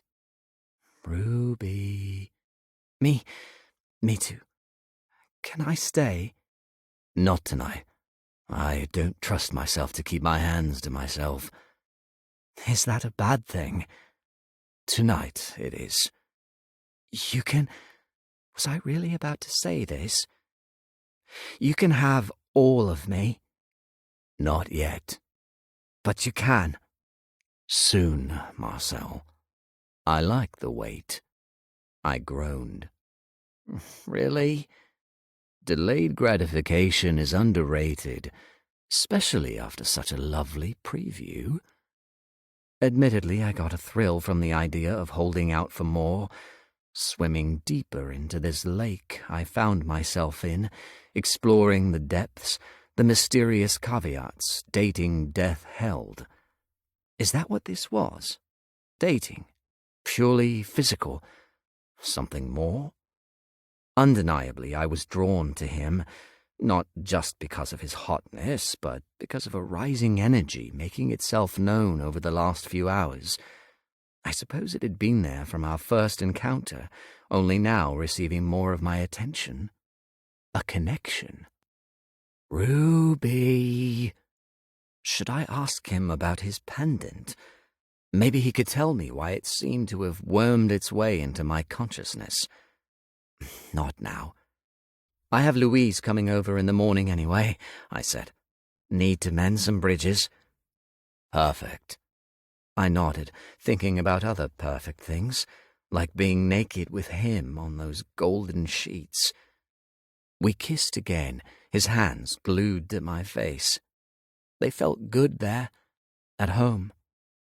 Ruby. I'll take you home, he said against my lips. Okay.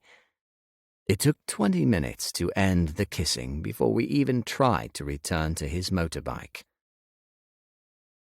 Another kiss for death. He remained on the bike, his legs spread. God, I'd love to climb into that lap. He took my hand. I'll come and see you tomorrow night. Okay. I'll cook. Would I? Sounds great. Do you like macaroni and cheese? I do. He lifted my hand, kissing my knuckles. I blushed, bashful at this lovely gesture. Good. That's the only dish I can manage. Is that so? Tragically. Then I can't wait. He kissed my hand again. Wait a minute. Damn reality. I can't do tonight. Playing hard to get, eh? He purred. No, it's Nick. You're sleeping with Nick? The horror that must have consumed my face. He's married. Since when was that such a solid foundation? I frowned. Pessimistic much? Not really. I'm having dinner with Nick and his husband, I clarified. A get-to-know-you session. Assimilation into the fold, he said. Yep. What about after? Should I nip this in the bud? Come at midnight. That would be a huge no, then. Great. He kissed my hand a third time. Until then. I stepped back, watching him go. Back inside, even after coming twice, the need to touch myself had to be met. I hit the shower, knocking out a quickie before slipping into a fresh pair of boxers, putting myself into bed. It would be a good idea to get some sleep, but I was buzzing too much to be close to drifting off yet. I tried, tossing and turning, restless as hell. I wanted to call Henri and tell him everything.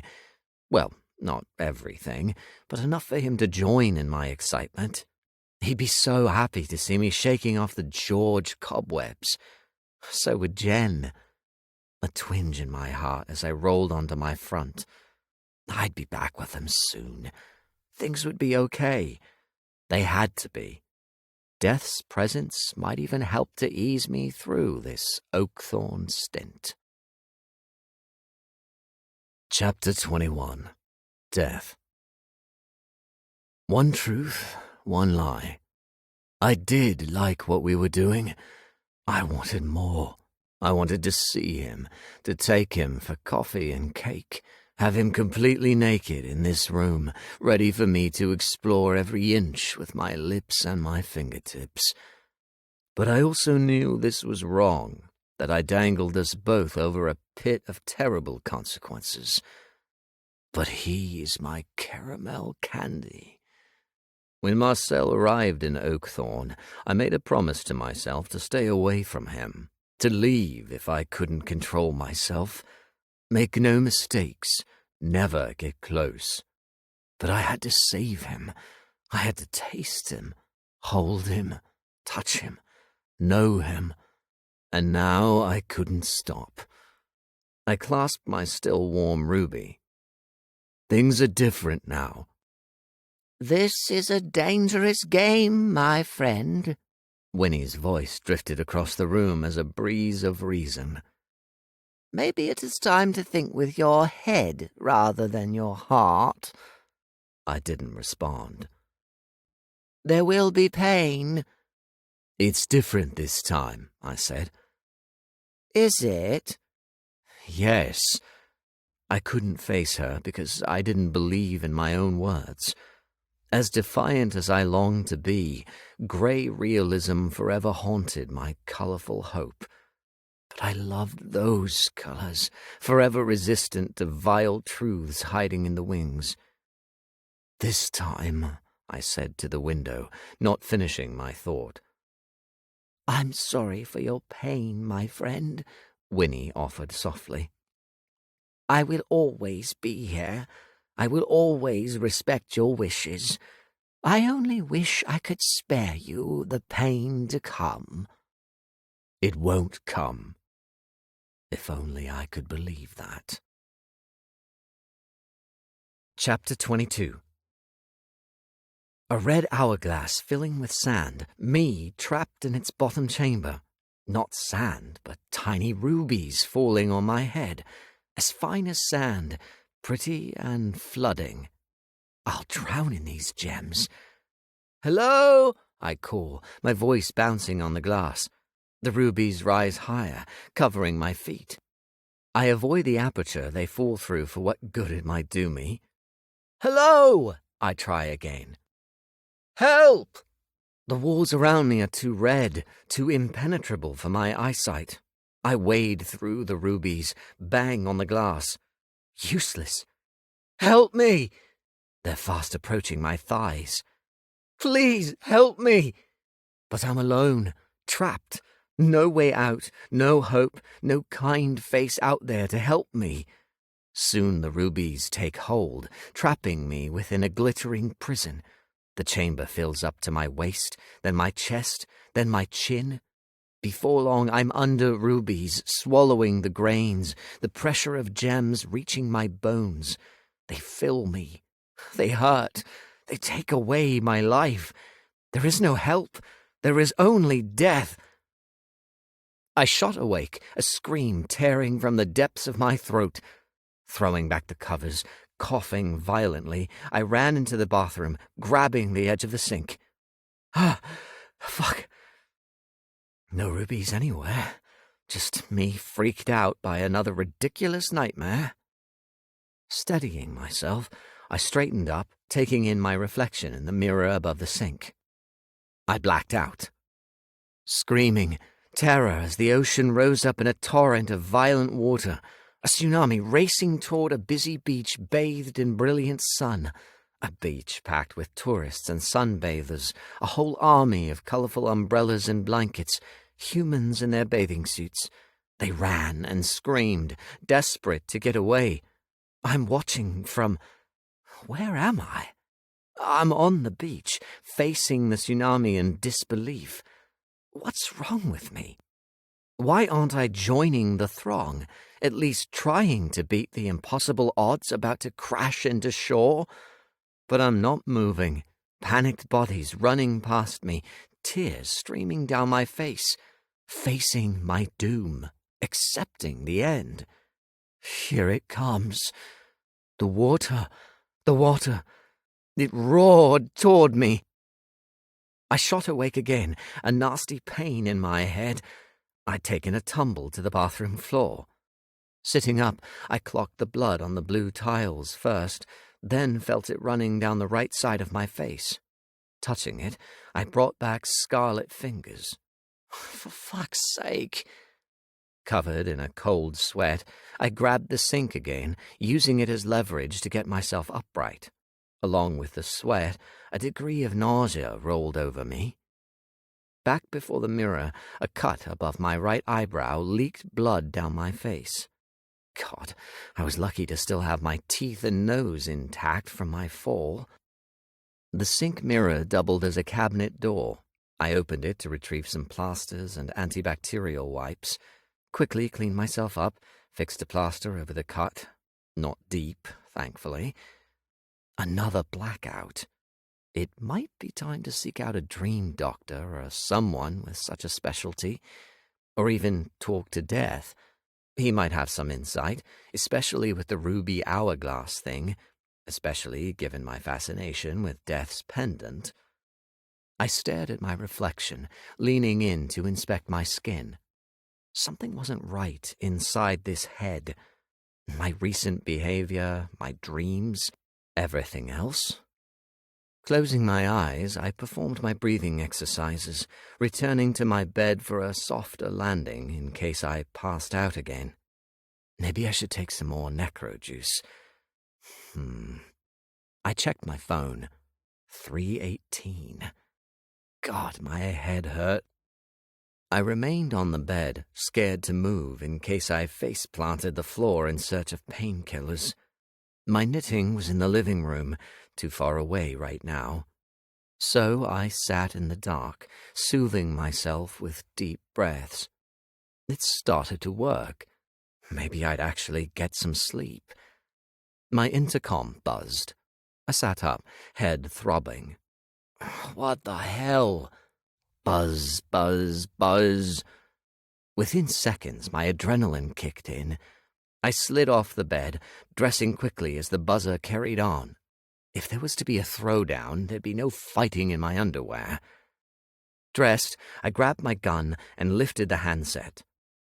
Hello? A crackle. Heavy breathing. Who the fuck is this? A groan. Zombie? I dashed to the balcony, leaning over the balustrade. A figure lurked, looking up. A figure I recognized. Leon? Before anything else could be said, two men came running down the one-way road. One of them a necro, the other a ghost. They stopped, the necro pointing up at me. There he is! He roared. A rogue necro with a ghost in his thrall. Oh, goody. Chapter 23. Run! I yelled down to Leon, hurrying inside.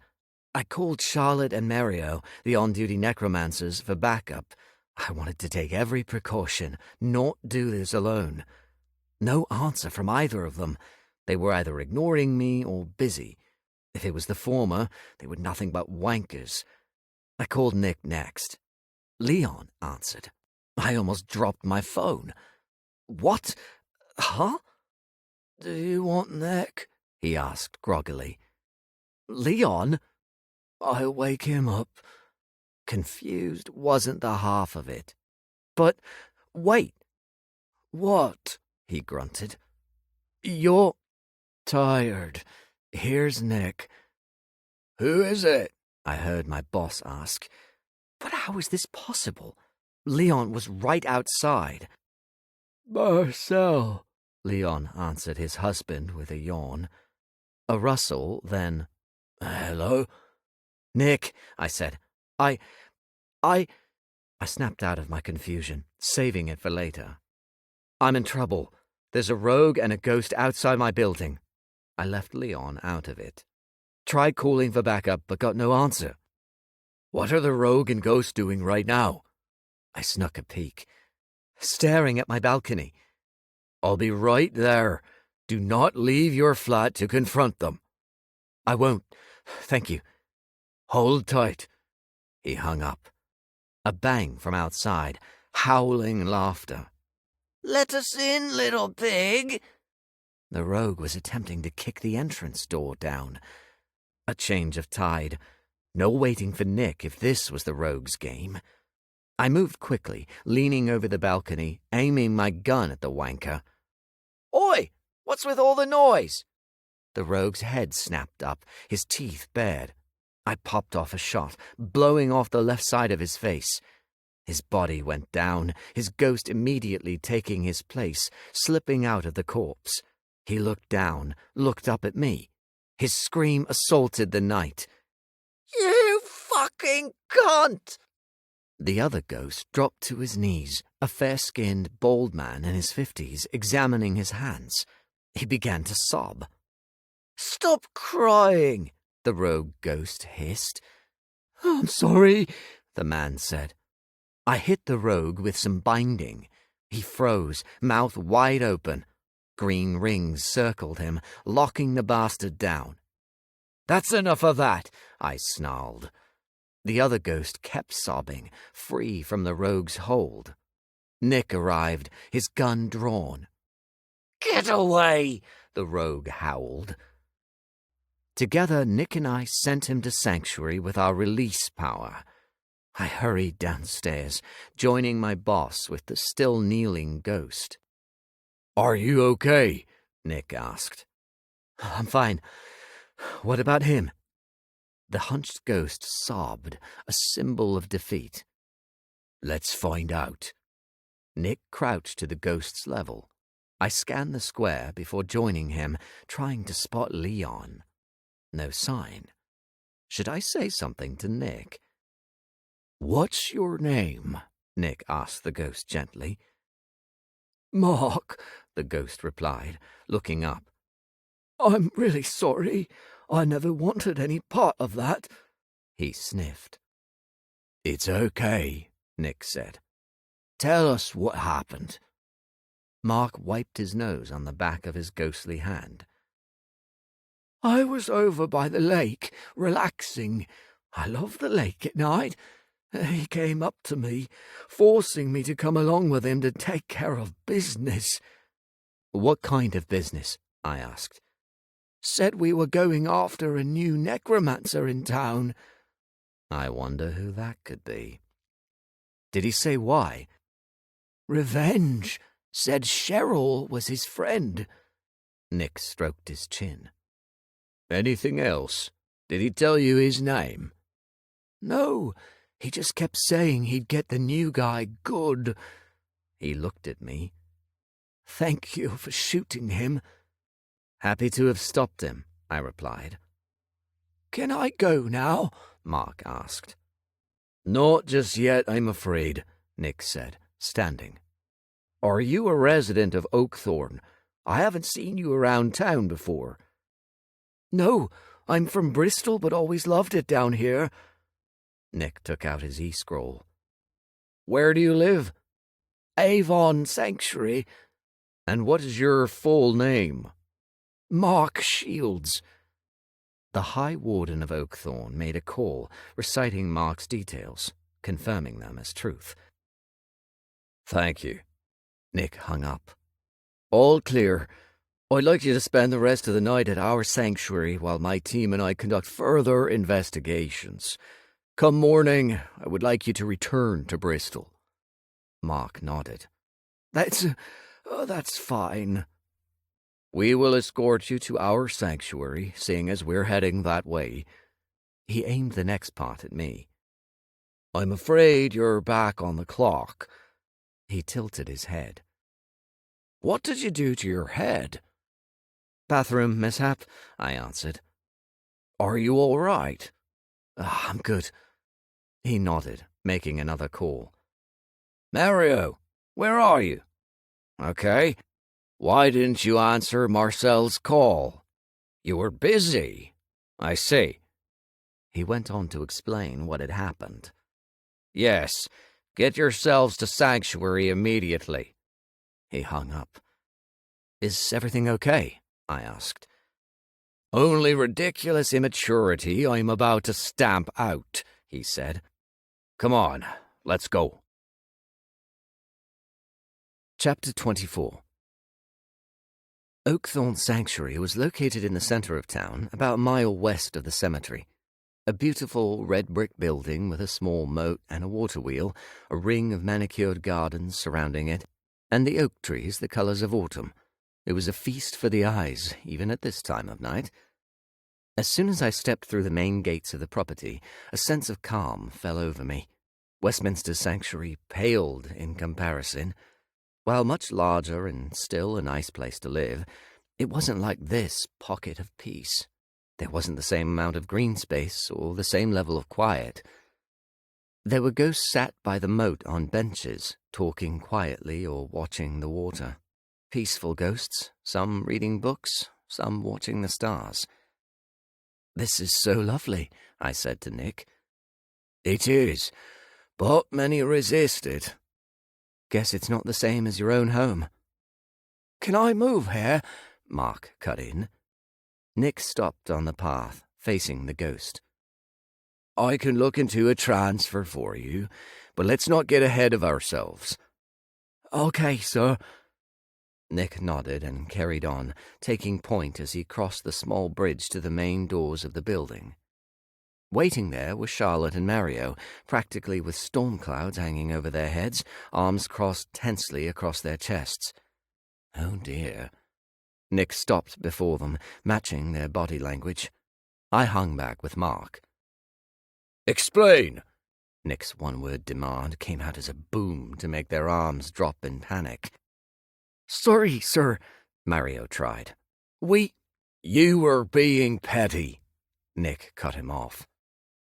"We," Charlotte attempted. Nick carried on.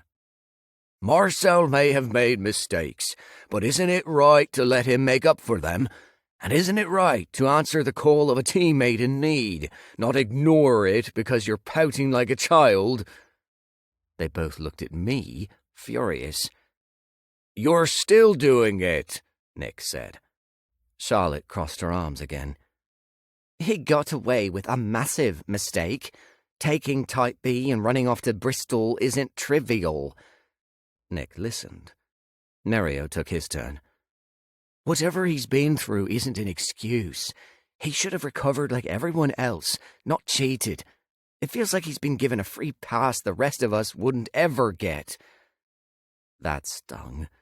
It was true, and the truth hurt, made worse because of the creamy death center they could never know about. "Fine," Nick responded. "Now explain to me why you refused his call. Because in my opinion, if a fellow necromancer is calling you at this time of night when they're not on duty, they must be in trouble. You've admitted you ignored his call, so I want a good reason from both of you. Now!" They couldn't give one. It was one thing to hate on me for the apparent silver spoon in my mouth, but nothing excused ignoring a call from a fellow necro in need. "Well," Nick pushed. "I'm waiting." A minute passed, a painfully awkward silence. "We're sorry, sir," Charlotte finally spoke, as if the sentence was poison. "Very sorry, sir," Mario added. "Good," Nick said. "Now say that to your colleague." Everyone here, including Mark, could see the hate in those two sets of eyes. But I took their apologies, and maybe now they'd have my back, no matter how reluctantly.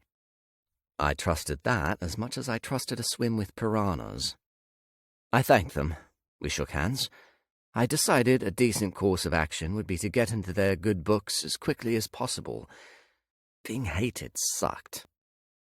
"I'll be implementing a strict ghost curfew," Nick said. "Starting now. Any ghosts you come across must go home. We will meet as a team at midday before I cement it into town law." He filled them in on what had happened to me. "We have a rogue problem on our hands, it seems," he finished. "We'll be vigilant," Charlotte said. "Be sure you are." "We will, sir," Mario said. "Until then, have a good rest of shift." Nick sent them on their way to continue patrolling. I watched them go, contemplating knitted gifts as olive branches. "Now then," my boss said, clapping his hands together. "Inside." I followed him into a warm hallway of soothing orange and white wallpaper, soft lighting, lots of flowers, and twee paintings of fruit bowls and kittens. Everything was very pleasant and safe. A necromancer met us at the reception desk, cutting off her half of the hallway from the rest of it. "Hello, sir," she greeted Nick. She added another hello for me. Necromancers not working as wardens mostly worked in a sanctuary, managing the ghosts. They were called guardians. This woman with radiant dark brown skin and her white scrubs, silver hair constructed into a beehive, was all smiles and happy demeanor, and her nails were painted a magnificent shade of glittering blue. "What brings you here?" she said in her heavy West Country accent. Dina said her name badge. Nick explained. Her smile dropped. "That's terrible." "It is," Nick said. "Because of this, there is a curfew in place.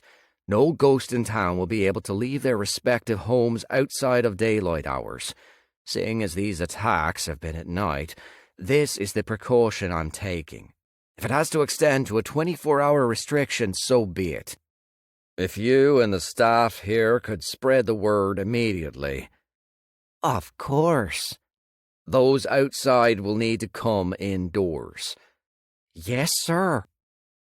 Dina made some calls on her phone, and within minutes an army of guardians sprang into action. I heard some protests from somewhere nearby, but they were quickly shut down. The alternative for a dissenting ghost would be a stint in the bowels of this pretty place, where we'd be going shortly. Dina returned. "Done, sir." "Thank you," Nick replied. "Can you please show my friend Mark here a bed? He's from Avon Sanctuary. I would also like to talk about a possible transfer, but not yet. First, I'd like to see the ghost I sent here." She nodded. "The rogue." "Has he been secured?" "Yes, he's locked under a bind due to the constant screaming. He's very angry, at possible risk of shifting into a poltergeist." "I'm not surprised," Nick said. "If you could assign me 2 passes, that would be great." She got to it, swiping 2 plastic cards through a card-reading machine with a red light. It switched to green with a beep. "Here you go." Nick took the passes from her, handing one to me. "Thank you, Dina. You've been a great help." "It's nice to meet you," she said to me. "Welcome to Oakthorn." "Thank you." She lifted the far part of the desk up for us to walk through, Mark staying with her. Nick and I headed toward a door at the back of the hallway. On the other side of it was a glass gate with a swipe panel. It reminded me of an underground barrier, but too big to jump over. Nick swiped his pass, and the gate opened, sliding to the side. He stepped through, the gate sliding back in place once he cleared it. I scanned my card, following him to a square platform with a green button in the middle of the floor. No doors, only the gate behind us. Just like the Westminster Sanctuary, only there were 30 of these gates on the ground floor alone there. The glass was infused with necrotic energy created from necromancer blood and bone marrow, turned into a paste and mixed with the glass. No ghost could cross it unless a guardian provided the proper clearance, and the energy spread further into the floors and ceilings, leading down to the lower levels. "Ready?" Nick asked. "So ready." I wanted answers. Nick pressed his boot on the green button. The platform made its descent, a series of wall lights coming to life as we went down. "This has been an eventful weekend for you," he said, stroking his chin. "Unexpected, to say the least." "You don't know the half of it." The platform came to a stop after a minute, another gate ready for our swipe cards. Nick talked to 2 guardians sitting at desks on either side of the gates. Here the air was different, as it was always in the depths of a sanctuary, crackling with the energy of imprisoned ghosts, a thick, foreboding presence seeping into every fiber of the area. It made the hairs on my arms stand up. Done with the guards, I followed Nick through the gates into brightly lit corridors built of black stone. We passed blacked-out windows and matching glass doors, each one with a red strip light above them, locked, sealing the prisoners inside. The silence was intense. Every footstep made a heightened sound. The ghost cells were constructed to swallow sound, to keep spirits away from others. They were generously sized cells, often bigger than some studio apartments. Books, TV, gaming, anything the ghost wanted was provided to alleviate as much drama as possible. Some thought that to be a soft touch, especially if the ghost was a nasty piece of work, but I also understood the reasoning behind it. Peace. A counteracting strategy against the making of poltergeists. Anyway, if death actually did his job, then there wouldn't be a need for these places. Just saying. "It's just around the corner," Nick said. Okay. 2 guardians stood outside a cell, one with green magic swirling around her fingers. Nick spoke with the women quickly before they left, not saying a word to me. My boss cast his own bind. "Get the door, will you, Marcel?" Our passes were of the highest clearance, able to open cell doors. I tapped the pad on the side of the door, and the red strip light went green, the door sliding open with a soft click. Inside the beige wallpapered cell with its sofa and TV, the rogue guy stood there with his arms locked to his sides, trapped within green rings. I lingered in the doorway, awaiting my orders. "Speak," Nick said. For a moment I thought he aimed that at me until the rogue ghost started to talk. "Fucking prick," the ashen-faced rogue spat. I moved deeper into the room, Nick coming in to stand beside me. "Please don't be rude," Nick told the rogue. "I'll do what I fucking want," he countered. "I'll rip your—" "Silence," Nick commanded. The rogue shut up. "This is how this is going to go," Nick said. "We're here to ask you questions, and you're going to answer. If not, then I'll make sure you're bound up like this round the clock. You don't want that, do you? Speak." The rogue snarled a response. "Well," Nick pressed. "Fuck you." "What's your name?" "Fuck you." "That's your name?" Another snarl. "Don't be stupid." "Then be reasonable," Nick replied calmly. "Why should I be reasonable with the enemy? I hate you. I really hate him." His eyes fell on me. "He messed with Cheryl. He killed me. So I'll mess with him. We'll all mess with him. Top of the list, Blue Eyes." "We're not your enemy," Nick said. "Always the enemy, especially the sharpshooters you've got working for you. Think you're so much better than us. But we're rising up. We're taking over. We've had enough of the bullshit rules, so we're burning down the kingdom." Strong words. "Is that so?" Nick replied. "I assume you're part of some group." "The Freedom Warriors." I kept my mouth shut, letting the High Warden do his job. Seeing as this guy hated me for my involvement in Cheryl's incarceration here and killing him, using my voice in his presence might make things worse. "Tell me more," Nick said. "What should I call you?" "Jesse." "Tell me more, Jesse." The control thread of our power wasn't the kind of control some necros wanted it to be. It granted control over a ghost's will to a certain extent. Nick could make Jesse go sit on the bed if he wanted, make him speak or shut up, but not reveal every secret held inside his twisted heart. The universe doesn't make anything too easy.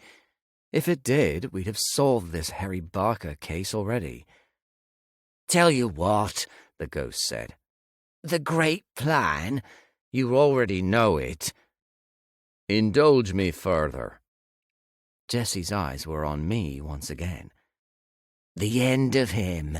The end of you stuck-up pricks. I've already said this. The old ways are dying. A new order is coming where real freedom lives." Freedom to cause utter chaos. I see, Nick said, scanning the room. A shame. Freedom isn't a shame. The High Warden didn't respond. What about you? Jessie directed at me. Cat got your tongue? I shook my head. Then say something, he hissed. It would only be a repeat of what the High Warden has already said. He cocked a bushy brow. That's so. What about the missing ghost? Nick cut in. Harry Barker. Do you know anything about that? Ghosts don't go missing. That would be a no, then. Precisely why we're baffled, Nick said. Jessie grunted. Don't look at me. I couldn't give a fuck.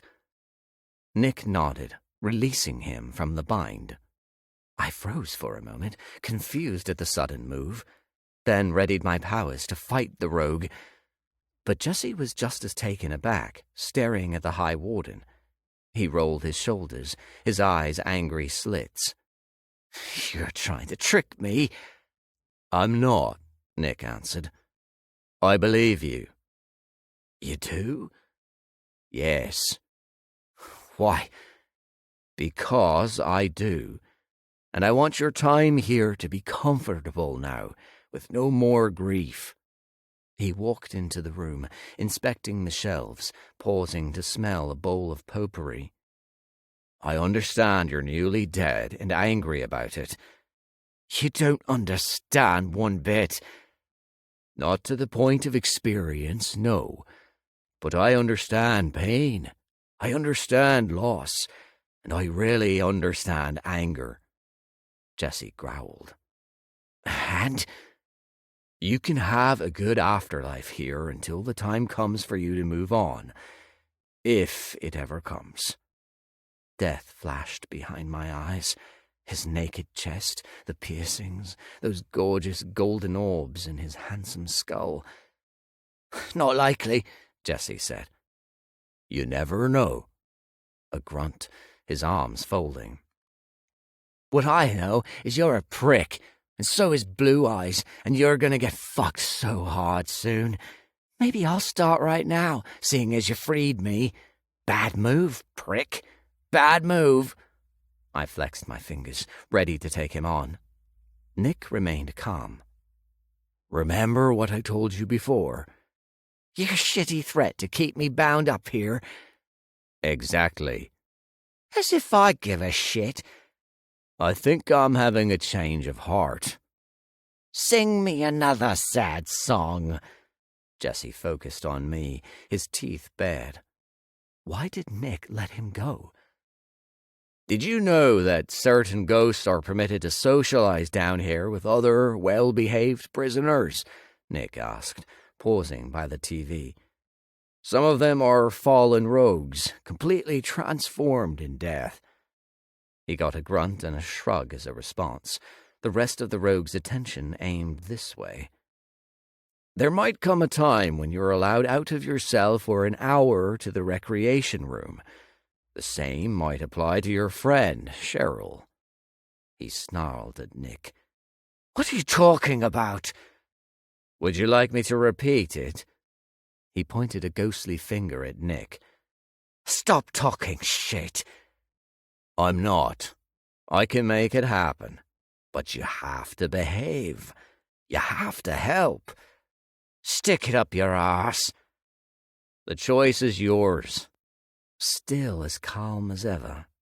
I liked the way he worked. I want to know if your fellow rogues have a base of operations, if there are more detailed plans in place. You might tell me, you might not. Have you always been such a cock? But one thing I won't tolerate is violence. He approached Jessie slowly. You can hurl as much verbal abuse and threats at me as you like, but if you ever so much as twitch to attack my colleague here or anyone else inside this building, I will have you moved to a facility. Jessie's slightly translucent form seemed to dim, pale in horror. You can't do that. My, how the gubby flinched in the face of a different kind of threat. Even my blood ran cold. "If I'm forced to act, I will," Nick said, folding his arms behind his back. "Facilities aren't nice places, as you know from your training as a necromancer." "Fuck. No silence, no luxuries. There is no time for it, no space. The Guardians there are dealing with fury on a terrifying level, and so will you. Locked away in the dark, never knowing a moment's peace." Jesse growled. "I'll become a poltergeist." "No, you won't. As I said, you'll be bound every second of the day. I just forgot to add this new icing on the cake." A darkness came over Nick, a deadly ice in his tone that wasn't there before. His face didn't change, but there were shadows in his eyes, a side of him just below the surface, not to be fucked with. Yep, I really liked this guy's style. I remained cool and professional, waiting by the sidelines. "I'll kill you," Jesse countered.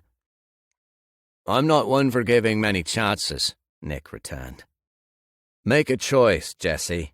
Give us any information you have. Be a good ghost and get to enjoy the comforts of Sanctuary. Or you can test my patience. The decision is yours. For now, I'll offer you this olive branch. No binds on you as you think this over." I expected some nasty comeback from the rogue. It didn't come. Instead, his shoulders slumped. "Fuck. This never has to be difficult," Nick said. Jesse kept quiet. "Until next time." Nick smiled at him and gestured for me to leave. Jesse didn't give us anything further as we exited the room, simply stood there as the door slid closed and the green light blinked to red again. Nick puffed up his cheeks and released a long breath. "What an angry man." "Being a rogue and being shot in the head would do that," I said. "Did you really mean that about sending him to a facility?" "Yes, but not permanently. Enough of a stint to scare the crap out of him." He smiled warmly. "Are you okay?" "I'm fine." Annoying, he had nothing valuable to share. "He still might, though I don't think it will be about Harry. However, any information of rogues rising up against us would be very, very welcome." I nodded. "What's the plan now, sir?" "Let him simmer in there for a while. We must stay alert. I want us to go out now for a patrol, if you're not too tired." I'm wiped. "Of course, sir." "I'll drive." The rogue woman threw a brick at me. I ducked, unable to pop off my shot. There were two of them, her and some guy lurking around Oakthorn Park. They'd spotted our car just as I'd spotted them darting behind an oak tree on the edge of the park's eastern side. Bastards. "You'll never stop us!" the woman cried, like some cartoon villain, coming at me like a runaway train. I swallowed a laugh as she launched herself into a flying kick. A pretty impressive move, actually. Spinning out of her trajectory, she landed behind me. I cracked her in the back with a kick of my own, sending her sprawling onto her front. She howled and rolled, springing athletically to her feet, drew a huge knife. I shot her in the head. 2 kills in one night. They were never easy. A necessity, yes. Kill or be killed. But still, taking a life. Death. They were like this because of him. I'd been trained to not let it get to me. It poked me, never letting me forget. But I got on with my life and my job no matter what. Being dead took me out of the game. I didn't want that, and I'd rather a murderous rogue be dead instead of me. The rogue's ghost looked down at her corpse, then at me. She wailed. I bound her, shutting her up with my control. Nick's gun fired twice. A scream from the guy rogue followed, then his silence. I glanced over my shoulder to catch Nick's eye. "We'll start with your one," he said. Together we said the words to send her off to the bowels of sanctuary, her friend following her moments later. Phew. Nick came over. "All good?" "Yep. You?" "Irritated, but okay. I'm afraid it's back to sanctuary we go." "Sorry, Bed. No action for you just yet." Chapter 25. The interrogations of the latest rogues went the same as the ones with Jessie. No new information, no mention of Harry, and certainly no mention of a lich. On the car ride back to my flat, I toyed with the whole lich thing, hated myself for keeping it from my boss, wondered if I should drop a hint, weave it into conversation, even considered bringing up Leon being creepy on my intercom to get the truth ball rolling. The anonymous email Death said he'd send arrived as Nick parked up outside my building. Talk about spooky timing. "What's this?" he asked, eyes scanning across the e-scroll. My toes curled in my boots. "Sir?" "Marigold. Pond." "What does that mean?" I asked dumbly. Nick frowned at the device. There was that darkness again. "I'm not sure." Was he angry? "Sir? What's wrong?" He turned the e-scroll over, then looked at me. "Later, at the meeting. Maybe. Go and get some sleep. You've had a long night." Had this email been a mistake? Why did Nick look so pissed off? "Wouldn't you?" "Okay," I said. "As long as you're all right, sir." "I'm fine, Marcel. Thank you for your concern." My cue to get out of the car. He pulled away as soon as I closed the door. Shit. Now what? I really should have gotten Death's number. What a massive cock-up that was. As the sun came up, I worked on my blanket, playing a mixed Nick Cave and the Bad Seeds playlist, not really getting much knitting done. I found myself staring into space more than anything, wrapped in exhaustion, miles away from sleep. So I opened my laptop to read up on some local history. Oakthorne Manor, abandoned since 1979, over 40 years ago, after a notorious dinner party murder, like something straight from an Agatha Christie novel. The lord of the manor, William Clarence, was having an affair with one of the maids, even got her pregnant. His wife, Lady Victoria Clarence, found out, plotted to poison her husband and the maid. But in a twist, it turned out Lord Clarence had gotten his wife's sister pregnant while he was also sleeping with his footman. Thus, the poison targets spread. The poison plot was left to Lady Clarence's secret butler lover, talk about hypocrisy, who, in another twist, was also married. His pregnant wife came to the manor with a gun, shot her husband first upon entering the house through the kitchens, attacked the dinner party next, killing everyone but the lord and lady, the latter killing her with a blow to the head with a glass punch bowl.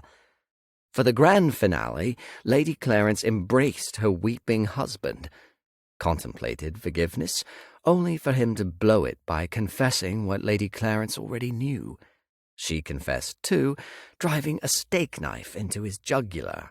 She then turned that knife on herself, slashing her throat. Probably a tad gorier than an Agatha Christie story, yet twisty all the same. Seeing as those were the days when Death was still on the job, necromancers called the dead back from the spirit plane in their reanimated bodies to get the story. Ever since, the manor sat up there as a white elephant for the town. No one knew what to do with it. Spruce it up and open it as a tourist attraction? Some murder house thing? Pull it down? 40 years of arguing, 40 years of decay. Squatters didn't even want to spend the night. There was just a terrible taint to it that no one wanted to be around. Why did death like staying there? I guess its emptiness was appealing to an immortal on sabbatical. I closed my laptop, releasing an almighty yawn, popped it on the coffee table, and spread out on the sofa. Was it a sabbatical? Would he go back to work eventually? Was he like us mortals, burned out and in need of a mental health break? Totally valid, only I wasn't so sure. My attraction to him, this amazing pull, didn't lessen my curiosity. It increased it. I wanted a sit-down session to pick his brains, to understand him beyond the physical desires, the spiritual ones plucking at my soul strings. My lips still tingled from his kiss, my body calling out for more of his touch. If I'd stayed with him last night, I'm sure we would have fucked our brains out. I sighed, checking the time. It wouldn't be long until Louise showed up. God, I needed sleep. Ruby. Sleep. Ruby. Blood. Covered in the blood of the dead. The screaming, the smoke in the city. Earthquake. So much death. Tried to save the woman, pull her from the crack, but she'd been crushed, her insides beyond repair. She spat blood in her dying breath all over me. Death. Death. Death. Buzz. My intercom woke me up. I blinked the haze of sleep away as the sound insisted on me getting my arse into gear. Bright sunlight spilled through the balcony window, drenching my sofa in warmth. Damn it. Buzz. I groaned, the back of my hair damp, my body gripped in a groggy, hungover-like state. I sat up, running my hand over my face. That dream. Buzz. That damn sound. I'm coming, I muttered. Shuffling across the floor, I came to realize the time. 9 o'clock. When did I fall asleep? About 6. Great. Never call me Sleeping Beauty. Hello, I said into the receiver. It's me, the expected voice of Louise answered. Come up. I buzzed her in, opened the door, and waited. Coffee. I really needed coffee. Louise arrived with a contrite smile on her face, a tad hesitant, with a silver box in her hands. It was tied with a pink ribbon. Morning, I greeted her. Your head, she squeaked. I banged it. I'm fine. And she was off.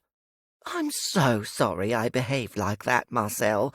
I really want to be your friend, and friends don't treat their friends like that. So silly. Really, really silly. I was just shocked to see you sitting there all better. I was so worried about you, and there you were, right as rain. Louise? I cut her off. She nodded. I know. Sorry. You have nothing to apologize for. I'm the one who should be sorry. Must have been a shock to see me sitting at the cafe like that. I'm an idiot. I've lost my head a bit since arriving here. But you're okay. I will be, after coffee and toast. Come in. She entered, holding up the box. What's that? A peace offering. You didn't need to do that. Open it. I took the heavy box from her. Follow me. I carried it into the kitchen, desperately craving caffeine now. I hope you like it, she said. Popping it on the side, I filled the kettle. While the water boiled, I pulled the ribbon. It came away smoothly. This is really sweet of you, I said. And I didn't get you anything. There'd been no time, but it also hadn't crossed my mind, which made me an arsehole. Within the silver box was an array of jams and chutneys, along with some wax-sealed cheeses and 2 boxes of crackers. These look really posh, I said. Thanks so much. They're the best. You really didn't have to do this. I wanted to. I looked at her, giving her so much warmth. You're a really kind person, and you've got something awesome coming your way. I just had to figure that out. Knit her something? Buy her something eye-popping? I didn't know her well enough yet to know her likes. Not yet. What I did know was that I wanted to be her friend. Thanks so much, I offered again. I'm looking forward to trying all of them. The strawberry jam is particularly good. I wanted to get you a whole box of it, but wasn't sure you liked strawberry jam because people have all sorts of tastes. She went on like that for the next minute or so as I made my coffee, taking the blissful first sip of that steaming liquid. Ah, much better. That damn dream, that damn ruby. Something was up inside my brain, and I knew just the scrumptious slice of man cake to help me solve the problem. Man cake? Come, I said as Louise took a spectral breath. Let's sit on the balcony. Lovely day, isn't it? It is. We took a pew together in the sunshine, watching the Monday morning go by. The square was busy, full of shoppers. It was good to see the library so active, people streaming in and out. I would pay it a visit at some point, grab some urban fantasy stories. I love those. We talked about the weather, about how pretty the trees were looking. Oakthorne Park is looking amazing this morning, she intoned. Last night's escapades there didn't allow time to stop and appreciate the scenery, but maybe after a morning nap I'd swing by. Well, after the meeting with Nick and my colleagues.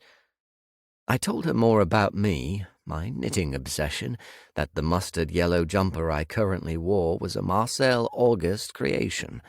Shared with her the music I loved, how I liked my coffee black. I left out George for now, saving the wanker for a rainy day.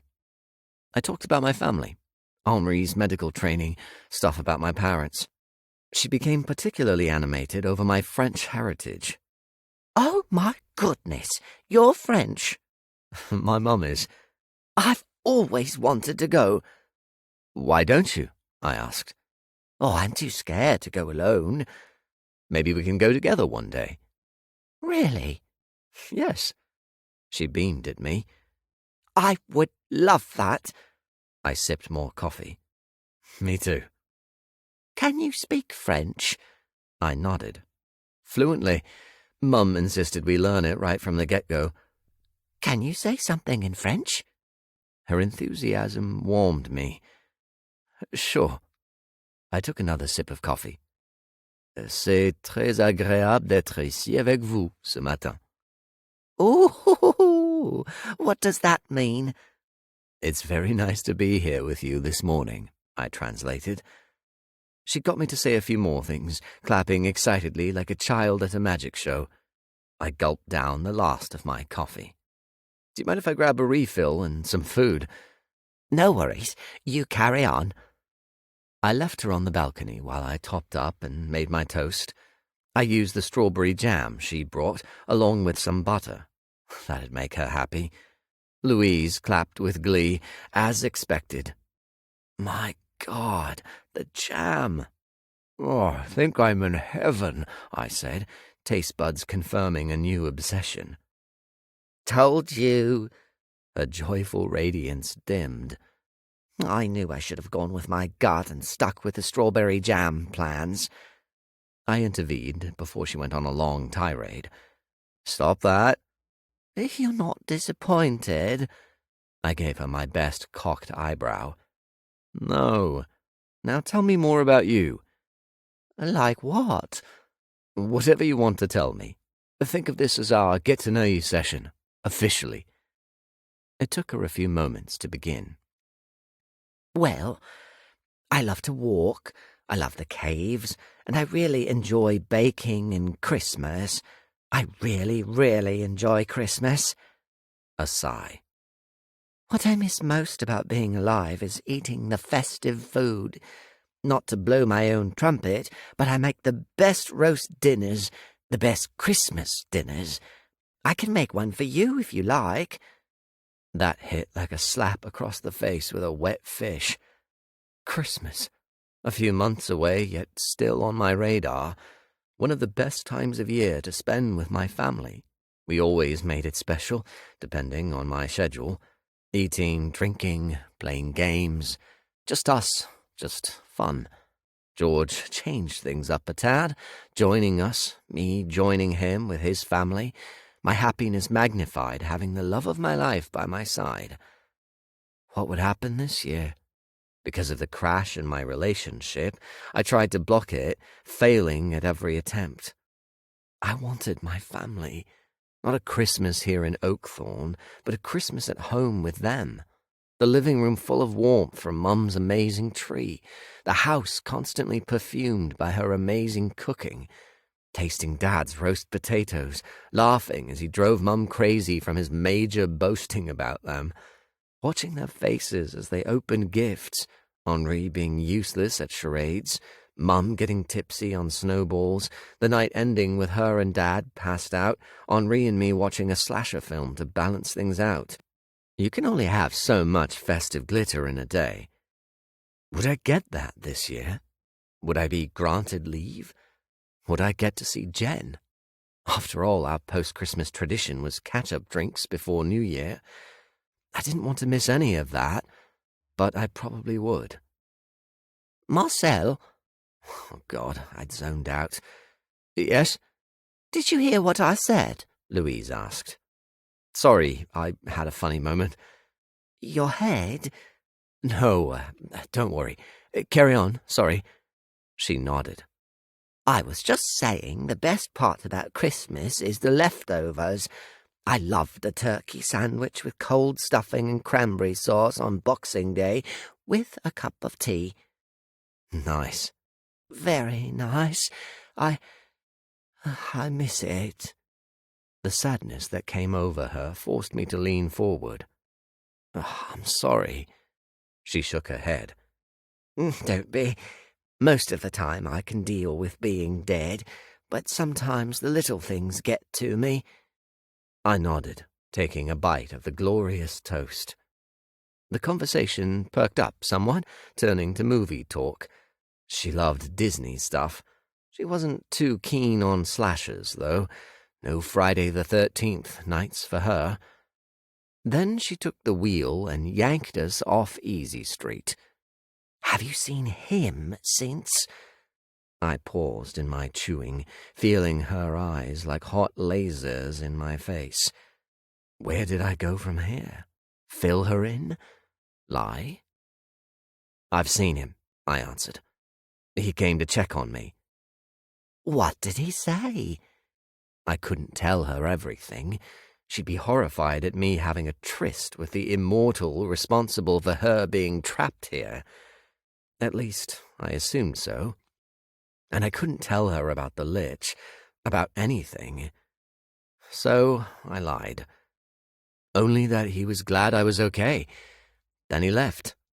Which led to another lie about where I got the Type B from. Same story I'd told Nick. God, I felt so dirty. "Oh," she replied. "Goodness." I've been a bit of a sneaky shit. And then some. "As long as you're okay." She seemed a tad rattled. "Like he said." Are you okay? She nodded, looking out across the square. "I was hoping death might, I don't know." Have some answers? "Yes. It's amazing he showed up like he did. I thought there was a reason behind it, that he was about to correct course." She sighed. "But he didn't say that." He didn't. As much as I wanted more of him, this was a mess. Getting to the bottom of Death's return was paramount. Really, he owed me an explanation, something more than being intrigued by me and all that stuff. But what if I pushed him too hard? Would he leave town? Oh, I couldn't bear it. You've only known him a few days. It didn't matter, though. Every hour the strange affinity toward him grew in power. If he left town, I'd break.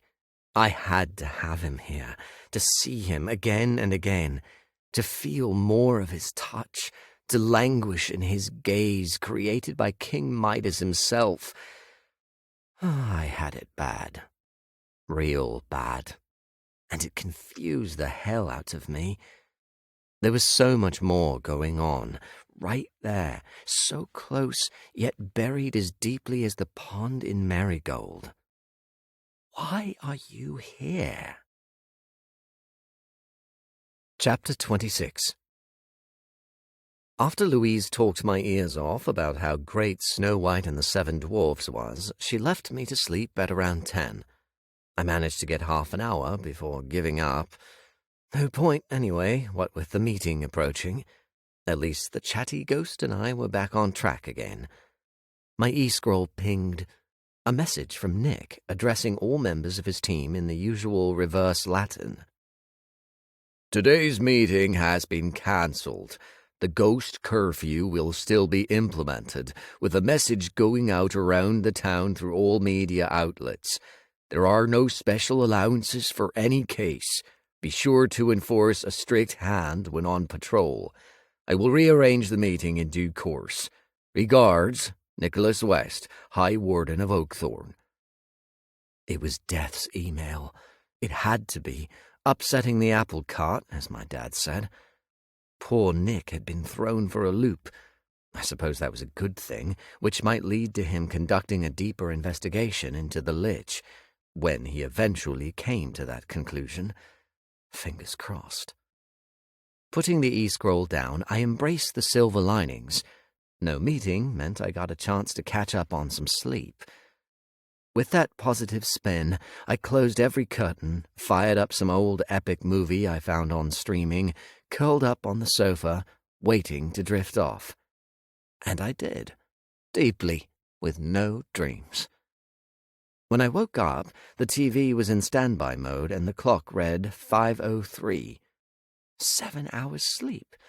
Impressive, seeing as I thought I'd be skipping that necessity today.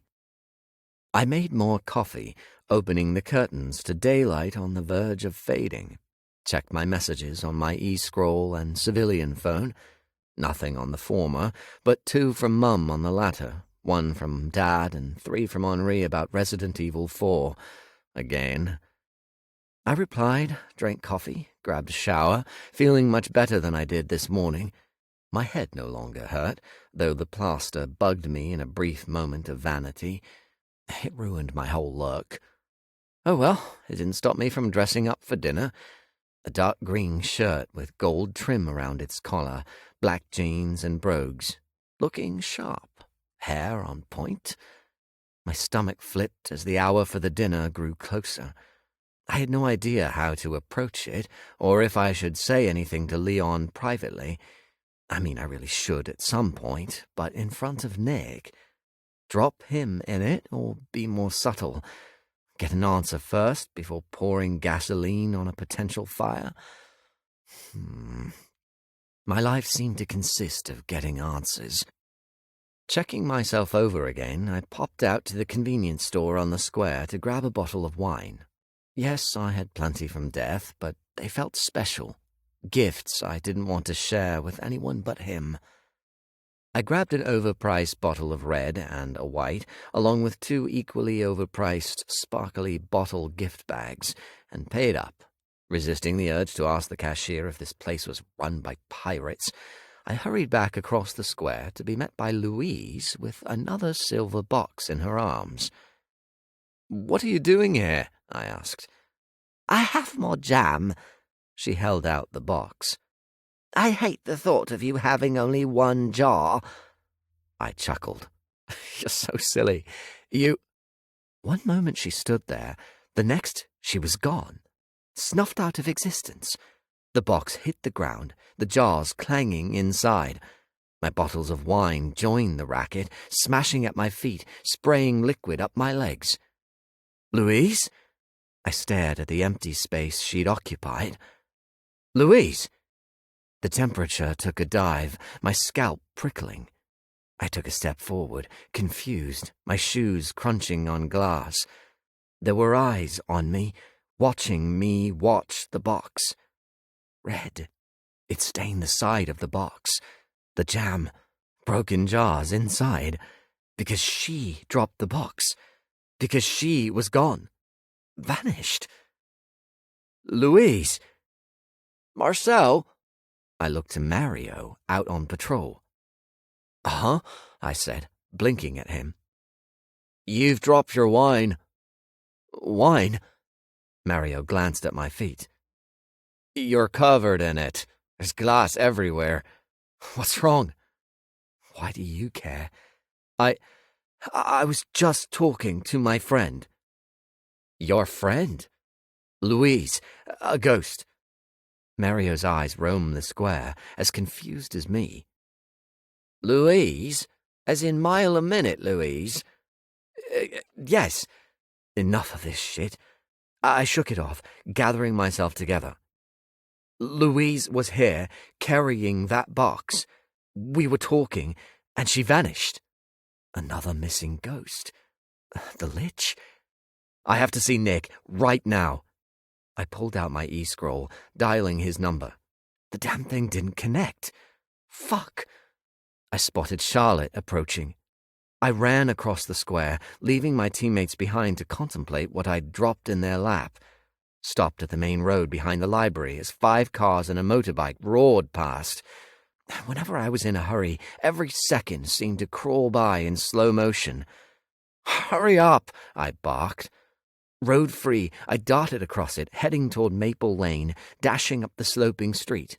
Pretty houses lined it, like something out of a dream. Red brick, perfect gardens, quaint street lanterns, oak trees, a street many would kill to live on. I reached Nick's front door, crushing my finger into the doorbell. No answer. I banged on it. "Nick!" Footsteps. The door opened. Leon standing there in an apron, the warmth of the house welcoming me. Not him, though. He eyed me with indifference, dressed up in a black shirt and jeans beneath that apron, his auburn hair immaculate. "You're early," he said, with as much excitement as I could muster for tennis. "Sorry." Deep breath. "Is Nick home?" "Obviously." He stepped aside. "Come in. He's in the living room." My feet met a gleaming wooden floor, the terracotta walls reflecting off its surface. It smelled like chicken pie in here, the place giving me a hearty hug. I hurried through a door on my left, the one straight ahead leading to the kitchen. Nick sat on a 3-seater brown leather sofa, watching me as I came in. "Oh, God!" I wheezed. He stood up. "What's wrong?" "Louise." Okay, so I found myself at a crossroads. I tried calling you." "Did you?" He fished his e-scroll from his pocket. "Oh, it's off. I'm so sorry, Marcel. Why would it be off?" His forehead creased. "I only gave it an extra charge a couple of hours ago. I would never turn it off. I'm so sorry." I watched the screen light up as he powered it on. Should I mention the Lich or not? "Be careful," I erred on the side of caution, telling him what had happened to Louise. Leon entered the room. "Would you like a drink?" he asked me nonchalantly. Nick glared at him. Leon left the room, saying nothing else. I waited for my boss to give me something. "Have a seat," he said. I can't. I have to find Louise." "You won't find her. Not right now, at least." My chest constricted. "But... no." "Have a seat. I'll get you a drink, and we'll talk." The last thing I wanted was to sit in this immaculate living room of latte walls and wooden floors to talk some more. Talking solved nothing. Neither did running blindly toward, well, nothing. He might have something to tell me. I took in the room quickly. The minimal decor, the closed curtains, the dim lighting creating a soothing ambiance, the framed photos of Nick and Leon embracing, resting on a bookshelf. A loving couple far removed from the one in this space and time. The High Warden returned with 2 tumblers of amber liquid.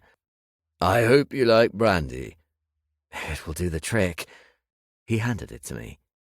"Sorry for throwing daggers at Leon like that. We've not been having a good day."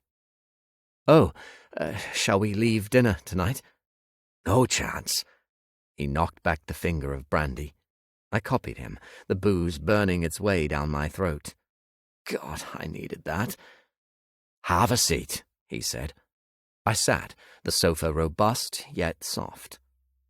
"Remember that email?" he asked. "Well, there was something to it.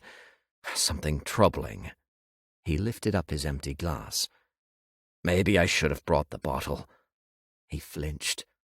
"This will make me popular." Clearing his throat, he called, "Babe, could you bring me the bottle, please?" Leon entered, fulfilling the request. He held out the bottle, eyes never leaving his husband. "Thanks, babe," Nick said.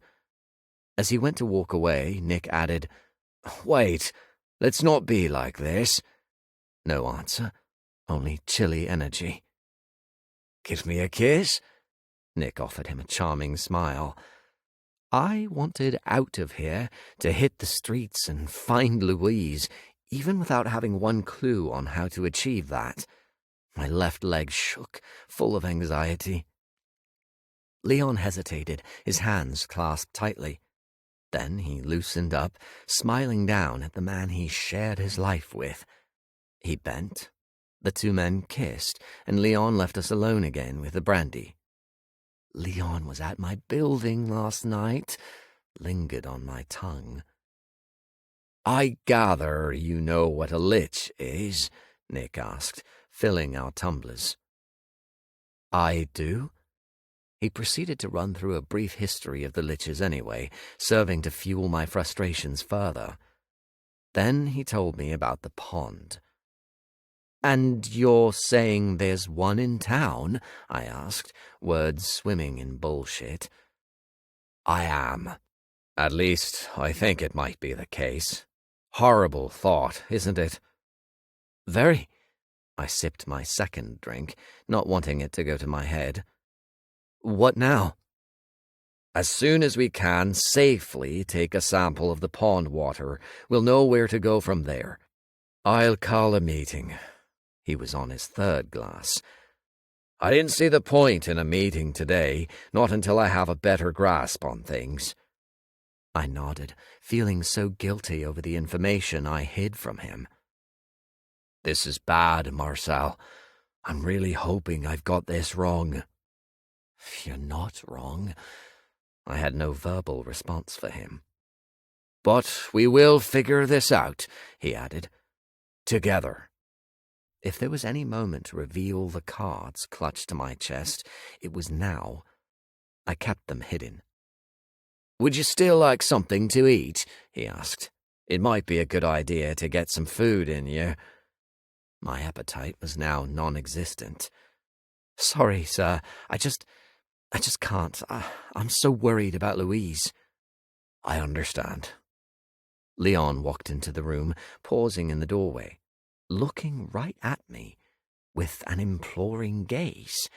I wasn't sure. I tried to read his face, searching for a hint, a twitch, anything beyond his steely aloofness. Nothing. "I'm afraid we have to cancel, babe," Nick said. "Something's come up." Rather than scowl or protest, Leon simply nodded and walked away. "Right. I'm really sorry," I offered my boss. "It's fine. He'll be fine. Come on, let's hit the streets." After hours of patrolling, Nick drove me back to my flat.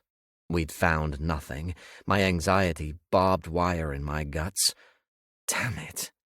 At least the square appeared to be ghost-free, the curfew taking effect.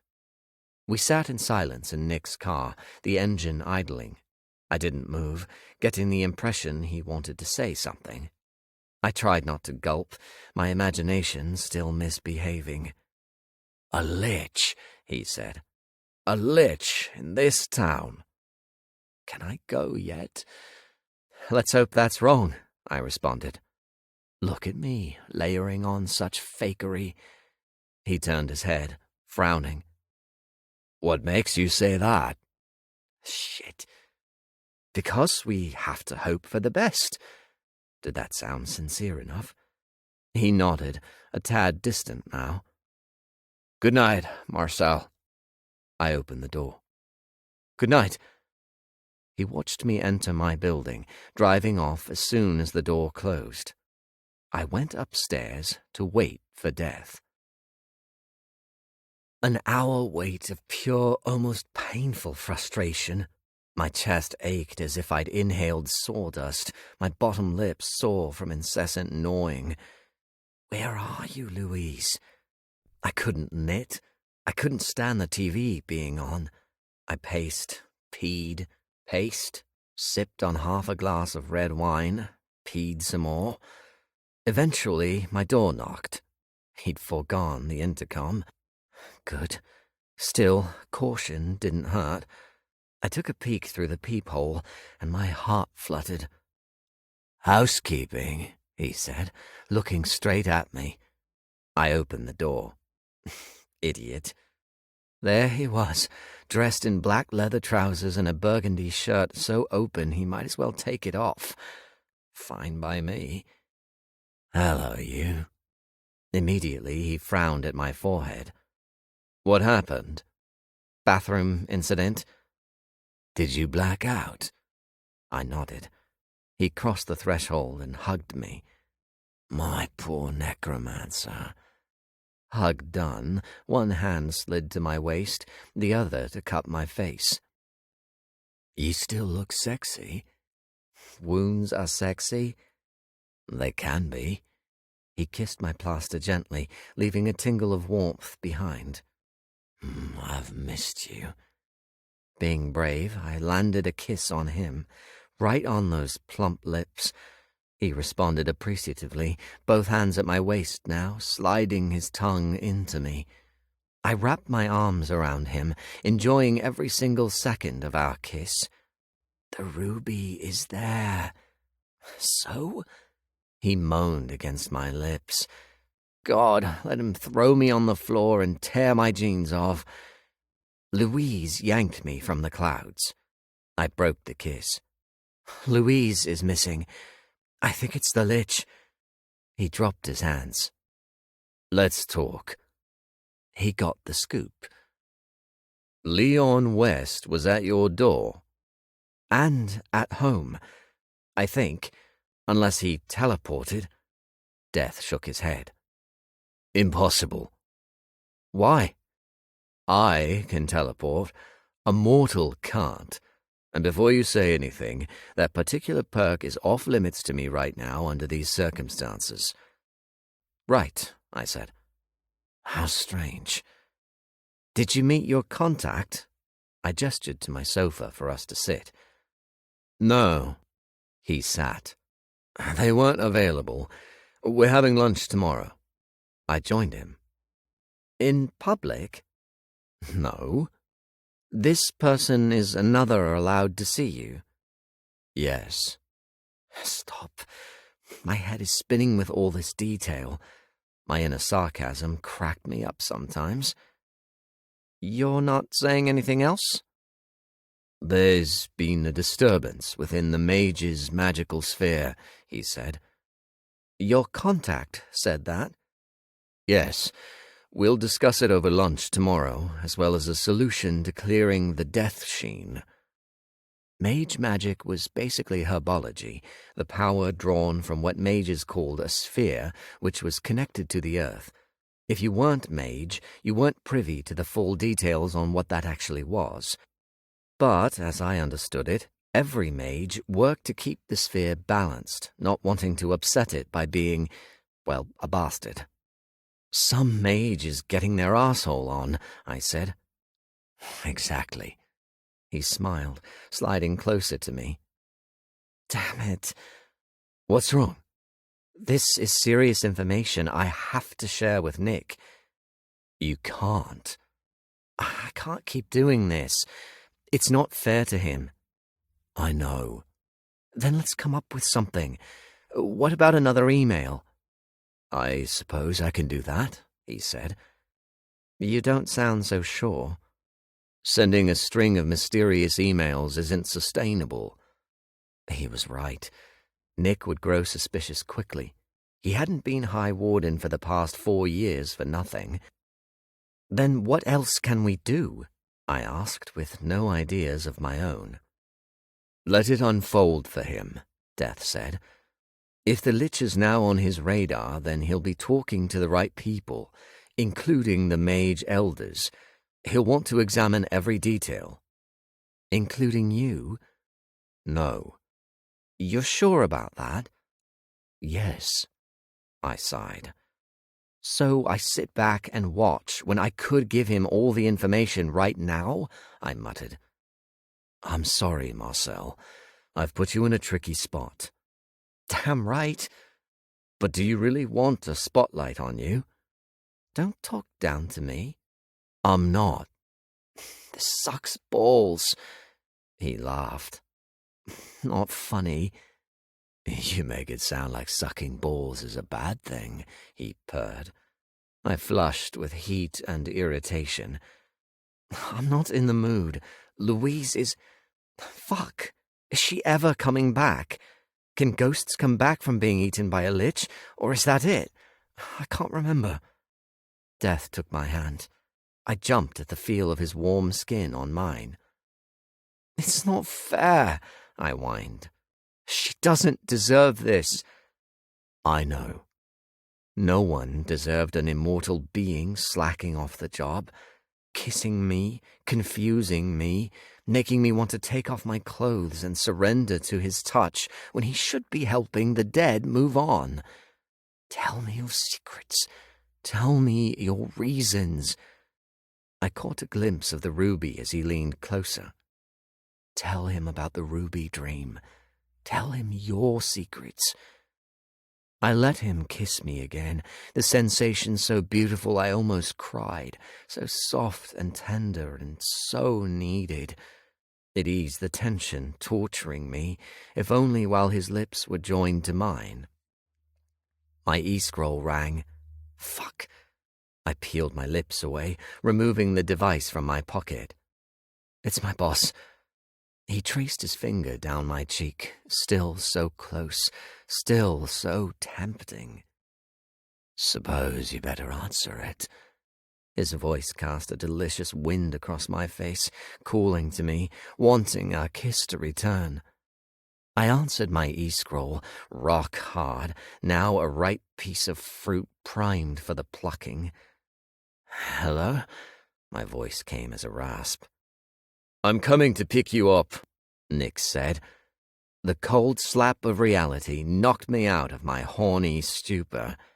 They'd been 2 more murders. Chapter 27. I walked out of the building with Death. Nick greeted me, not seeing the man beside me. Sorry, Marcel, but I want you on this. Being an inappropriate dick, Death ran the back of his hand across my backside. I shivered at the contact, every nerve ending drawn to attention. I'll see you later, he purred into my left ear before striding off down the one-way road. I couldn't help but stare after him. God, that arse. One day I'd bury my face in it. Marcel? I startled at Nick's voice. Sorry, I'm coming. Maybe later, Death called over his shoulder. I held back a laugh as I jumped in with Nick. This was so wrong. Holding on to valuable information, wanting to boink Death when my new friend had possibly been eaten by a lich. Time to be appropriate, to get my head in the game. I asked my boss about ghosts surviving lich feedings. I'm not sure, Nick answered. I can't remember reading any cases on it. But you're talking about records from centuries ago.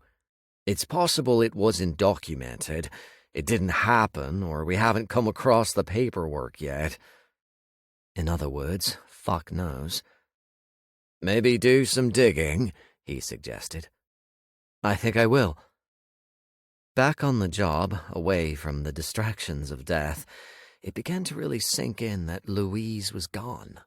The first person I'd met in Oakthorne, the ghost who'd made me soup, who talked too much and was such a sweetheart.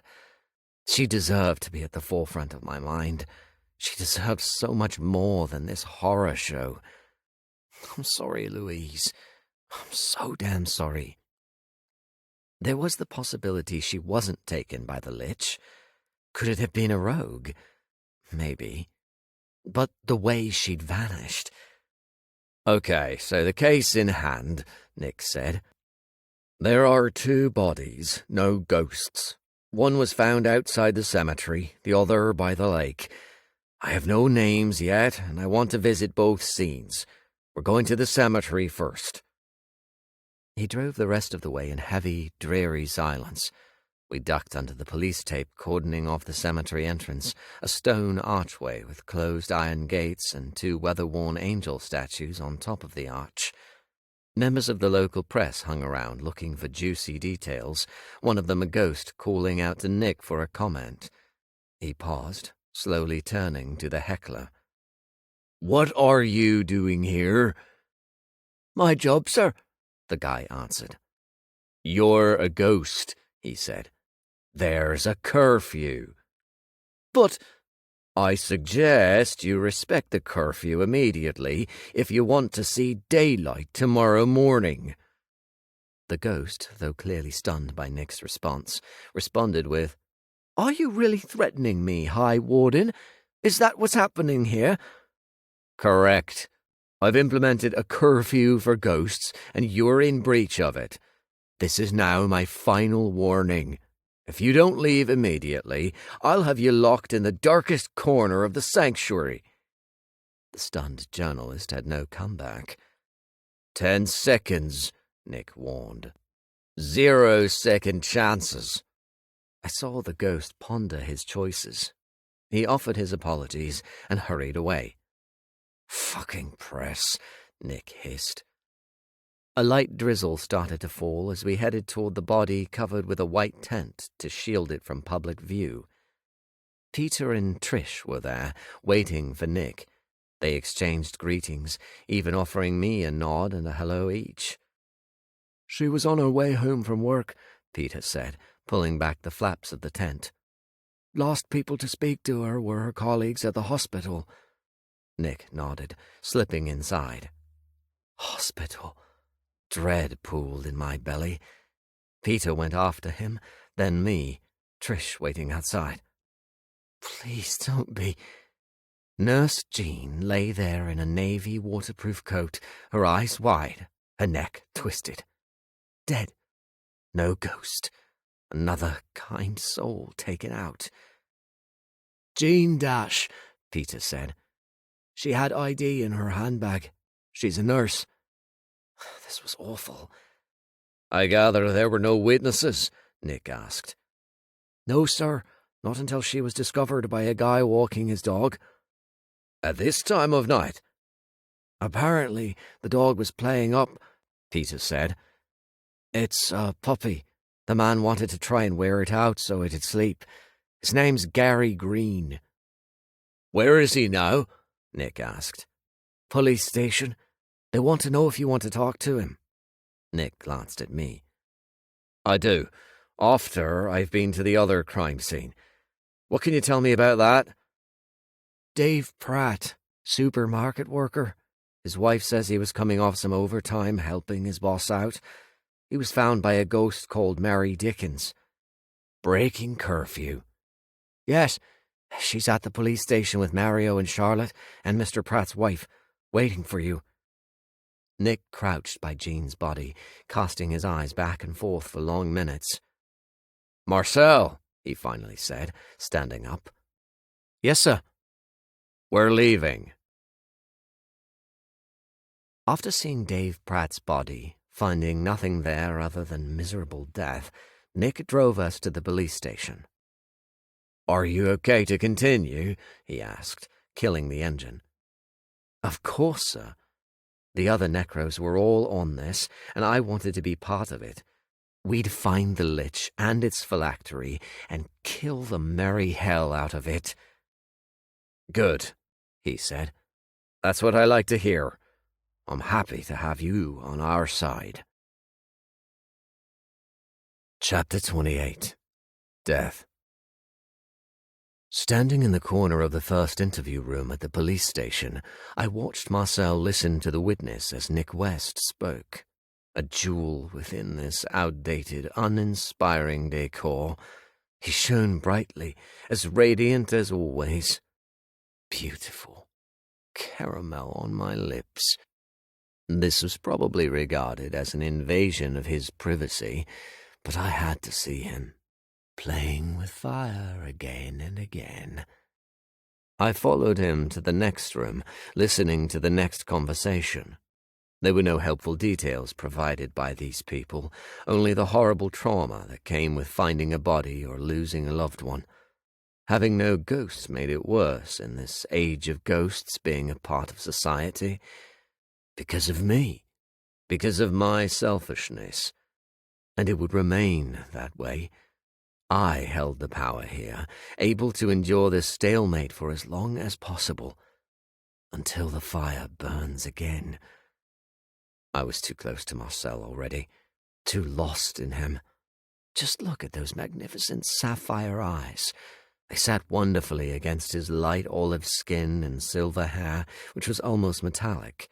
His body sculpted from his physical training as a necromancer, the angle of his cheekbones, the natural pout of his lips, everything. A masterpiece. He stood in line with his boss, the handsome High Warden. I watched, I listened, I waited. I followed them into the hallway. "What do you think?" Nick asked Marcel. "I think we should patrol, sir," he answered. "I'm glad we're on the same wavelength." A strange man. Shouldn't he simply give an order for Marcel to follow? They left the police station, hurrying across the car park through a heavy downpour. The rain didn't touch me as I walked across the leaf-littered asphalt, watching them drive away into the night. Let them do their jobs. I continued my walk, wandering the streets of the town. Returned to both crime scenes to see if anything popped up. Nothing.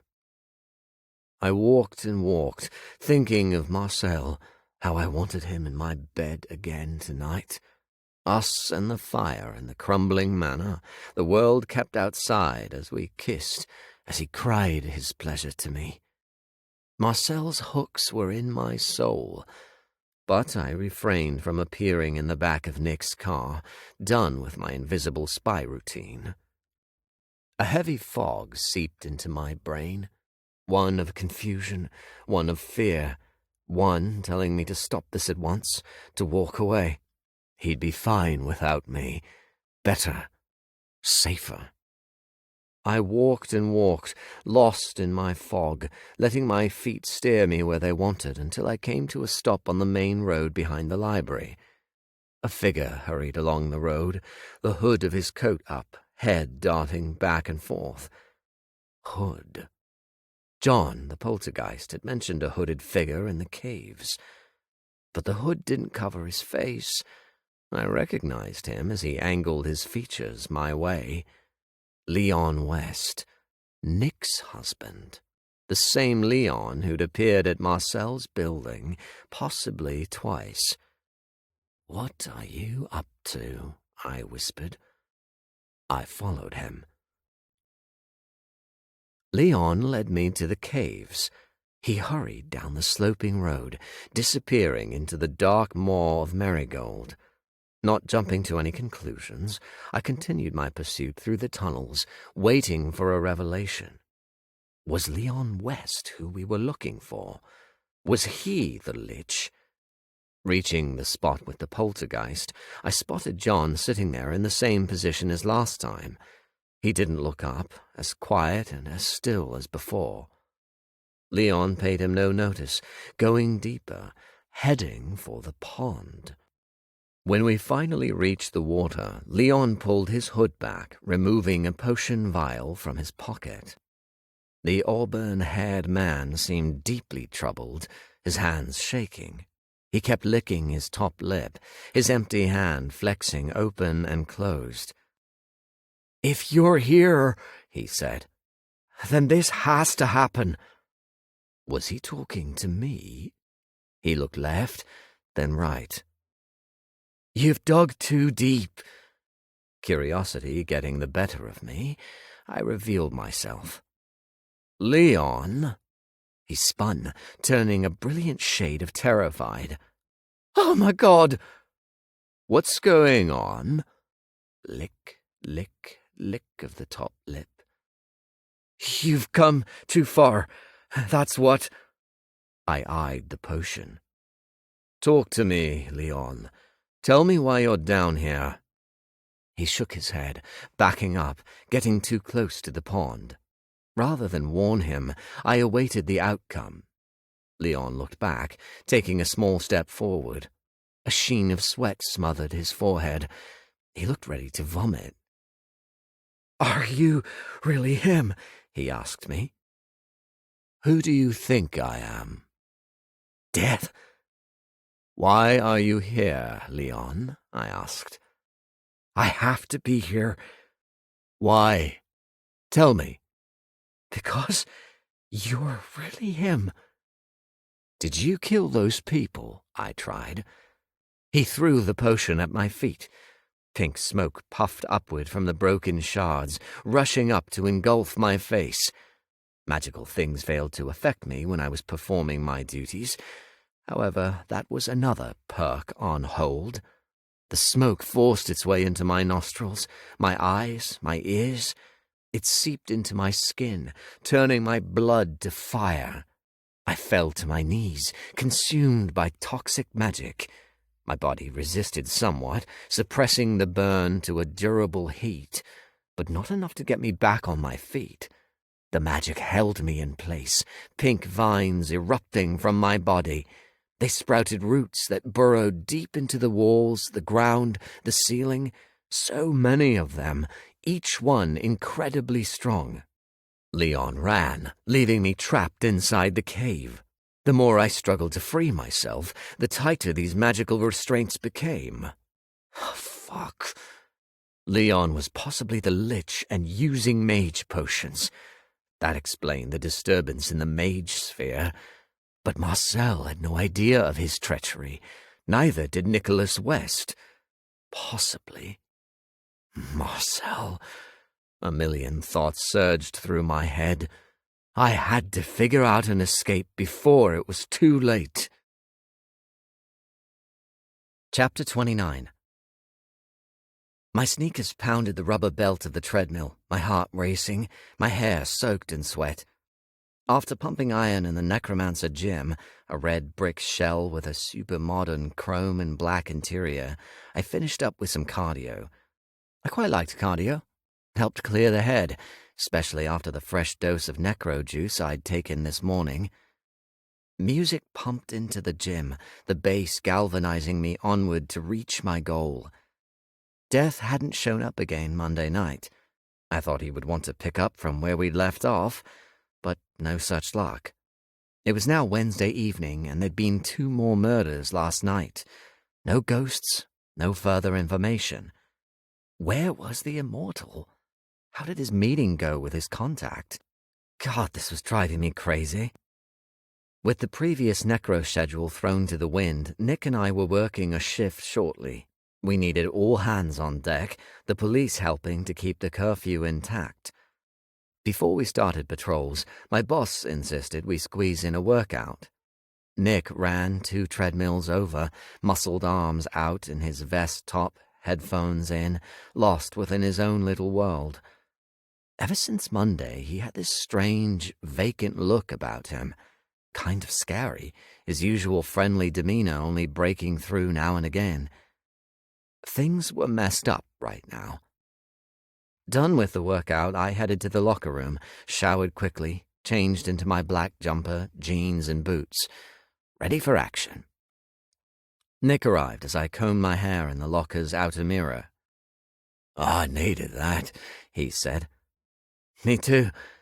Blood pumping, feeling strong. I couldn't wait to get out there again. Nick nodded, pulling his vest over his head. Wow, he was super buff beneath his clothes. He dabbed his face with the balled-up fabric, ran it across his chest, his cheese-grater abs. I moved my eyes off him, fussing with my hair in a mirror. I won't be long, he said. Grabbing a shower. Okay, sir. I went to wait for him in the cafeteria, grabbing a bottle of water and an energy bar from the perky server. I stood before the TV playing a news channel on mute, a story about Baker Street, how repair works would be complete within a week for the trains to run properly again. That was quick. I sent a message to Henri, telling him I'd be video calling in the morning. I really, really wanted to see his face, my parents. The situation was terrifying. I wasn't arrogant enough to not be quaking in my sneakers. We were all fair game for a lich, one step away from being its scrummy snack. Having my fill of news, I opened the digital files on my e-scroll again. Research into liches, an arduous task of sifting through past accounts to find anything on consumed ghosts coming back. Nope, nothing. This couldn't be it for Louise and the other victims. Oblivion wasn't fair. There was that word again. Fair. Ready? I jumped at Nick's voice. I'm ready. Did I make you jump? He asked, chuckling as he approached. Yep. Deep in thought again. He wore a long black coat, blue jeans, and a grey jumper, looking every inch the suave High Warden. Still can't find anything, I said. A shame. He walked past me, taking point. Let's get going. A silent car journey, him turning right instead of the left I expected him to make. Where are we going? I asked. I just need to check something. Oh, what's that? I got a tip earlier, another email. I waited for him to elaborate. He didn't, taking us northeast. What did this tip say? I tried. No answer, his vacant stare back. Sir? He stopped at a red light, turning his head slowly to face me. The corners of his mouth twitched, pulled into a smile by invisible thread, his eyes taking on the hues of midnight. Sir? I tried, reaching for the door handle. Not good, not good. Oh, Marcel, I'm so tired. You've had a lot on your plate. My fingers brushed the handle. Too much. Screw context. His expression turned my blood to ice. I wanted out, knew well enough to get the hell away from a threat ASAP. Yanking the handle only got me a chuckle to my right. Locked. Oh, fuck. I looked at him, his attention back on the road as the light turned green. My gun was in its holder at my waist. I'd have to be super quick. Sir, I said again. What's the matter? I told you, I'm tired. So tired. He swung the car left into a quiet residential street. Stopped. So tired. He punched me in the side of the head. Colorful particles burst across my vision. Shit, I yelped. Before I could think or react, another blow landed. Crack! Pain ripped through my skull, sending me spinning into darkness. Chapter 30. An airport. Waiting. Get away from here, off to sunnier climes. The plane comes down. The plane tears through the building, explosions and death and screams and blood, and me watching it rip through everything and everyone like a bull surrounded by red. So much red, so much blood. Ruby? Ruby? Ruby. Reminds me of a song. Waking, waking, dreaming, again. My eyelids slowly peeled open, a dull and distant pain in my head, my limbs tingling. Exhaustion, not much capacity to move. It was warm, very warm. I let my foggy mind catch up with me, my barren throat craving cold water. A haze smudged my vision. I blinked to clear it, finally getting a grip on my surroundings. Nick's living room. Huh? Help! I tried to speak, my tongue as parched as my throat. Nick in Leon's living room. What was I doing here? Where had I been before this? Working out at the necro gym? That's right. With Nick. We drove. He wanted to do something. We were working a shift. Wait. He punched me in the head. Bastard knocked me out. Nick? Why would he do that? With my perception restoring by the second, I noticed the vines wrapped around my chest, holding me to the sofa. Pink vines. Magical vines. Magic? Hello, I managed weakly. Nick! Leon! Footsteps behind me. I tried to turn my head, my brain lurching in response. God, I was going to puke. Hello there, Marcel. Nick. His footsteps moved around me, coming to a stop before me. He stood there, smiling down at me, holding a potion bottle. Nick, I said. That's me. My damn head and stomach throbbed and roiled in separate dances. What's going on? The end of this farce, that's what. Farce? You need to drink this. He came to sit beside me. I flinched. What the fuck is going on? He grabbed my head with terrifying strength, tilting it back. I retched at the quick movement. We can talk after you've had this. The arsehole shoved his fingers in my mouth, using them like a car jack to force my jaws wide. I didn't have the energy to bite him. Nick poured liquid down my throat. Red grapes and bananas. Oh, no. He'd given me accelerant type B. It got to work, making everything better, sinking its giddy talons into me. I brightened a tad, sat up as far as the vines coiled around me would allow. I released a long, steady breath. Better? Nick asked. I faced him now. No thanks to you. He nodded. You punched me. I did. Obviously, he wasn't sorry about it. What farce? He stood up, stroking his chin.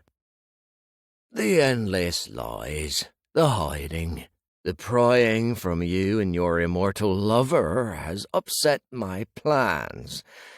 I knew this would happen. As much as the giddiness from the Type B rolled through me, it failed to stop a wave of iciness flooding my veins. And what was that metallic tang on my tongue? I didn't remember that from my previous encounter with Type B. What did you say? You heard what I said, Marcel. Don't be an idiot. You know about death? Of course I know about death. Our lives are intertwined by his will, aren't they? This makes no sense. Did I hit you too hard? Think, Marcel. Put your work head on. I glanced down at the magical vines. You're a mage as well as a necromancer. He rolled his eyes, giving that chin a deep stroke. Try again.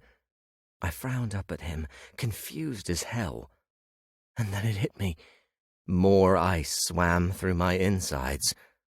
What the fuck? Is he getting it? You're the Lich. He's got it, he clapped. Well done. First prize for you. Only there isn't a first prize. Sorry. Oh, my God. Nick was the Lich, hiding in plain sight in the top drop. How is this possible? You're really him, I said. His devilish smile sent a slimy crawl across my skin. To be honest, it's my fault you found me. I got complacent, lazy, you could say. Small-town life ruined me, made me sloppy. I thought I had it easy here, that I could run my operation without much interference. But then you came to town. You and that thing with the audacity to call himself Death. He snarled. I really thought things would go differently, that you'd be so caught up in your lusty dance that nothing else would matter. I was wrong. You meddled. You panicked me, and now we have this mess. I couldn't believe what I was hearing. Was this a Type B trip? Where is Death? I demanded. You don't need to worry about him now. He'll live. He always lives. It's over. Probably a good thing in the long run. What are you talking about? What do you want? That's none of your business. My plans are my plans. What, did you think I'd confess all my sins to you? He laughed. This isn't that kind of story. Footsteps. Leon? Yes, he arrived, doing his not-looking-at-me thing, handing Nick a tumbler of amber liquid. Thanks, babe. Nick gulped the booze down. I needed that. My focus locked onto Leon. You're a mage. He looked at me, his shoulders slumped. He nodded. I struggled against my restraints. Fuck. Good luck getting out of that, Nick said. My husband is a genius mage. Shit. Nick handed Leon the empty glass. I'll have another. Leon obeyed his husband's command. You bastard, I threw out. Depends on the lens you're looking at things through. Some would say I'm a revolutionary. What does that mean? He wagged a finger. Now, that's all you're getting. His voice grated in my skull. It's a shame, really, he added. I wanted things to go differently. Even toyed with seducing you. Briefly. He sighed. But that death-enraptured brain. Never mind. Never mind the fact that you're married. Leon returned at that moment with a fresh glass of brandy. Nick took the drink. You don't mind, do you, babe? Leon opened his mouth, no sound coming out. A third in the bed, Nick added. Hot. But not you, Marcel. You're too messy, and there's no time for such things, really. Not yet. He gulped the drink, thrusting the tumbler at Leon. One day, with someone much more interesting. He winked at his husband. Anyway, enough of this. Are you going to kill me? I asked, struggling against the vines again. Not at all. I have a better role for you. Care to explain? Leon left the room. Hello, killer superstar. What? You have a funny taste on your tongue, don't you? Yes? Oh, God. Good. It means it's working. Would he divulge his plans this time? Did I mention my husband is a genius? What has he done to me? Nick laughed, a mocking tone. That type B in your system is a special blend made by my beloved, tainted with rage-inducing properties, complete with total memory destruction. He leaned in close to me. In about 30 minutes, your mind is going to explode. You're going to be free to tear this house apart, off on a rampage through the town, killing who knows how many innocent people as you go. Babe, drink! You can't get away with this, I yelled. Get away with what? Pinning the killings on me. You fucked up. How so? Whatever you're doing to me, you've put the Lich out there. You've put yourself out there. Is that right? Yes. Who did you mention the Lich to? He snorted. Funny talking about myself like this. I gave him my best frown. Death? You? But the other necromancers know. Do they? Didn't Peter mention it at Jean's crime scene? You're the only one who knows, apart from Leon and your boyfriend, of course. He eyed the door. Where's my drink? My stomach lurched.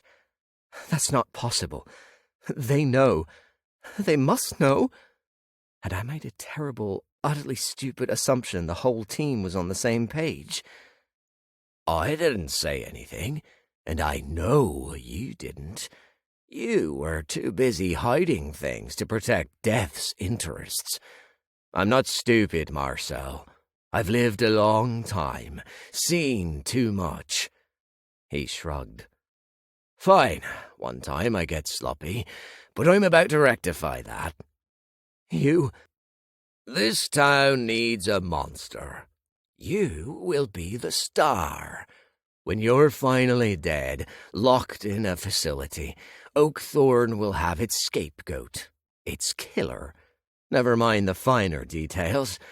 They won't be needed. He cut me off again. Did I forget to mention what happens when someone takes you out? A chuckle. Sorry, you'll end up a poltergeist. Bile rose up to sting the back of my throat. Nothing but rage. He checked his watch. In less than 30 minutes now. I summoned my magic, green light dancing across my hands uselessly. Nick stroked his chin, nodding at my hands. Is there a reason for this? I'll stop you. No, you won't. People will find out. I'll be dead. Moved on. What? He came over and stroked my hair. I flinched, thrashing my head back and forth. I'm doing this for the greater good, he said. Putting out the fire. I growled at him, the sound rising from a depth I'd never explored before. I'll stop you. He shook his head. Dream on, Marcel. You're done. Death's not coming to save you. He's far too tied up for that. He chuckled. Was he being literal? How did you tie up Death? Does he still enjoy those leather trousers? He asked. You know him? We've never met. I've seen him throughout the years, though. Seen all the drama and the bad dress sense. What? I haven't seen him in town. I've felt his presence now and again. A subtle cold wind you can only feel if you know how to read the air. But he failed, didn't he? What do you mean? He held up a hand. That's enough chat. I'm off to find a drink, seeing as my husband has decided to neglect me. Goodbye for now, Marcel. Maybe I'll see you in the next life. Nick left me alone as the taste on my tongue intensified. Oh, God. Oh, God. How was I getting out of this one? I struggled, racking my brain for a solution. The joy of Type B began to die, my heart beating faster. Lose my mind, become pure rage, a killer, the town's monster. Some would say they weren't surprised at my turn after I let my friend get her face bitten off. Some would take the line of me being too stressed, not taking my breakup well at all. What a shame. What a tragedy on all counts. I heard a loud groan, then a heavy crash. Footsteps. Leon hurried into the room, brandishing 2 potion bottles. "What? I'm sorry," he said, smashing the one in his left hand at my feet. Black veins appeared in the pink vines, overwhelming them within seconds. My binds shriveled up and crumbled to nothing. "Drink this." Leon thrust the other potion in my face. "Get away from me." "It's an antidote." God, he was so cold, even when he looked slightly panicked. "To the poison you gave me." "Scream about it later," he countered. "I don't trust you." "Please, you have to drink it and then get out of here." "Why?" A groan. "We're almost out of time. Drink." I grabbed the bottle and downed the contents. The metallic tang vanished, but I felt nothing else. "Is it done?" I asked. "Yes. Now run." Nick, groaning. "Where's Death?" "Nick made me trap him," he said. "I had to. I always have to." "What?" "Go. I'll help Death later. Just get out of town." "Why were you at my place that night? How were you there?" "Go." I jumped up, this clearly not being the time for talking, and ran for the front door. Another groan came from behind me. "Babe, what's going on?" Leon hurried into the kitchen. I ran into the night. Chapter 31. Death. These vines were made of sturdy stuff. At first I found no give in them at all, but now they were beginning to fray under my resistance. The promise of seeing Marcel's face was my sweet fuel. Freedom inched ever closer. The more I battled this magic, the more I became convinced Leon wasn't the Lich. But maybe his husband was. Wouldn't that be wonderful? A supposed-to-be long-extinct creature, back and posing as a High Warden. I should have seen this earlier. How long had the Lich been alive? How many centuries had he slithered through time, hiding, killing? And why did he show himself so sloppily now? Unless, of course, the Lich was someone else. After recent events, my bet now landed on Nicholas West. A familiar translucent form entered the cavern. "Hello, John," I greeted the poltergeist. "Who's trapped?" he asked. "Can you see me?" No response. "Can you hear me?" Still no answer. I revealed myself. "Hello, John." "Who are you?" "I'm in a predicament." He slowly moved closer to me in a state of controlled calm. "You're not human." "No." Are you the one?" "The one?" "Death. Are you Death? You feel different." Many ghosts have said that to me. "Do I?" "I don't want to leave here," he said. "Who says you have to?"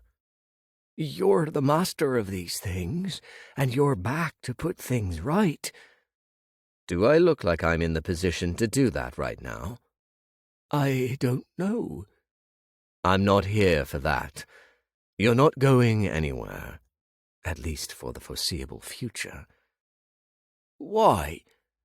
"Because I'm not interested in that," I replied. "I want to get out of here and find my friend." "The nice necromancer?" "Yes." "You were here with him when he came here?" "Yes." John couldn't free me, which would have been helpful in speeding things along. However, if he were enraged, the force of his power might help. Should I stoke his embers? "I lied to him," he said. There went another vine, coming away to inch me closer to escape. Too slow. "How so?" I asked.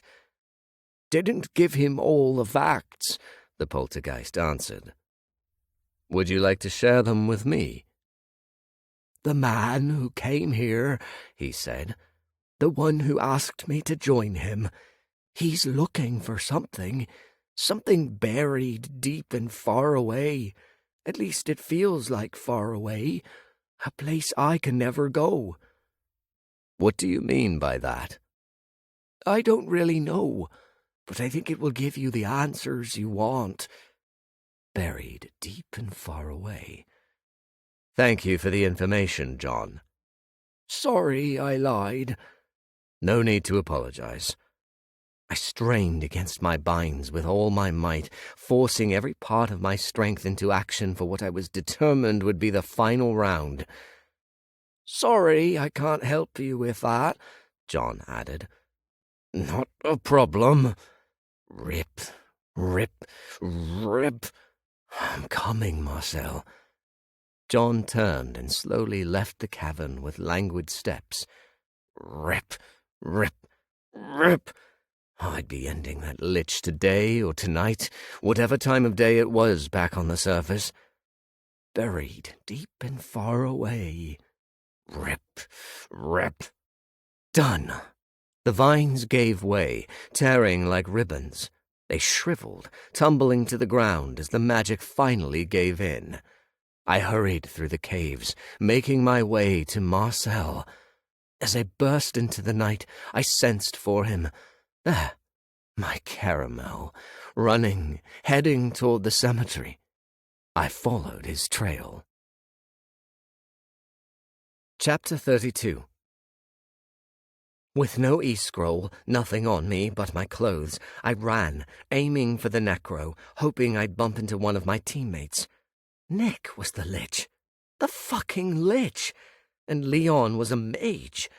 God only knew what was happening there. My head spun with this bullshit, but I felt okay. Not giddy, not sick. The mage hadn't poisoned me, but really cured me. The town was quiet. My boots pounded the pavement, rain pouring from the heavens. I could have gone back for my car, but with no keys I wouldn't get very far. I wasn't proficient in hot wiring. "I'll be dead," Nick had said. Was he planning to fake his death or something? How was he going to pull that off? And how did using me like he wanted solve the missing ghosts mystery? What time was it? Everywhere I passed was closed, no ghosts on the streets because of the curfew. Should I start banging on doors? No, get to a phone. Get to your team.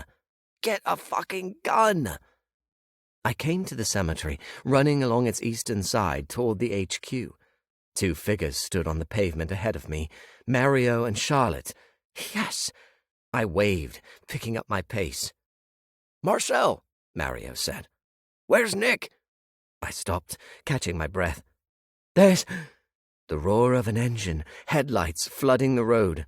Oh no.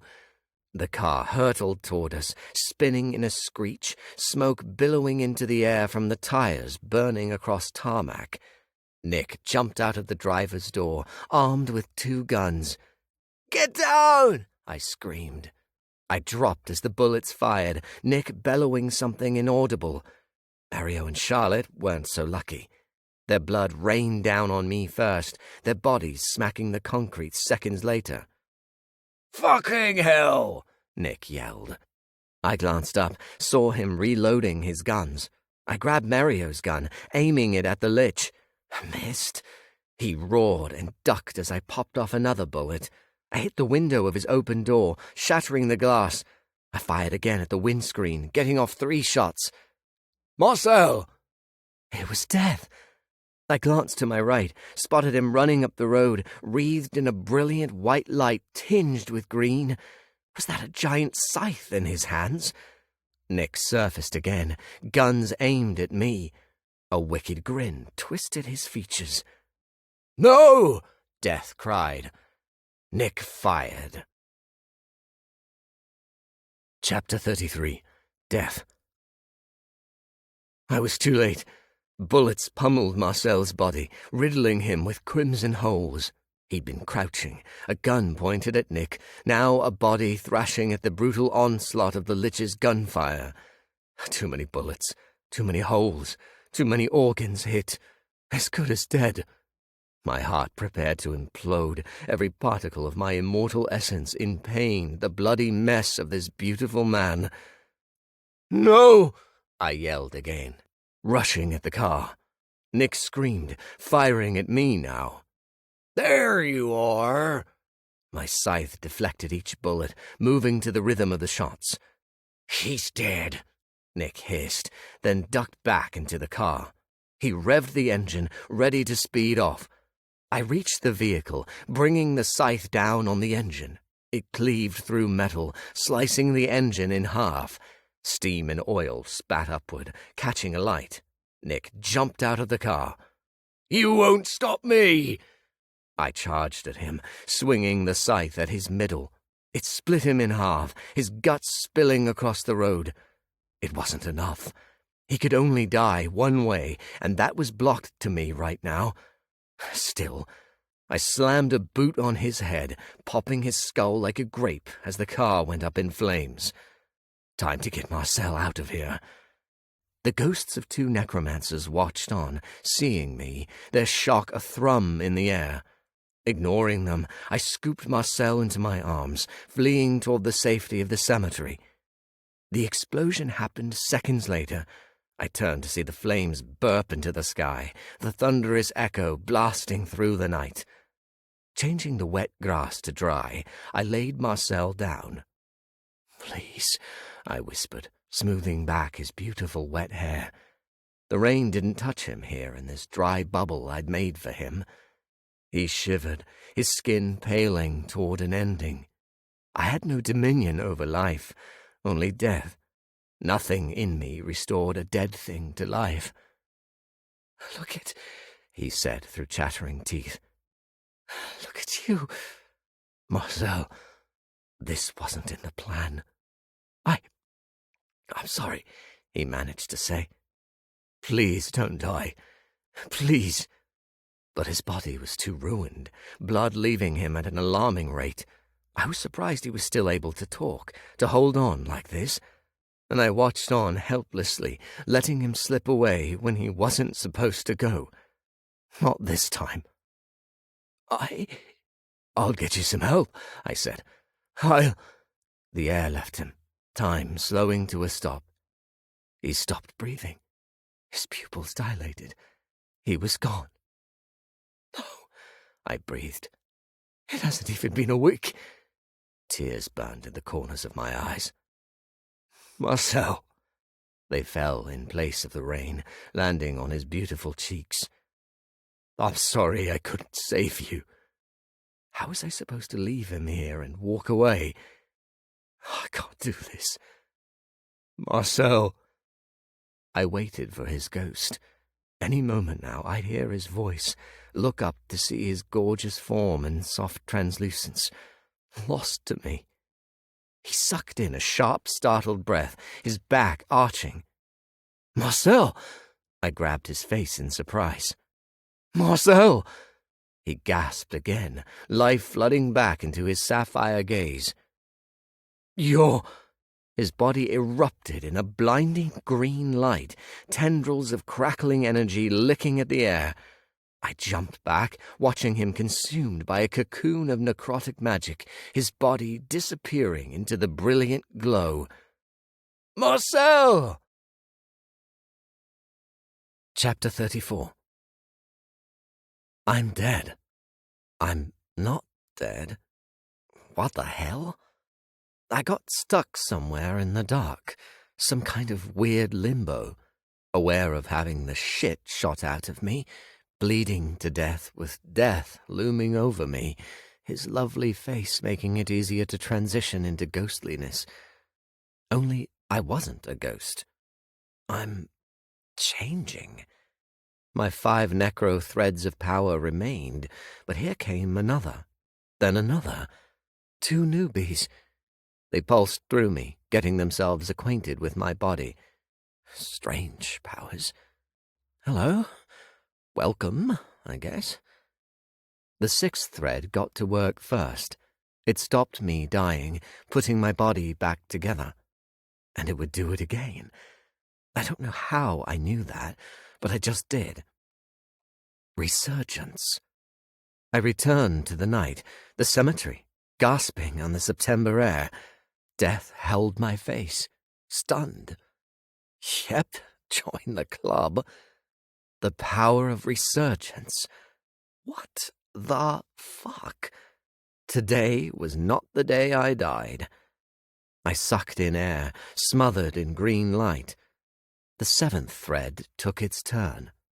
I lifted off the ground, moving into an upright position, landing gently on my feet. Summon. The power to summon. Connecting to the dead, to those buried deep, their souls gone. I called to those empty shells, commanded them to be here with me, to be full of me. The bright light spread from me, seeping into the ground. It broke apart into an army of slithering tendrils, diving through earth and darkness and coffins. Come to me, bones and flesh and dead. Come to me. Come.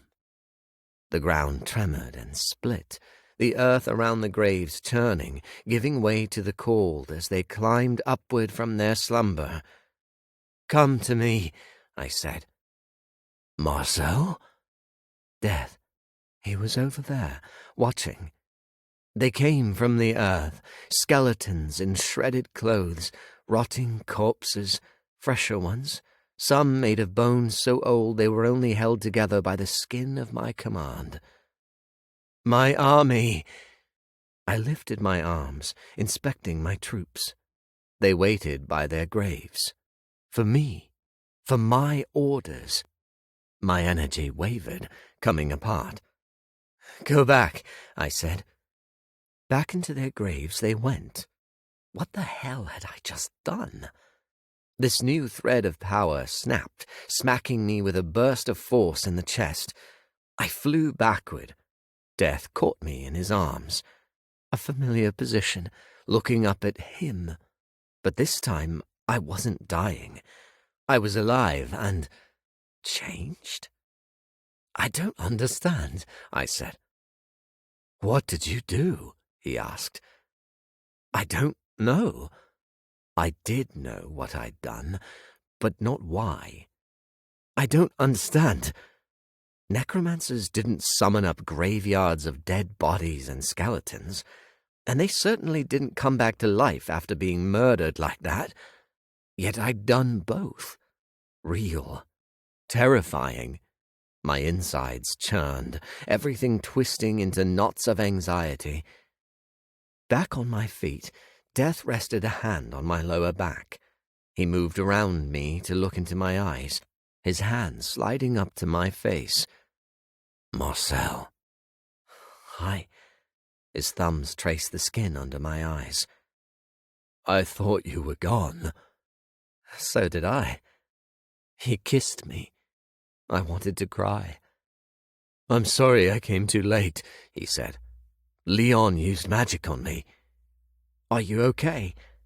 Yes. He saved me, I said. I gave him the lowdown as 2 ghosts approached. Mario and Charlotte. Oh, God, I forgot about them. I broke away from Death. I'm so sorry. You really did that, Charlotte said, her hand on her throat. I did. I don't know why. Mario just stared at me. My body was a hollow, strange place, confused from my brain to my limbs, trembling all over. Nick's a lich, I added. And you were kissing Death, Mario countered. Nick's a lich? He cut me off again. From there, the 2 dead necromancers finally received the information their boss never gave them. As for Nick, when we arrived back at the road, the car a bonfire, there was no sign of his ruined body. Sirens screamed through the night, a heavy silence falling between us as we watched the flames. New powers, a new enemy. Holy shit. Marcel! A voice I desperately wanted to hear. Louise staggered toward us, followed by other ghosts. Nurse Jean, the other victims. Oh, my God, I cried, running at them. They were okay, not obliterated by the lich. Louise burst into tears, falling to her knees. Oh, Marcel! In that moment, I really wanted to give her a hug. Chapter 35. Nick West's reputation tanked within hours, turning him into the most wanted man in the world, along with his husband. Police swarmed the streets, the house on Maple Lane a hot spot of a crime scene. News crews swarmed the town from all over the country, the lich story dominating everything. Oakthorne became a circus. Louise was okay, but shaken, staying at Sanctuary for the time being. She told me about her ordeal the morning after her return. He sucked me into a box, she'd said. He was close by when he took me. So fast. A long, wobbly breath followed. I saw the box as I went into it, small and wooden and much bigger on the inside. I think it was a place of holding, a lich pantry or something. It was an empty, grey-lit room, me and the other ghosts wandering around trying to find the exit. But there wasn't one, I'd added when she fell quiet. She'd started to shake at that point. Harry wasn't there. Which meant he'd been consumed. Leon had freed the ghosts from the box, spilling them into the hallway of his house, telling them to run as Nick roared in the kitchen. Leon West. What a conundrum. Why did he help me and the ghosts escape Nick? And why had he messed with death like that down in Marigold? It didn't make any sense. Louise wanted some time alone, which I respected, telling her to reach out whenever she was ready. I'd be there for her. My new powers stayed on the down low, Emma Lackey and some other high-ranking individuals wanting to keep the lid firmly screwed on this development for the time being. Fine by me. Would another Necro get the same powers? It happened before when death took a back seat. It could again. Were we heading into a new age of necromancy? And what would that do to our minds and bodies? As for the immortal, he remained hidden, his secret intact, even with Mario and Charlotte in on things. They swore to never tell. I was sorry to see them lose their lives, but they insisted it wouldn't stop them from working. God, what a mess. Come Saturday night, I sat down with Emma in Nick's office at the Necro HQ. "How are you?" she asked. She looked a tad tired, dark rings under her eyes, yet as steely and powerful as always. "I'm fine," I replied. "Good." Please don't tell me I'm about to be turned into a lab rat, a big fear of mine since Wednesday. "This isn't what I wanted for you, Marcel," she said. Oh, shit. It was happening. "I thought you would have an easier time of things here." Wait. "And this happened," she added. No lab rat moment. Phew. "Are you feeling okay in your mind?" She tapped the side of her head. "Yes, ma'am. I'm fine." "You've been taking your necrotic neurological assistance formula?" "I have, ma'am. I took a dose as soon as I woke up this morning. I'm just a tad rattled." "Of course. You would be. Well, I'll be taking over here for a while." Talk about a bombshell. Much bigger than any lab rat stuff. You are? "Temporarily. I'll also be bringing in a team of necromancers selected from London and other cities to strengthen defences in the town." She steepled her fingers. The world is on high alert now. A lich is on the loose, and we have no idea what his plans are. Only that he was looking for something buried deep and far away, like John had told Death.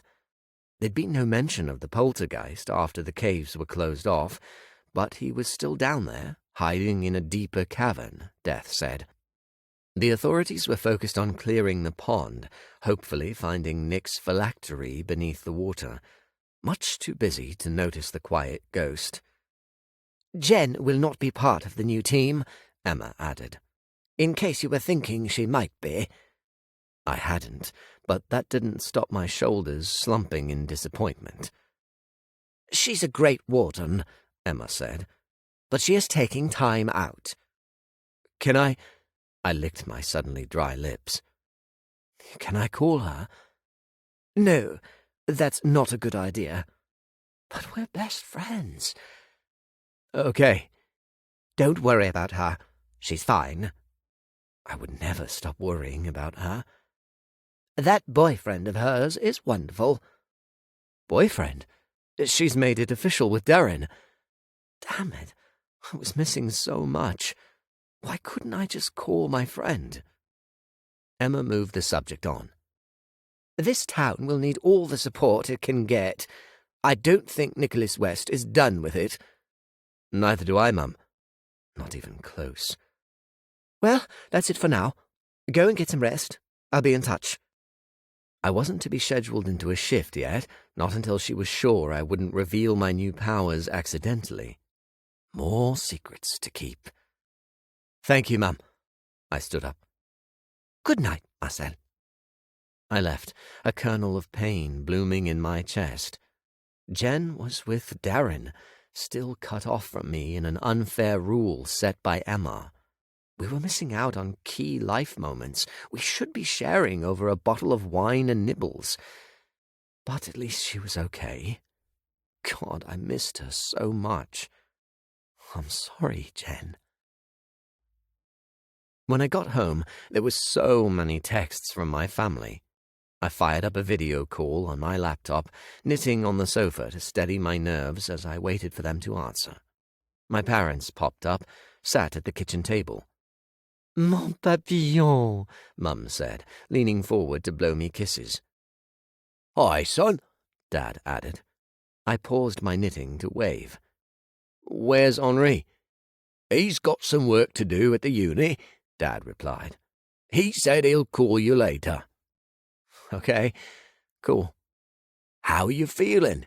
He asked. Shocked, to say the least. Mum shook her head, reaching for a cup of coffee. What a terrible thing to happen. We've been reading about liches all day, Dad said. I can't believe it. His eyes narrowed. If I ever cross paths with this scum, I'll rip his head off and shit down his neck for hurting my boy. Papa Bear mode activated. I'll pull his testicles off from the inside, Mum contributed. And there was Mama Bear. How does that work? I asked. That's for me to know. One curt nod, and she sipped her coffee. I winced at her creative plan, but also kind of loved it. He won't last long, I said.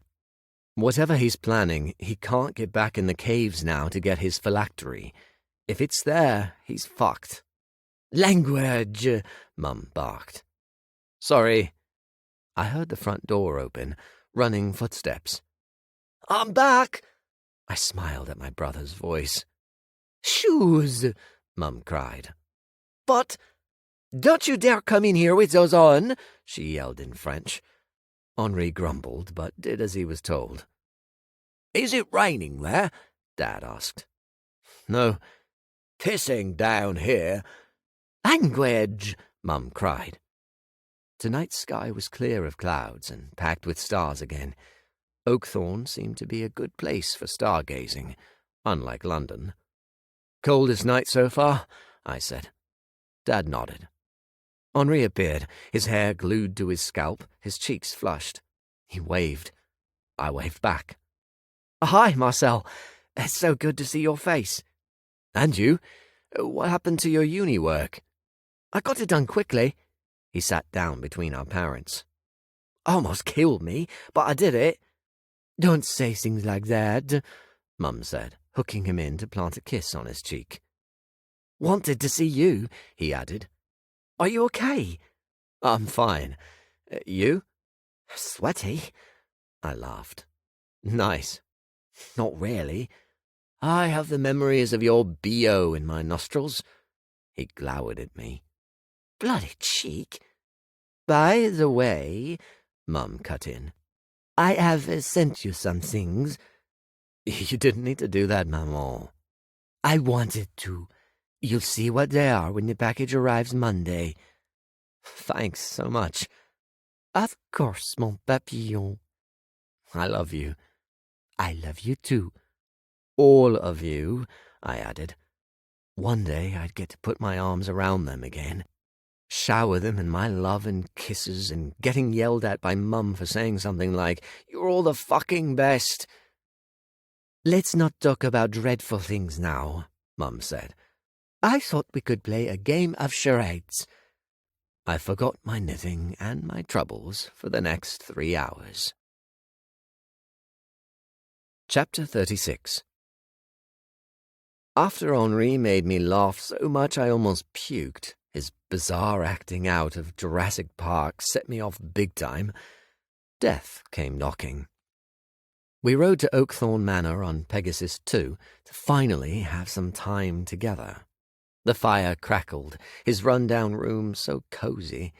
We sat on his bed side by side, backs resting against the wall, sharing a cheese board and crackers, drinking red wine as we talked.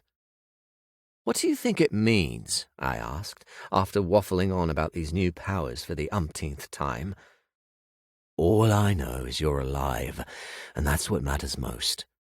He nudged my thigh with his. You've given me these new threads. I'm worried. He nodded. What do you want to do? I don't know. Suddenly I was done talking about it. Are you okay, Marcel? I smiled at him, sipping my wine. Enjoying the wine? He asked. So good. His smile sent heat to my chest. Despite the many unanswered questions I had, this was nice. I wanted to relax with him, to forget everything else, if only for a little while. Because if I sat and thought about things too hard, my breathing exercises worked overtime. Death provided such a nice distraction. Tell me about your life, he said after a bite of cheddar. This brie is amazing, I countered, popping more into my mouth. Don't you want to talk about your life? Not really. That's fine. But then a wall broke down, a bulldozer coming out of nowhere. I was engaged to the most amazing guy in the world, I blurted like I was in therapy. A walking Prince Charming, until he wasn't. He turned his body to get a good view of my profile, sitting cross-legged. I kept looking ahead. I loved him so much, to the point of pain, you know? I shook my head. I was so fucked up by my insecurities. Such as? My tongue was looser around death, switching from nope to yep when it came to this usually closed/restricted subject. I hate my head, I said. What's wrong with it? It looks like a marrow. His eyebrow cocked, his lips curving upward. A marrow? I framed my head with my hands. Look at it. Really scrutinize it. He leaned closer, squinting. Don't see any marrow. I groaned. Whatever. In my mind, my head's a stupid shape. George made it worse. He didn't say anything. It was all on me. I worried about it and about what I said around him. He's such a handsome guy, so successful. I spent the whole time wondering why he wanted to be with me. I never let him see that, and I tried to be happy. I was happy. So fucking happy, but it was exhausting. I'm sorry. I carried on. He put a ring on my finger. We had great sex, great holidays. We were that annoying couple making googly eyes at each other every 10 seconds. And then it was over. He moved on. Death leaned back in his chair. No one should make you feel like you're not good enough. I don't care how hot or rich they are. He was clearly doing something wrong to make you feel that way. Really? I brought my glass to my lips, taking a sip. Yes, he's a wanker. I spat the wine out, choking on air. He immediately started patting my back. Are you okay? I nodded, gathering myself together. What happened? He asked. Wanker. Me? No, you said it. Made me laugh. Oh, he chuckled. Are you okay? Yeah, fine. Tell me about you. I watched him tense. About your perks. You mentioned... He moved quickly, straddling me so suddenly my heart jolted. I guess he didn't want to talk anymore. What? He brought a finger to my lips, his eyes golden suns. I thought I'd lost you. He drew his fingertip across my bottom lip. I couldn't stand it. Neither could I. Not after everything. I know we only met a week ago, but something's happening here. Something good. Really good. You're dragging me from the mire. You're bringing back the sunshine and rainbows. I should tell him that. My eyes flicked to the mirror. Did I just see something move in the glass? What's wrong? His velvet words drew me back to him, drowning me in those molten pools, taking me over with his overwhelming scent. Nothing, I said. Kiss me. He brought his lips to mine. A deep kiss, so wet and delicious. Our tongues met, our hands wandering across fabric. These clothes had to go. Death broke the kiss, climbing off the bed. Strip for me. What? You heard me, Necromancer. Strip? Do you need some music? I giggled. No, you really want me to strip? He unbuttoned his shirt, pulling it off his back. With a wink, he dropped it. Now you? Are we really doing this? Death stroked his crotch, licking his lips. Wow. I certainly hope so, he said. Encouraged by his enchanting expression, I pulled off my red knitted jumper I'd picked out to show him an example of my handiwork. The vest underneath followed. He released an appreciative moan, stroking himself through his leather trousers. My cock responded, achingly firm and ready for so much action. He popped the top button of his trousers. I popped mine, sat up on my knees, taking things one step further, sliding my hand into my underwear. I cupped myself, stroking, tempted to pull it out, but enjoying this build-up to... Were we going there? He peeled his trousers down, exposing tight black boxers and magnificent thighs, the shape of his cock pressed against the cotton, twitching. It was my turn to lick my lips. Like what you see? He asked. Yes. I removed my jeans, tossing them aside, sliding a hand back inside my boxes, my eyes on him. Do you want it? His ruby flared, catching me off guard for a moment. He slipped off his boxers, all my focus landing on his huge cock. Wow. I wanted my lips and hands around that delicious shaft to feel it buried inside me. You're beautiful, I said. You like it, he responded, as my eyes wandered his body. The muscle, the nipple piercings, the way his hair hung so artfully around his face. "Give me a twirl," I responded, my hand still on my dick. He turned to reveal that magnificent arse, watching me over his shoulder. Perky, full, a plate for my face. "Well," he said. I climbed off the bed. Amazing. I removed my underwear. He stole a big eyeful of my cock. "Show me the other side." "Is this the booty show?" I asked, turning for him. Once again he licked his lips, wiping at the side of his mouth with his thumb. God, what a hot move. "Are you drooling?" I asked. "I want to suck you." "No." "No?" "My turn." He smirked. "I see." I approached him, taking my time to close the distance between us. "Marcel," he breathed. I stopped, resting a hand on his chest. He quivered under my touch, his gaze radiant. I drew a finger across the light dusting of dark chest hair, drawing circles on his bronze skin. He moaned in response, his breath hot on my cheek. I kissed him, my finger now at his abs, running back and forth across the ridges. "Yes," he whispered into my mouth. My finger became my whole hand, making the final descent, crossing his silky pubic hair, finding flesh.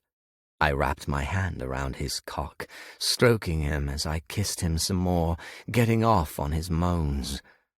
"I'm going to drive you crazy." Yep, that was the plan. Give him the best blowjob ever. It had been so long since I'd sucked dick, and the drought was about to be broken. Hungry. But Death growled, changing it up. He slammed into me, grabbing handfuls of my arse cheeks. "What?" His kiss was too crushing, too forceful for me to speak. He shoved me backward, forcing me over to the bed. We tumbled together, me landing on my back. "What are you doing?" I managed when he pulled his lips away, looming over me. My cock twinged in anticipation. "I have to fuck you," he responded. "Yes, but—" "You can suck me off later. We've got all night." "That's not fair." "Fucking you isn't fair." "No, I mean—" I slid my fingers into his hair, the copper tones shimmering. "I really want your cock in my mouth." "I want it there too. I want it to go everywhere." He reached down, a finger finding the beginning of my crevice in a delicate caress. The nerve endings sang in response, forcing a gasp from my lips. "If you'll let me," he added. Okay, the blowjob could wait. He'd pushed a button down there, switching the priority of my wants. "I want you everywhere, too," I whispered against his lips.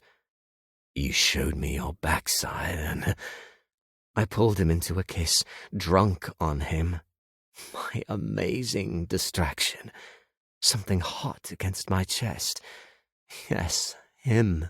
The pull was intense. Being on this bed, feeling so right. Two pieces of a jigsaw puzzle fitting together perfectly. Meant to be. Hot. Chest. Ruby. Death sat up, a bottle of lube appearing in his right hand. "You just plucked that out of thin air?" I asked. "It's a gift." "You can really do that?" "You've seen it for yourself a few times." "What about—" "I won't get you pregnant." I blinked. "Huh?" "Or make you sick. It's different with me." "What?" "No need for condoms." "Pregnant?" "A joke." "I know, I just—" I looked at the lube, drifting. He wants to. "Do you want?" I shut him down. Stop talking and fuck me." He got to work with the lube, throwing my legs over his shoulders. The head of his cock pressed into me, waiting. "Are you ready?" he asked. Yes. He entered me. My back arched as he slid in there, filling me up. I scrunched up handfuls of golden sheets, kicking out at the cheese board. It crashed to the floor. "Oops," he said, sliding in deeper. After a few seconds, my body adjusted to his size. He was the biggest dick to ever get inside me. George was an acorn by comparison, and he was a pretty meaty guy. Death began his dance, working his hips. I looked down, enraptured by his liquid movements. "Ruby." He flung it back like he did last time, keeping it out of the way. "Ruby." He dove deeper into me, kissing my gasps, meeting my tongue with his. He tasted so sweet, yet salty, a perfect blend of flavors adding to this incredible pleasure. I took hold of his firm backside, lifting my hips for him to delve deeper. He obliged, exploring me further with his cock. His breath tickled my lips between his kisses, delicious breezes making my head spin. He upped his game, thrusting harder. "Fuck," he moaned against my lips as we kissed again. I moaned right back, intense friction blazing inside me. Heat crackled around us, a bubble of exquisite fervor, us the kindling to get many fires burning. "Yes," I breathed. "Yes, yes, yes." Deeper and deeper and deeper. He pounded into me, my fingers digging into his arse cheeks, my head raised slightly, lips pressed against his left cheek. Enjoying his panting, the joining of our slick, sweaty bodies. Brilliant firmaments glittered behind my eyes as he struck my sweet spot. "Yes." "Marcel," he said. My name was honey from his throat. "Fuck me, fuck me." He took me deeper into the stars, to a place George never could. "Yes, I'm so close." The sensation started in my toes, spreading up to my balls, taking over every corner. Heat and electricity colliding with the promise of amazing ecstasy. "Yes." "Come with me," he panted into my mouth after another kiss. "I'm close." "Can't hold." The words failed me, my hands locking around his neck, holding him tight as he catapulted me towards a blissful edge. Was I about to come hands-free? Death fucked me to nirvana. I roared my climax as he filled me with his liquid heat, my cock exploding without any intervention from me. The pleasure engulfing me wasn't of this world, like it didn't belong to a mortal body like mine. My hand slid down his sweat-slick skin, limp, a finger hooking into the chain around his neck. He thrust into me again, releasing more cum. "Fuck, yes," he growled.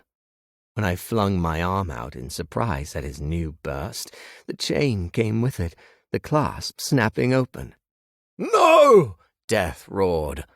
Memories came rushing toward me in a tsunami of horrible remembrance, and the room began to shake. Chapter 37. I had lived many lives, my soul stuck in a loop, always reborn into a different point in time. So many different names, different skin tones, the same lusts, the same emotional journey, the same love. For him, for the immortal, for death. The first time we'd been together, the Roman Empire ruled most of the world. We found each other in Pompeii, quickly becoming lovers. The day we declared our love, consummating it in my home, Mount Vesuvius erupted. I died along with the other victims, my body buried under the ash. It was still there, preserved forever, But I came back again some years later, dying at sea in a vicious storm. Cities died when we found love. Blood was spilled. Volcanoes erupted. The earth shook. Just like those violent nightmares I couldn't explain that moved me from London to Oakthorne. Dreams of the past, of a cursed love. Always the same. Always the tragedy. Each time we found one another, we tried to fight our attraction or hide from the cursed fate that came down on our heads. We failed every cycle, the catastrophes ending in my violent death. The world paid in blood, and we were torn apart to repeat the same mistake again and again. But this time, Death hooked the chain back around his neck, the ruby blinking like a beacon against his chest. His handsome face played fear back at me by the bucket-load. I'm here. I'm here again. Another me. Another new life. I'd been a brother so many times before, even a twin in the 1700s. "You're here," I said. There were massive cracks in the floor, in the walls, a sign of our union. "It's starting again," I whispered. "I'm sorry. I'm so sorry." The ruby, that damn jewel. What?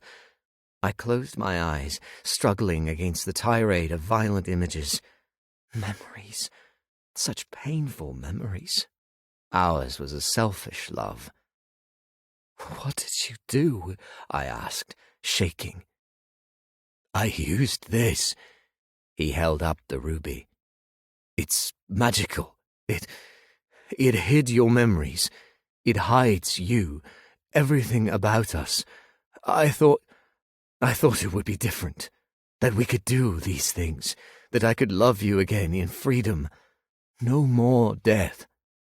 He was immortal, me mortal. Our love was forbidden. I never understood why. It just was. A cruel rule we continued to fight. "Where did you get it from?" That ruby must carry some heavy power. "I did it for us." He took a step toward the bed. "And it worked. It can still work if we're careful, as long as I keep wearing it." But the ruby had already fallen from his neck once in a moment of neglect, of stupid lust. The cracks in this room were a first indication of the horror to come if we carried on with this. My head throbbed, nausea rising from my gut. "Marcel, I'm sorry," Death tried. "I did this for us. I have to." I looked at him, the love of my life. Not George, not anyone else, but him, now that I remembered him. My love. My doom. "I have to go," I said, ready to puke. My head and heart were too full. Looking at him was a million scorpion tails to the face. I should be angry for his deceit, at him suppressing my memories. But he did this for us, to give us a real chance. God only knew what he'd done to make it happen, to get his hands on that ruby. But the sorrow, the suffering, I couldn't run back into his arms. I couldn't pursue this again, knowing I'd bring this town down. It just felt different, as if I'd finally reached my limit. "I have to go." I quickly gathered my clothes. I'm sorry, He grabbed me, spinning me to face him. "Please, I need to go home. I walked away for you. I'm not going back if we can't be together. Nothing can stop me from loving you." Love. I loved him. He loved me.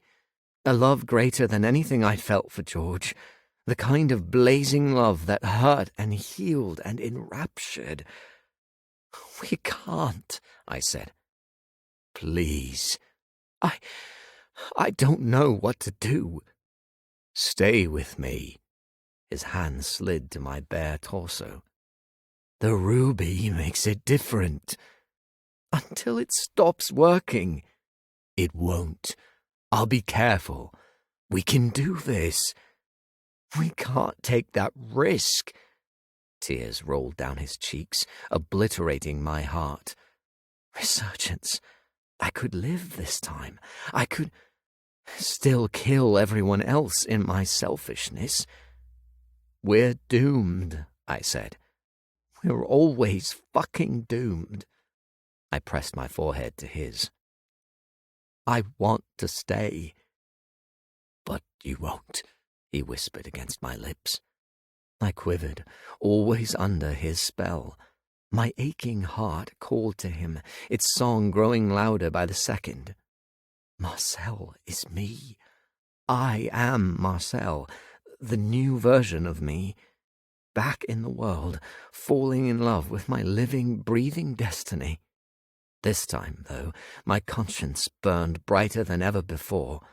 The destruction, the misery, it had to end. I can't be selfish. I pulled away. I have to go. He took my hands. Please. I have to go. I broke free, getting dressed as quickly as I could, ran to the door, pausing with my hand on the handle. His sorrowful gaze hurt so much. I'm sorry, I said. I'm so sorry. My death, my beautiful death. I ran from the manor, my heart and soul chained in cold iron chains, craving my one true love. Chapter 38. Death. I watched him run from the cracked window, the heat from the fire not enough to warm my chilling, naked skin. This wasn't supposed to happen. I should have been more careful with the ruby, but I'd lost myself in him, all caution thrown to the wind. I'm sorry. Caramel lingered on my lips. I could have let him live in ignorance and finally make the wise choice to end this vicious cycle. But I loved him. I'd loved him from Pompeii to now. His soul, his various depictions of male beauty across the ages, all of him. He was right to run away. I would ask you how you're feeling, but that seems a ridiculous question. I turned to face Winnie swimming in the mirror. I don't know what to do. She shimmered, her tail a ripple of iridescent satin. They will come now. Let them. At that, a black feather fell from the ceiling, coming to this realm from the other side. It drifted to the cracked floor, taking its time to land. A cold wind rose in the room, snuffing out the fire. The grounded feather remained still as if made of stone, as the wind pushed the chair across the room. I waited, arms folded. Let them come, I muttered. The feather elongated, stretching and rising to become a hooded figure smothered in heavy black robes. Within the black hole of its hood where its face should be, two yellow eyes manifested, falling upon me. Here it is again. An icy, whispery voice crawled through the air. The doom. He's not here. It changes nothing. It does if he's not here. The figure lifted his left arm. A gnarled grey hand slid out from the folds of the robes. Its index finger pointed at me, the fingernail as black as rot. Return to your palace. No. You punish this world for foolish love.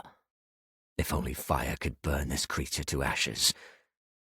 Have you ever stopped to think it might be in everyone's best interests to help us be together?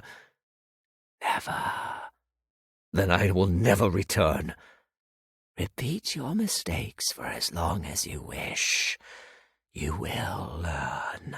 You will understand the rules.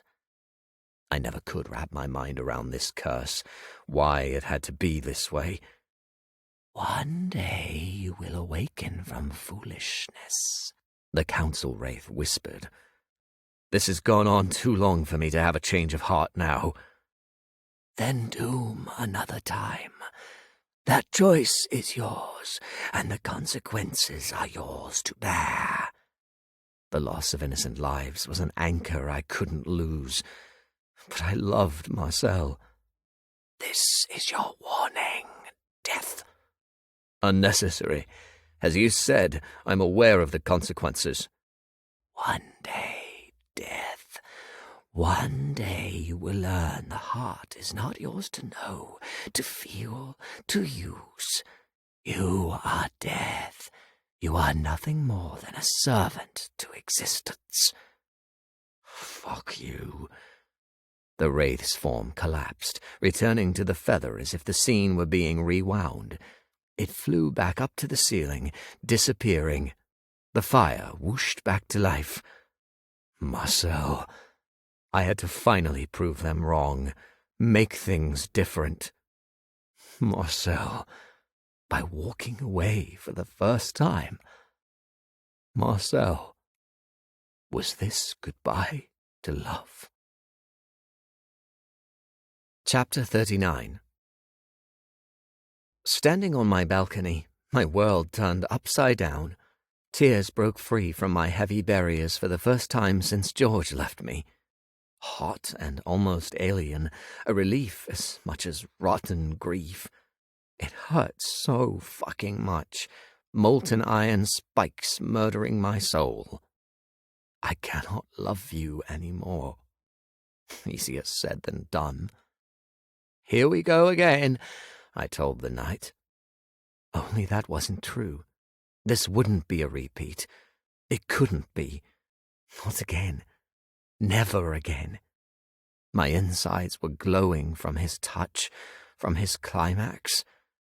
I want him. Things were different. I hadn't been a necromancer before, especially one with these strange new powers. Powers born from him walking away from his job. For me. He did it for me. But he had to go back. My one true love.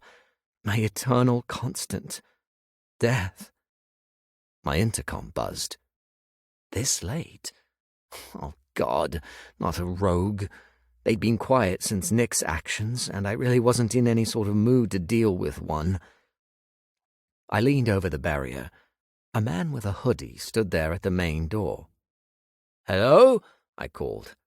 The man pushed his hood back. Leon West was at my door. Against my better judgment, I grabbed my gun and ran downstairs, yanking the entrance door open.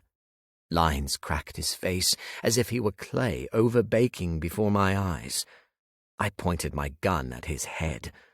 "What the fuck are you doing here?" "Call Emma, you idiot." "The key," Leon said, his voice a nasty rasp. "The onyx key." "What the hell is that?" I demanded. But his body broke apart into a pile of dry leaves. I jumped back. "Leon!" The wind rustled the leaf pile, plucking them into the air. What the hell just happened? "Marcel!" Oh no, not now. Death ran toward me, wearing a long coat over his bare chest and leather trousers. It billowed behind him as he approached. "You shouldn't be here," I said as the wind carried more leaves. He slowed down, coming to a stop a good few feet away, but nowhere close to a safe distance. "What happened?" he asked. I couldn't speak, the sight of him taking me over. I dropped my gun, more tears rolling free. "Marcel, please, you have to go." But he didn't, and I didn't tell him again. Instead, I let him come closer, stood there as he slid his arms around me. "No." He pulled me close, holding me in those arms that had soothed me so much over the years. I broke down, burying my face into his neck. The sobs were lava exploding out of me as I clawed at his coat, losing my ability to stand. He held me as I went to the ground, cradling me as grief poured out of me. "I'm here," he said. "You always are." I lifted my head, my hands cupping his face of their own volition. Our eyes met. "I can't," I tried. But resistance was futile. My selfishness was a force stronger than gravity, than anything. I kissed him through my tears. I always had to kiss him. Forever. This concludes Death Eternal by Richard Amos, narrated by Cooper North. Copyright 2023 by Richard Amos. This unabridged audiobook is published by arrangement with Richard Amos and was produced in the year 2024 by Tantor Media Incorporated, a division of Recorded Books, which holds the copyright thereto. Please visit tantor.com for more information on our growing library of unabridged audiobooks.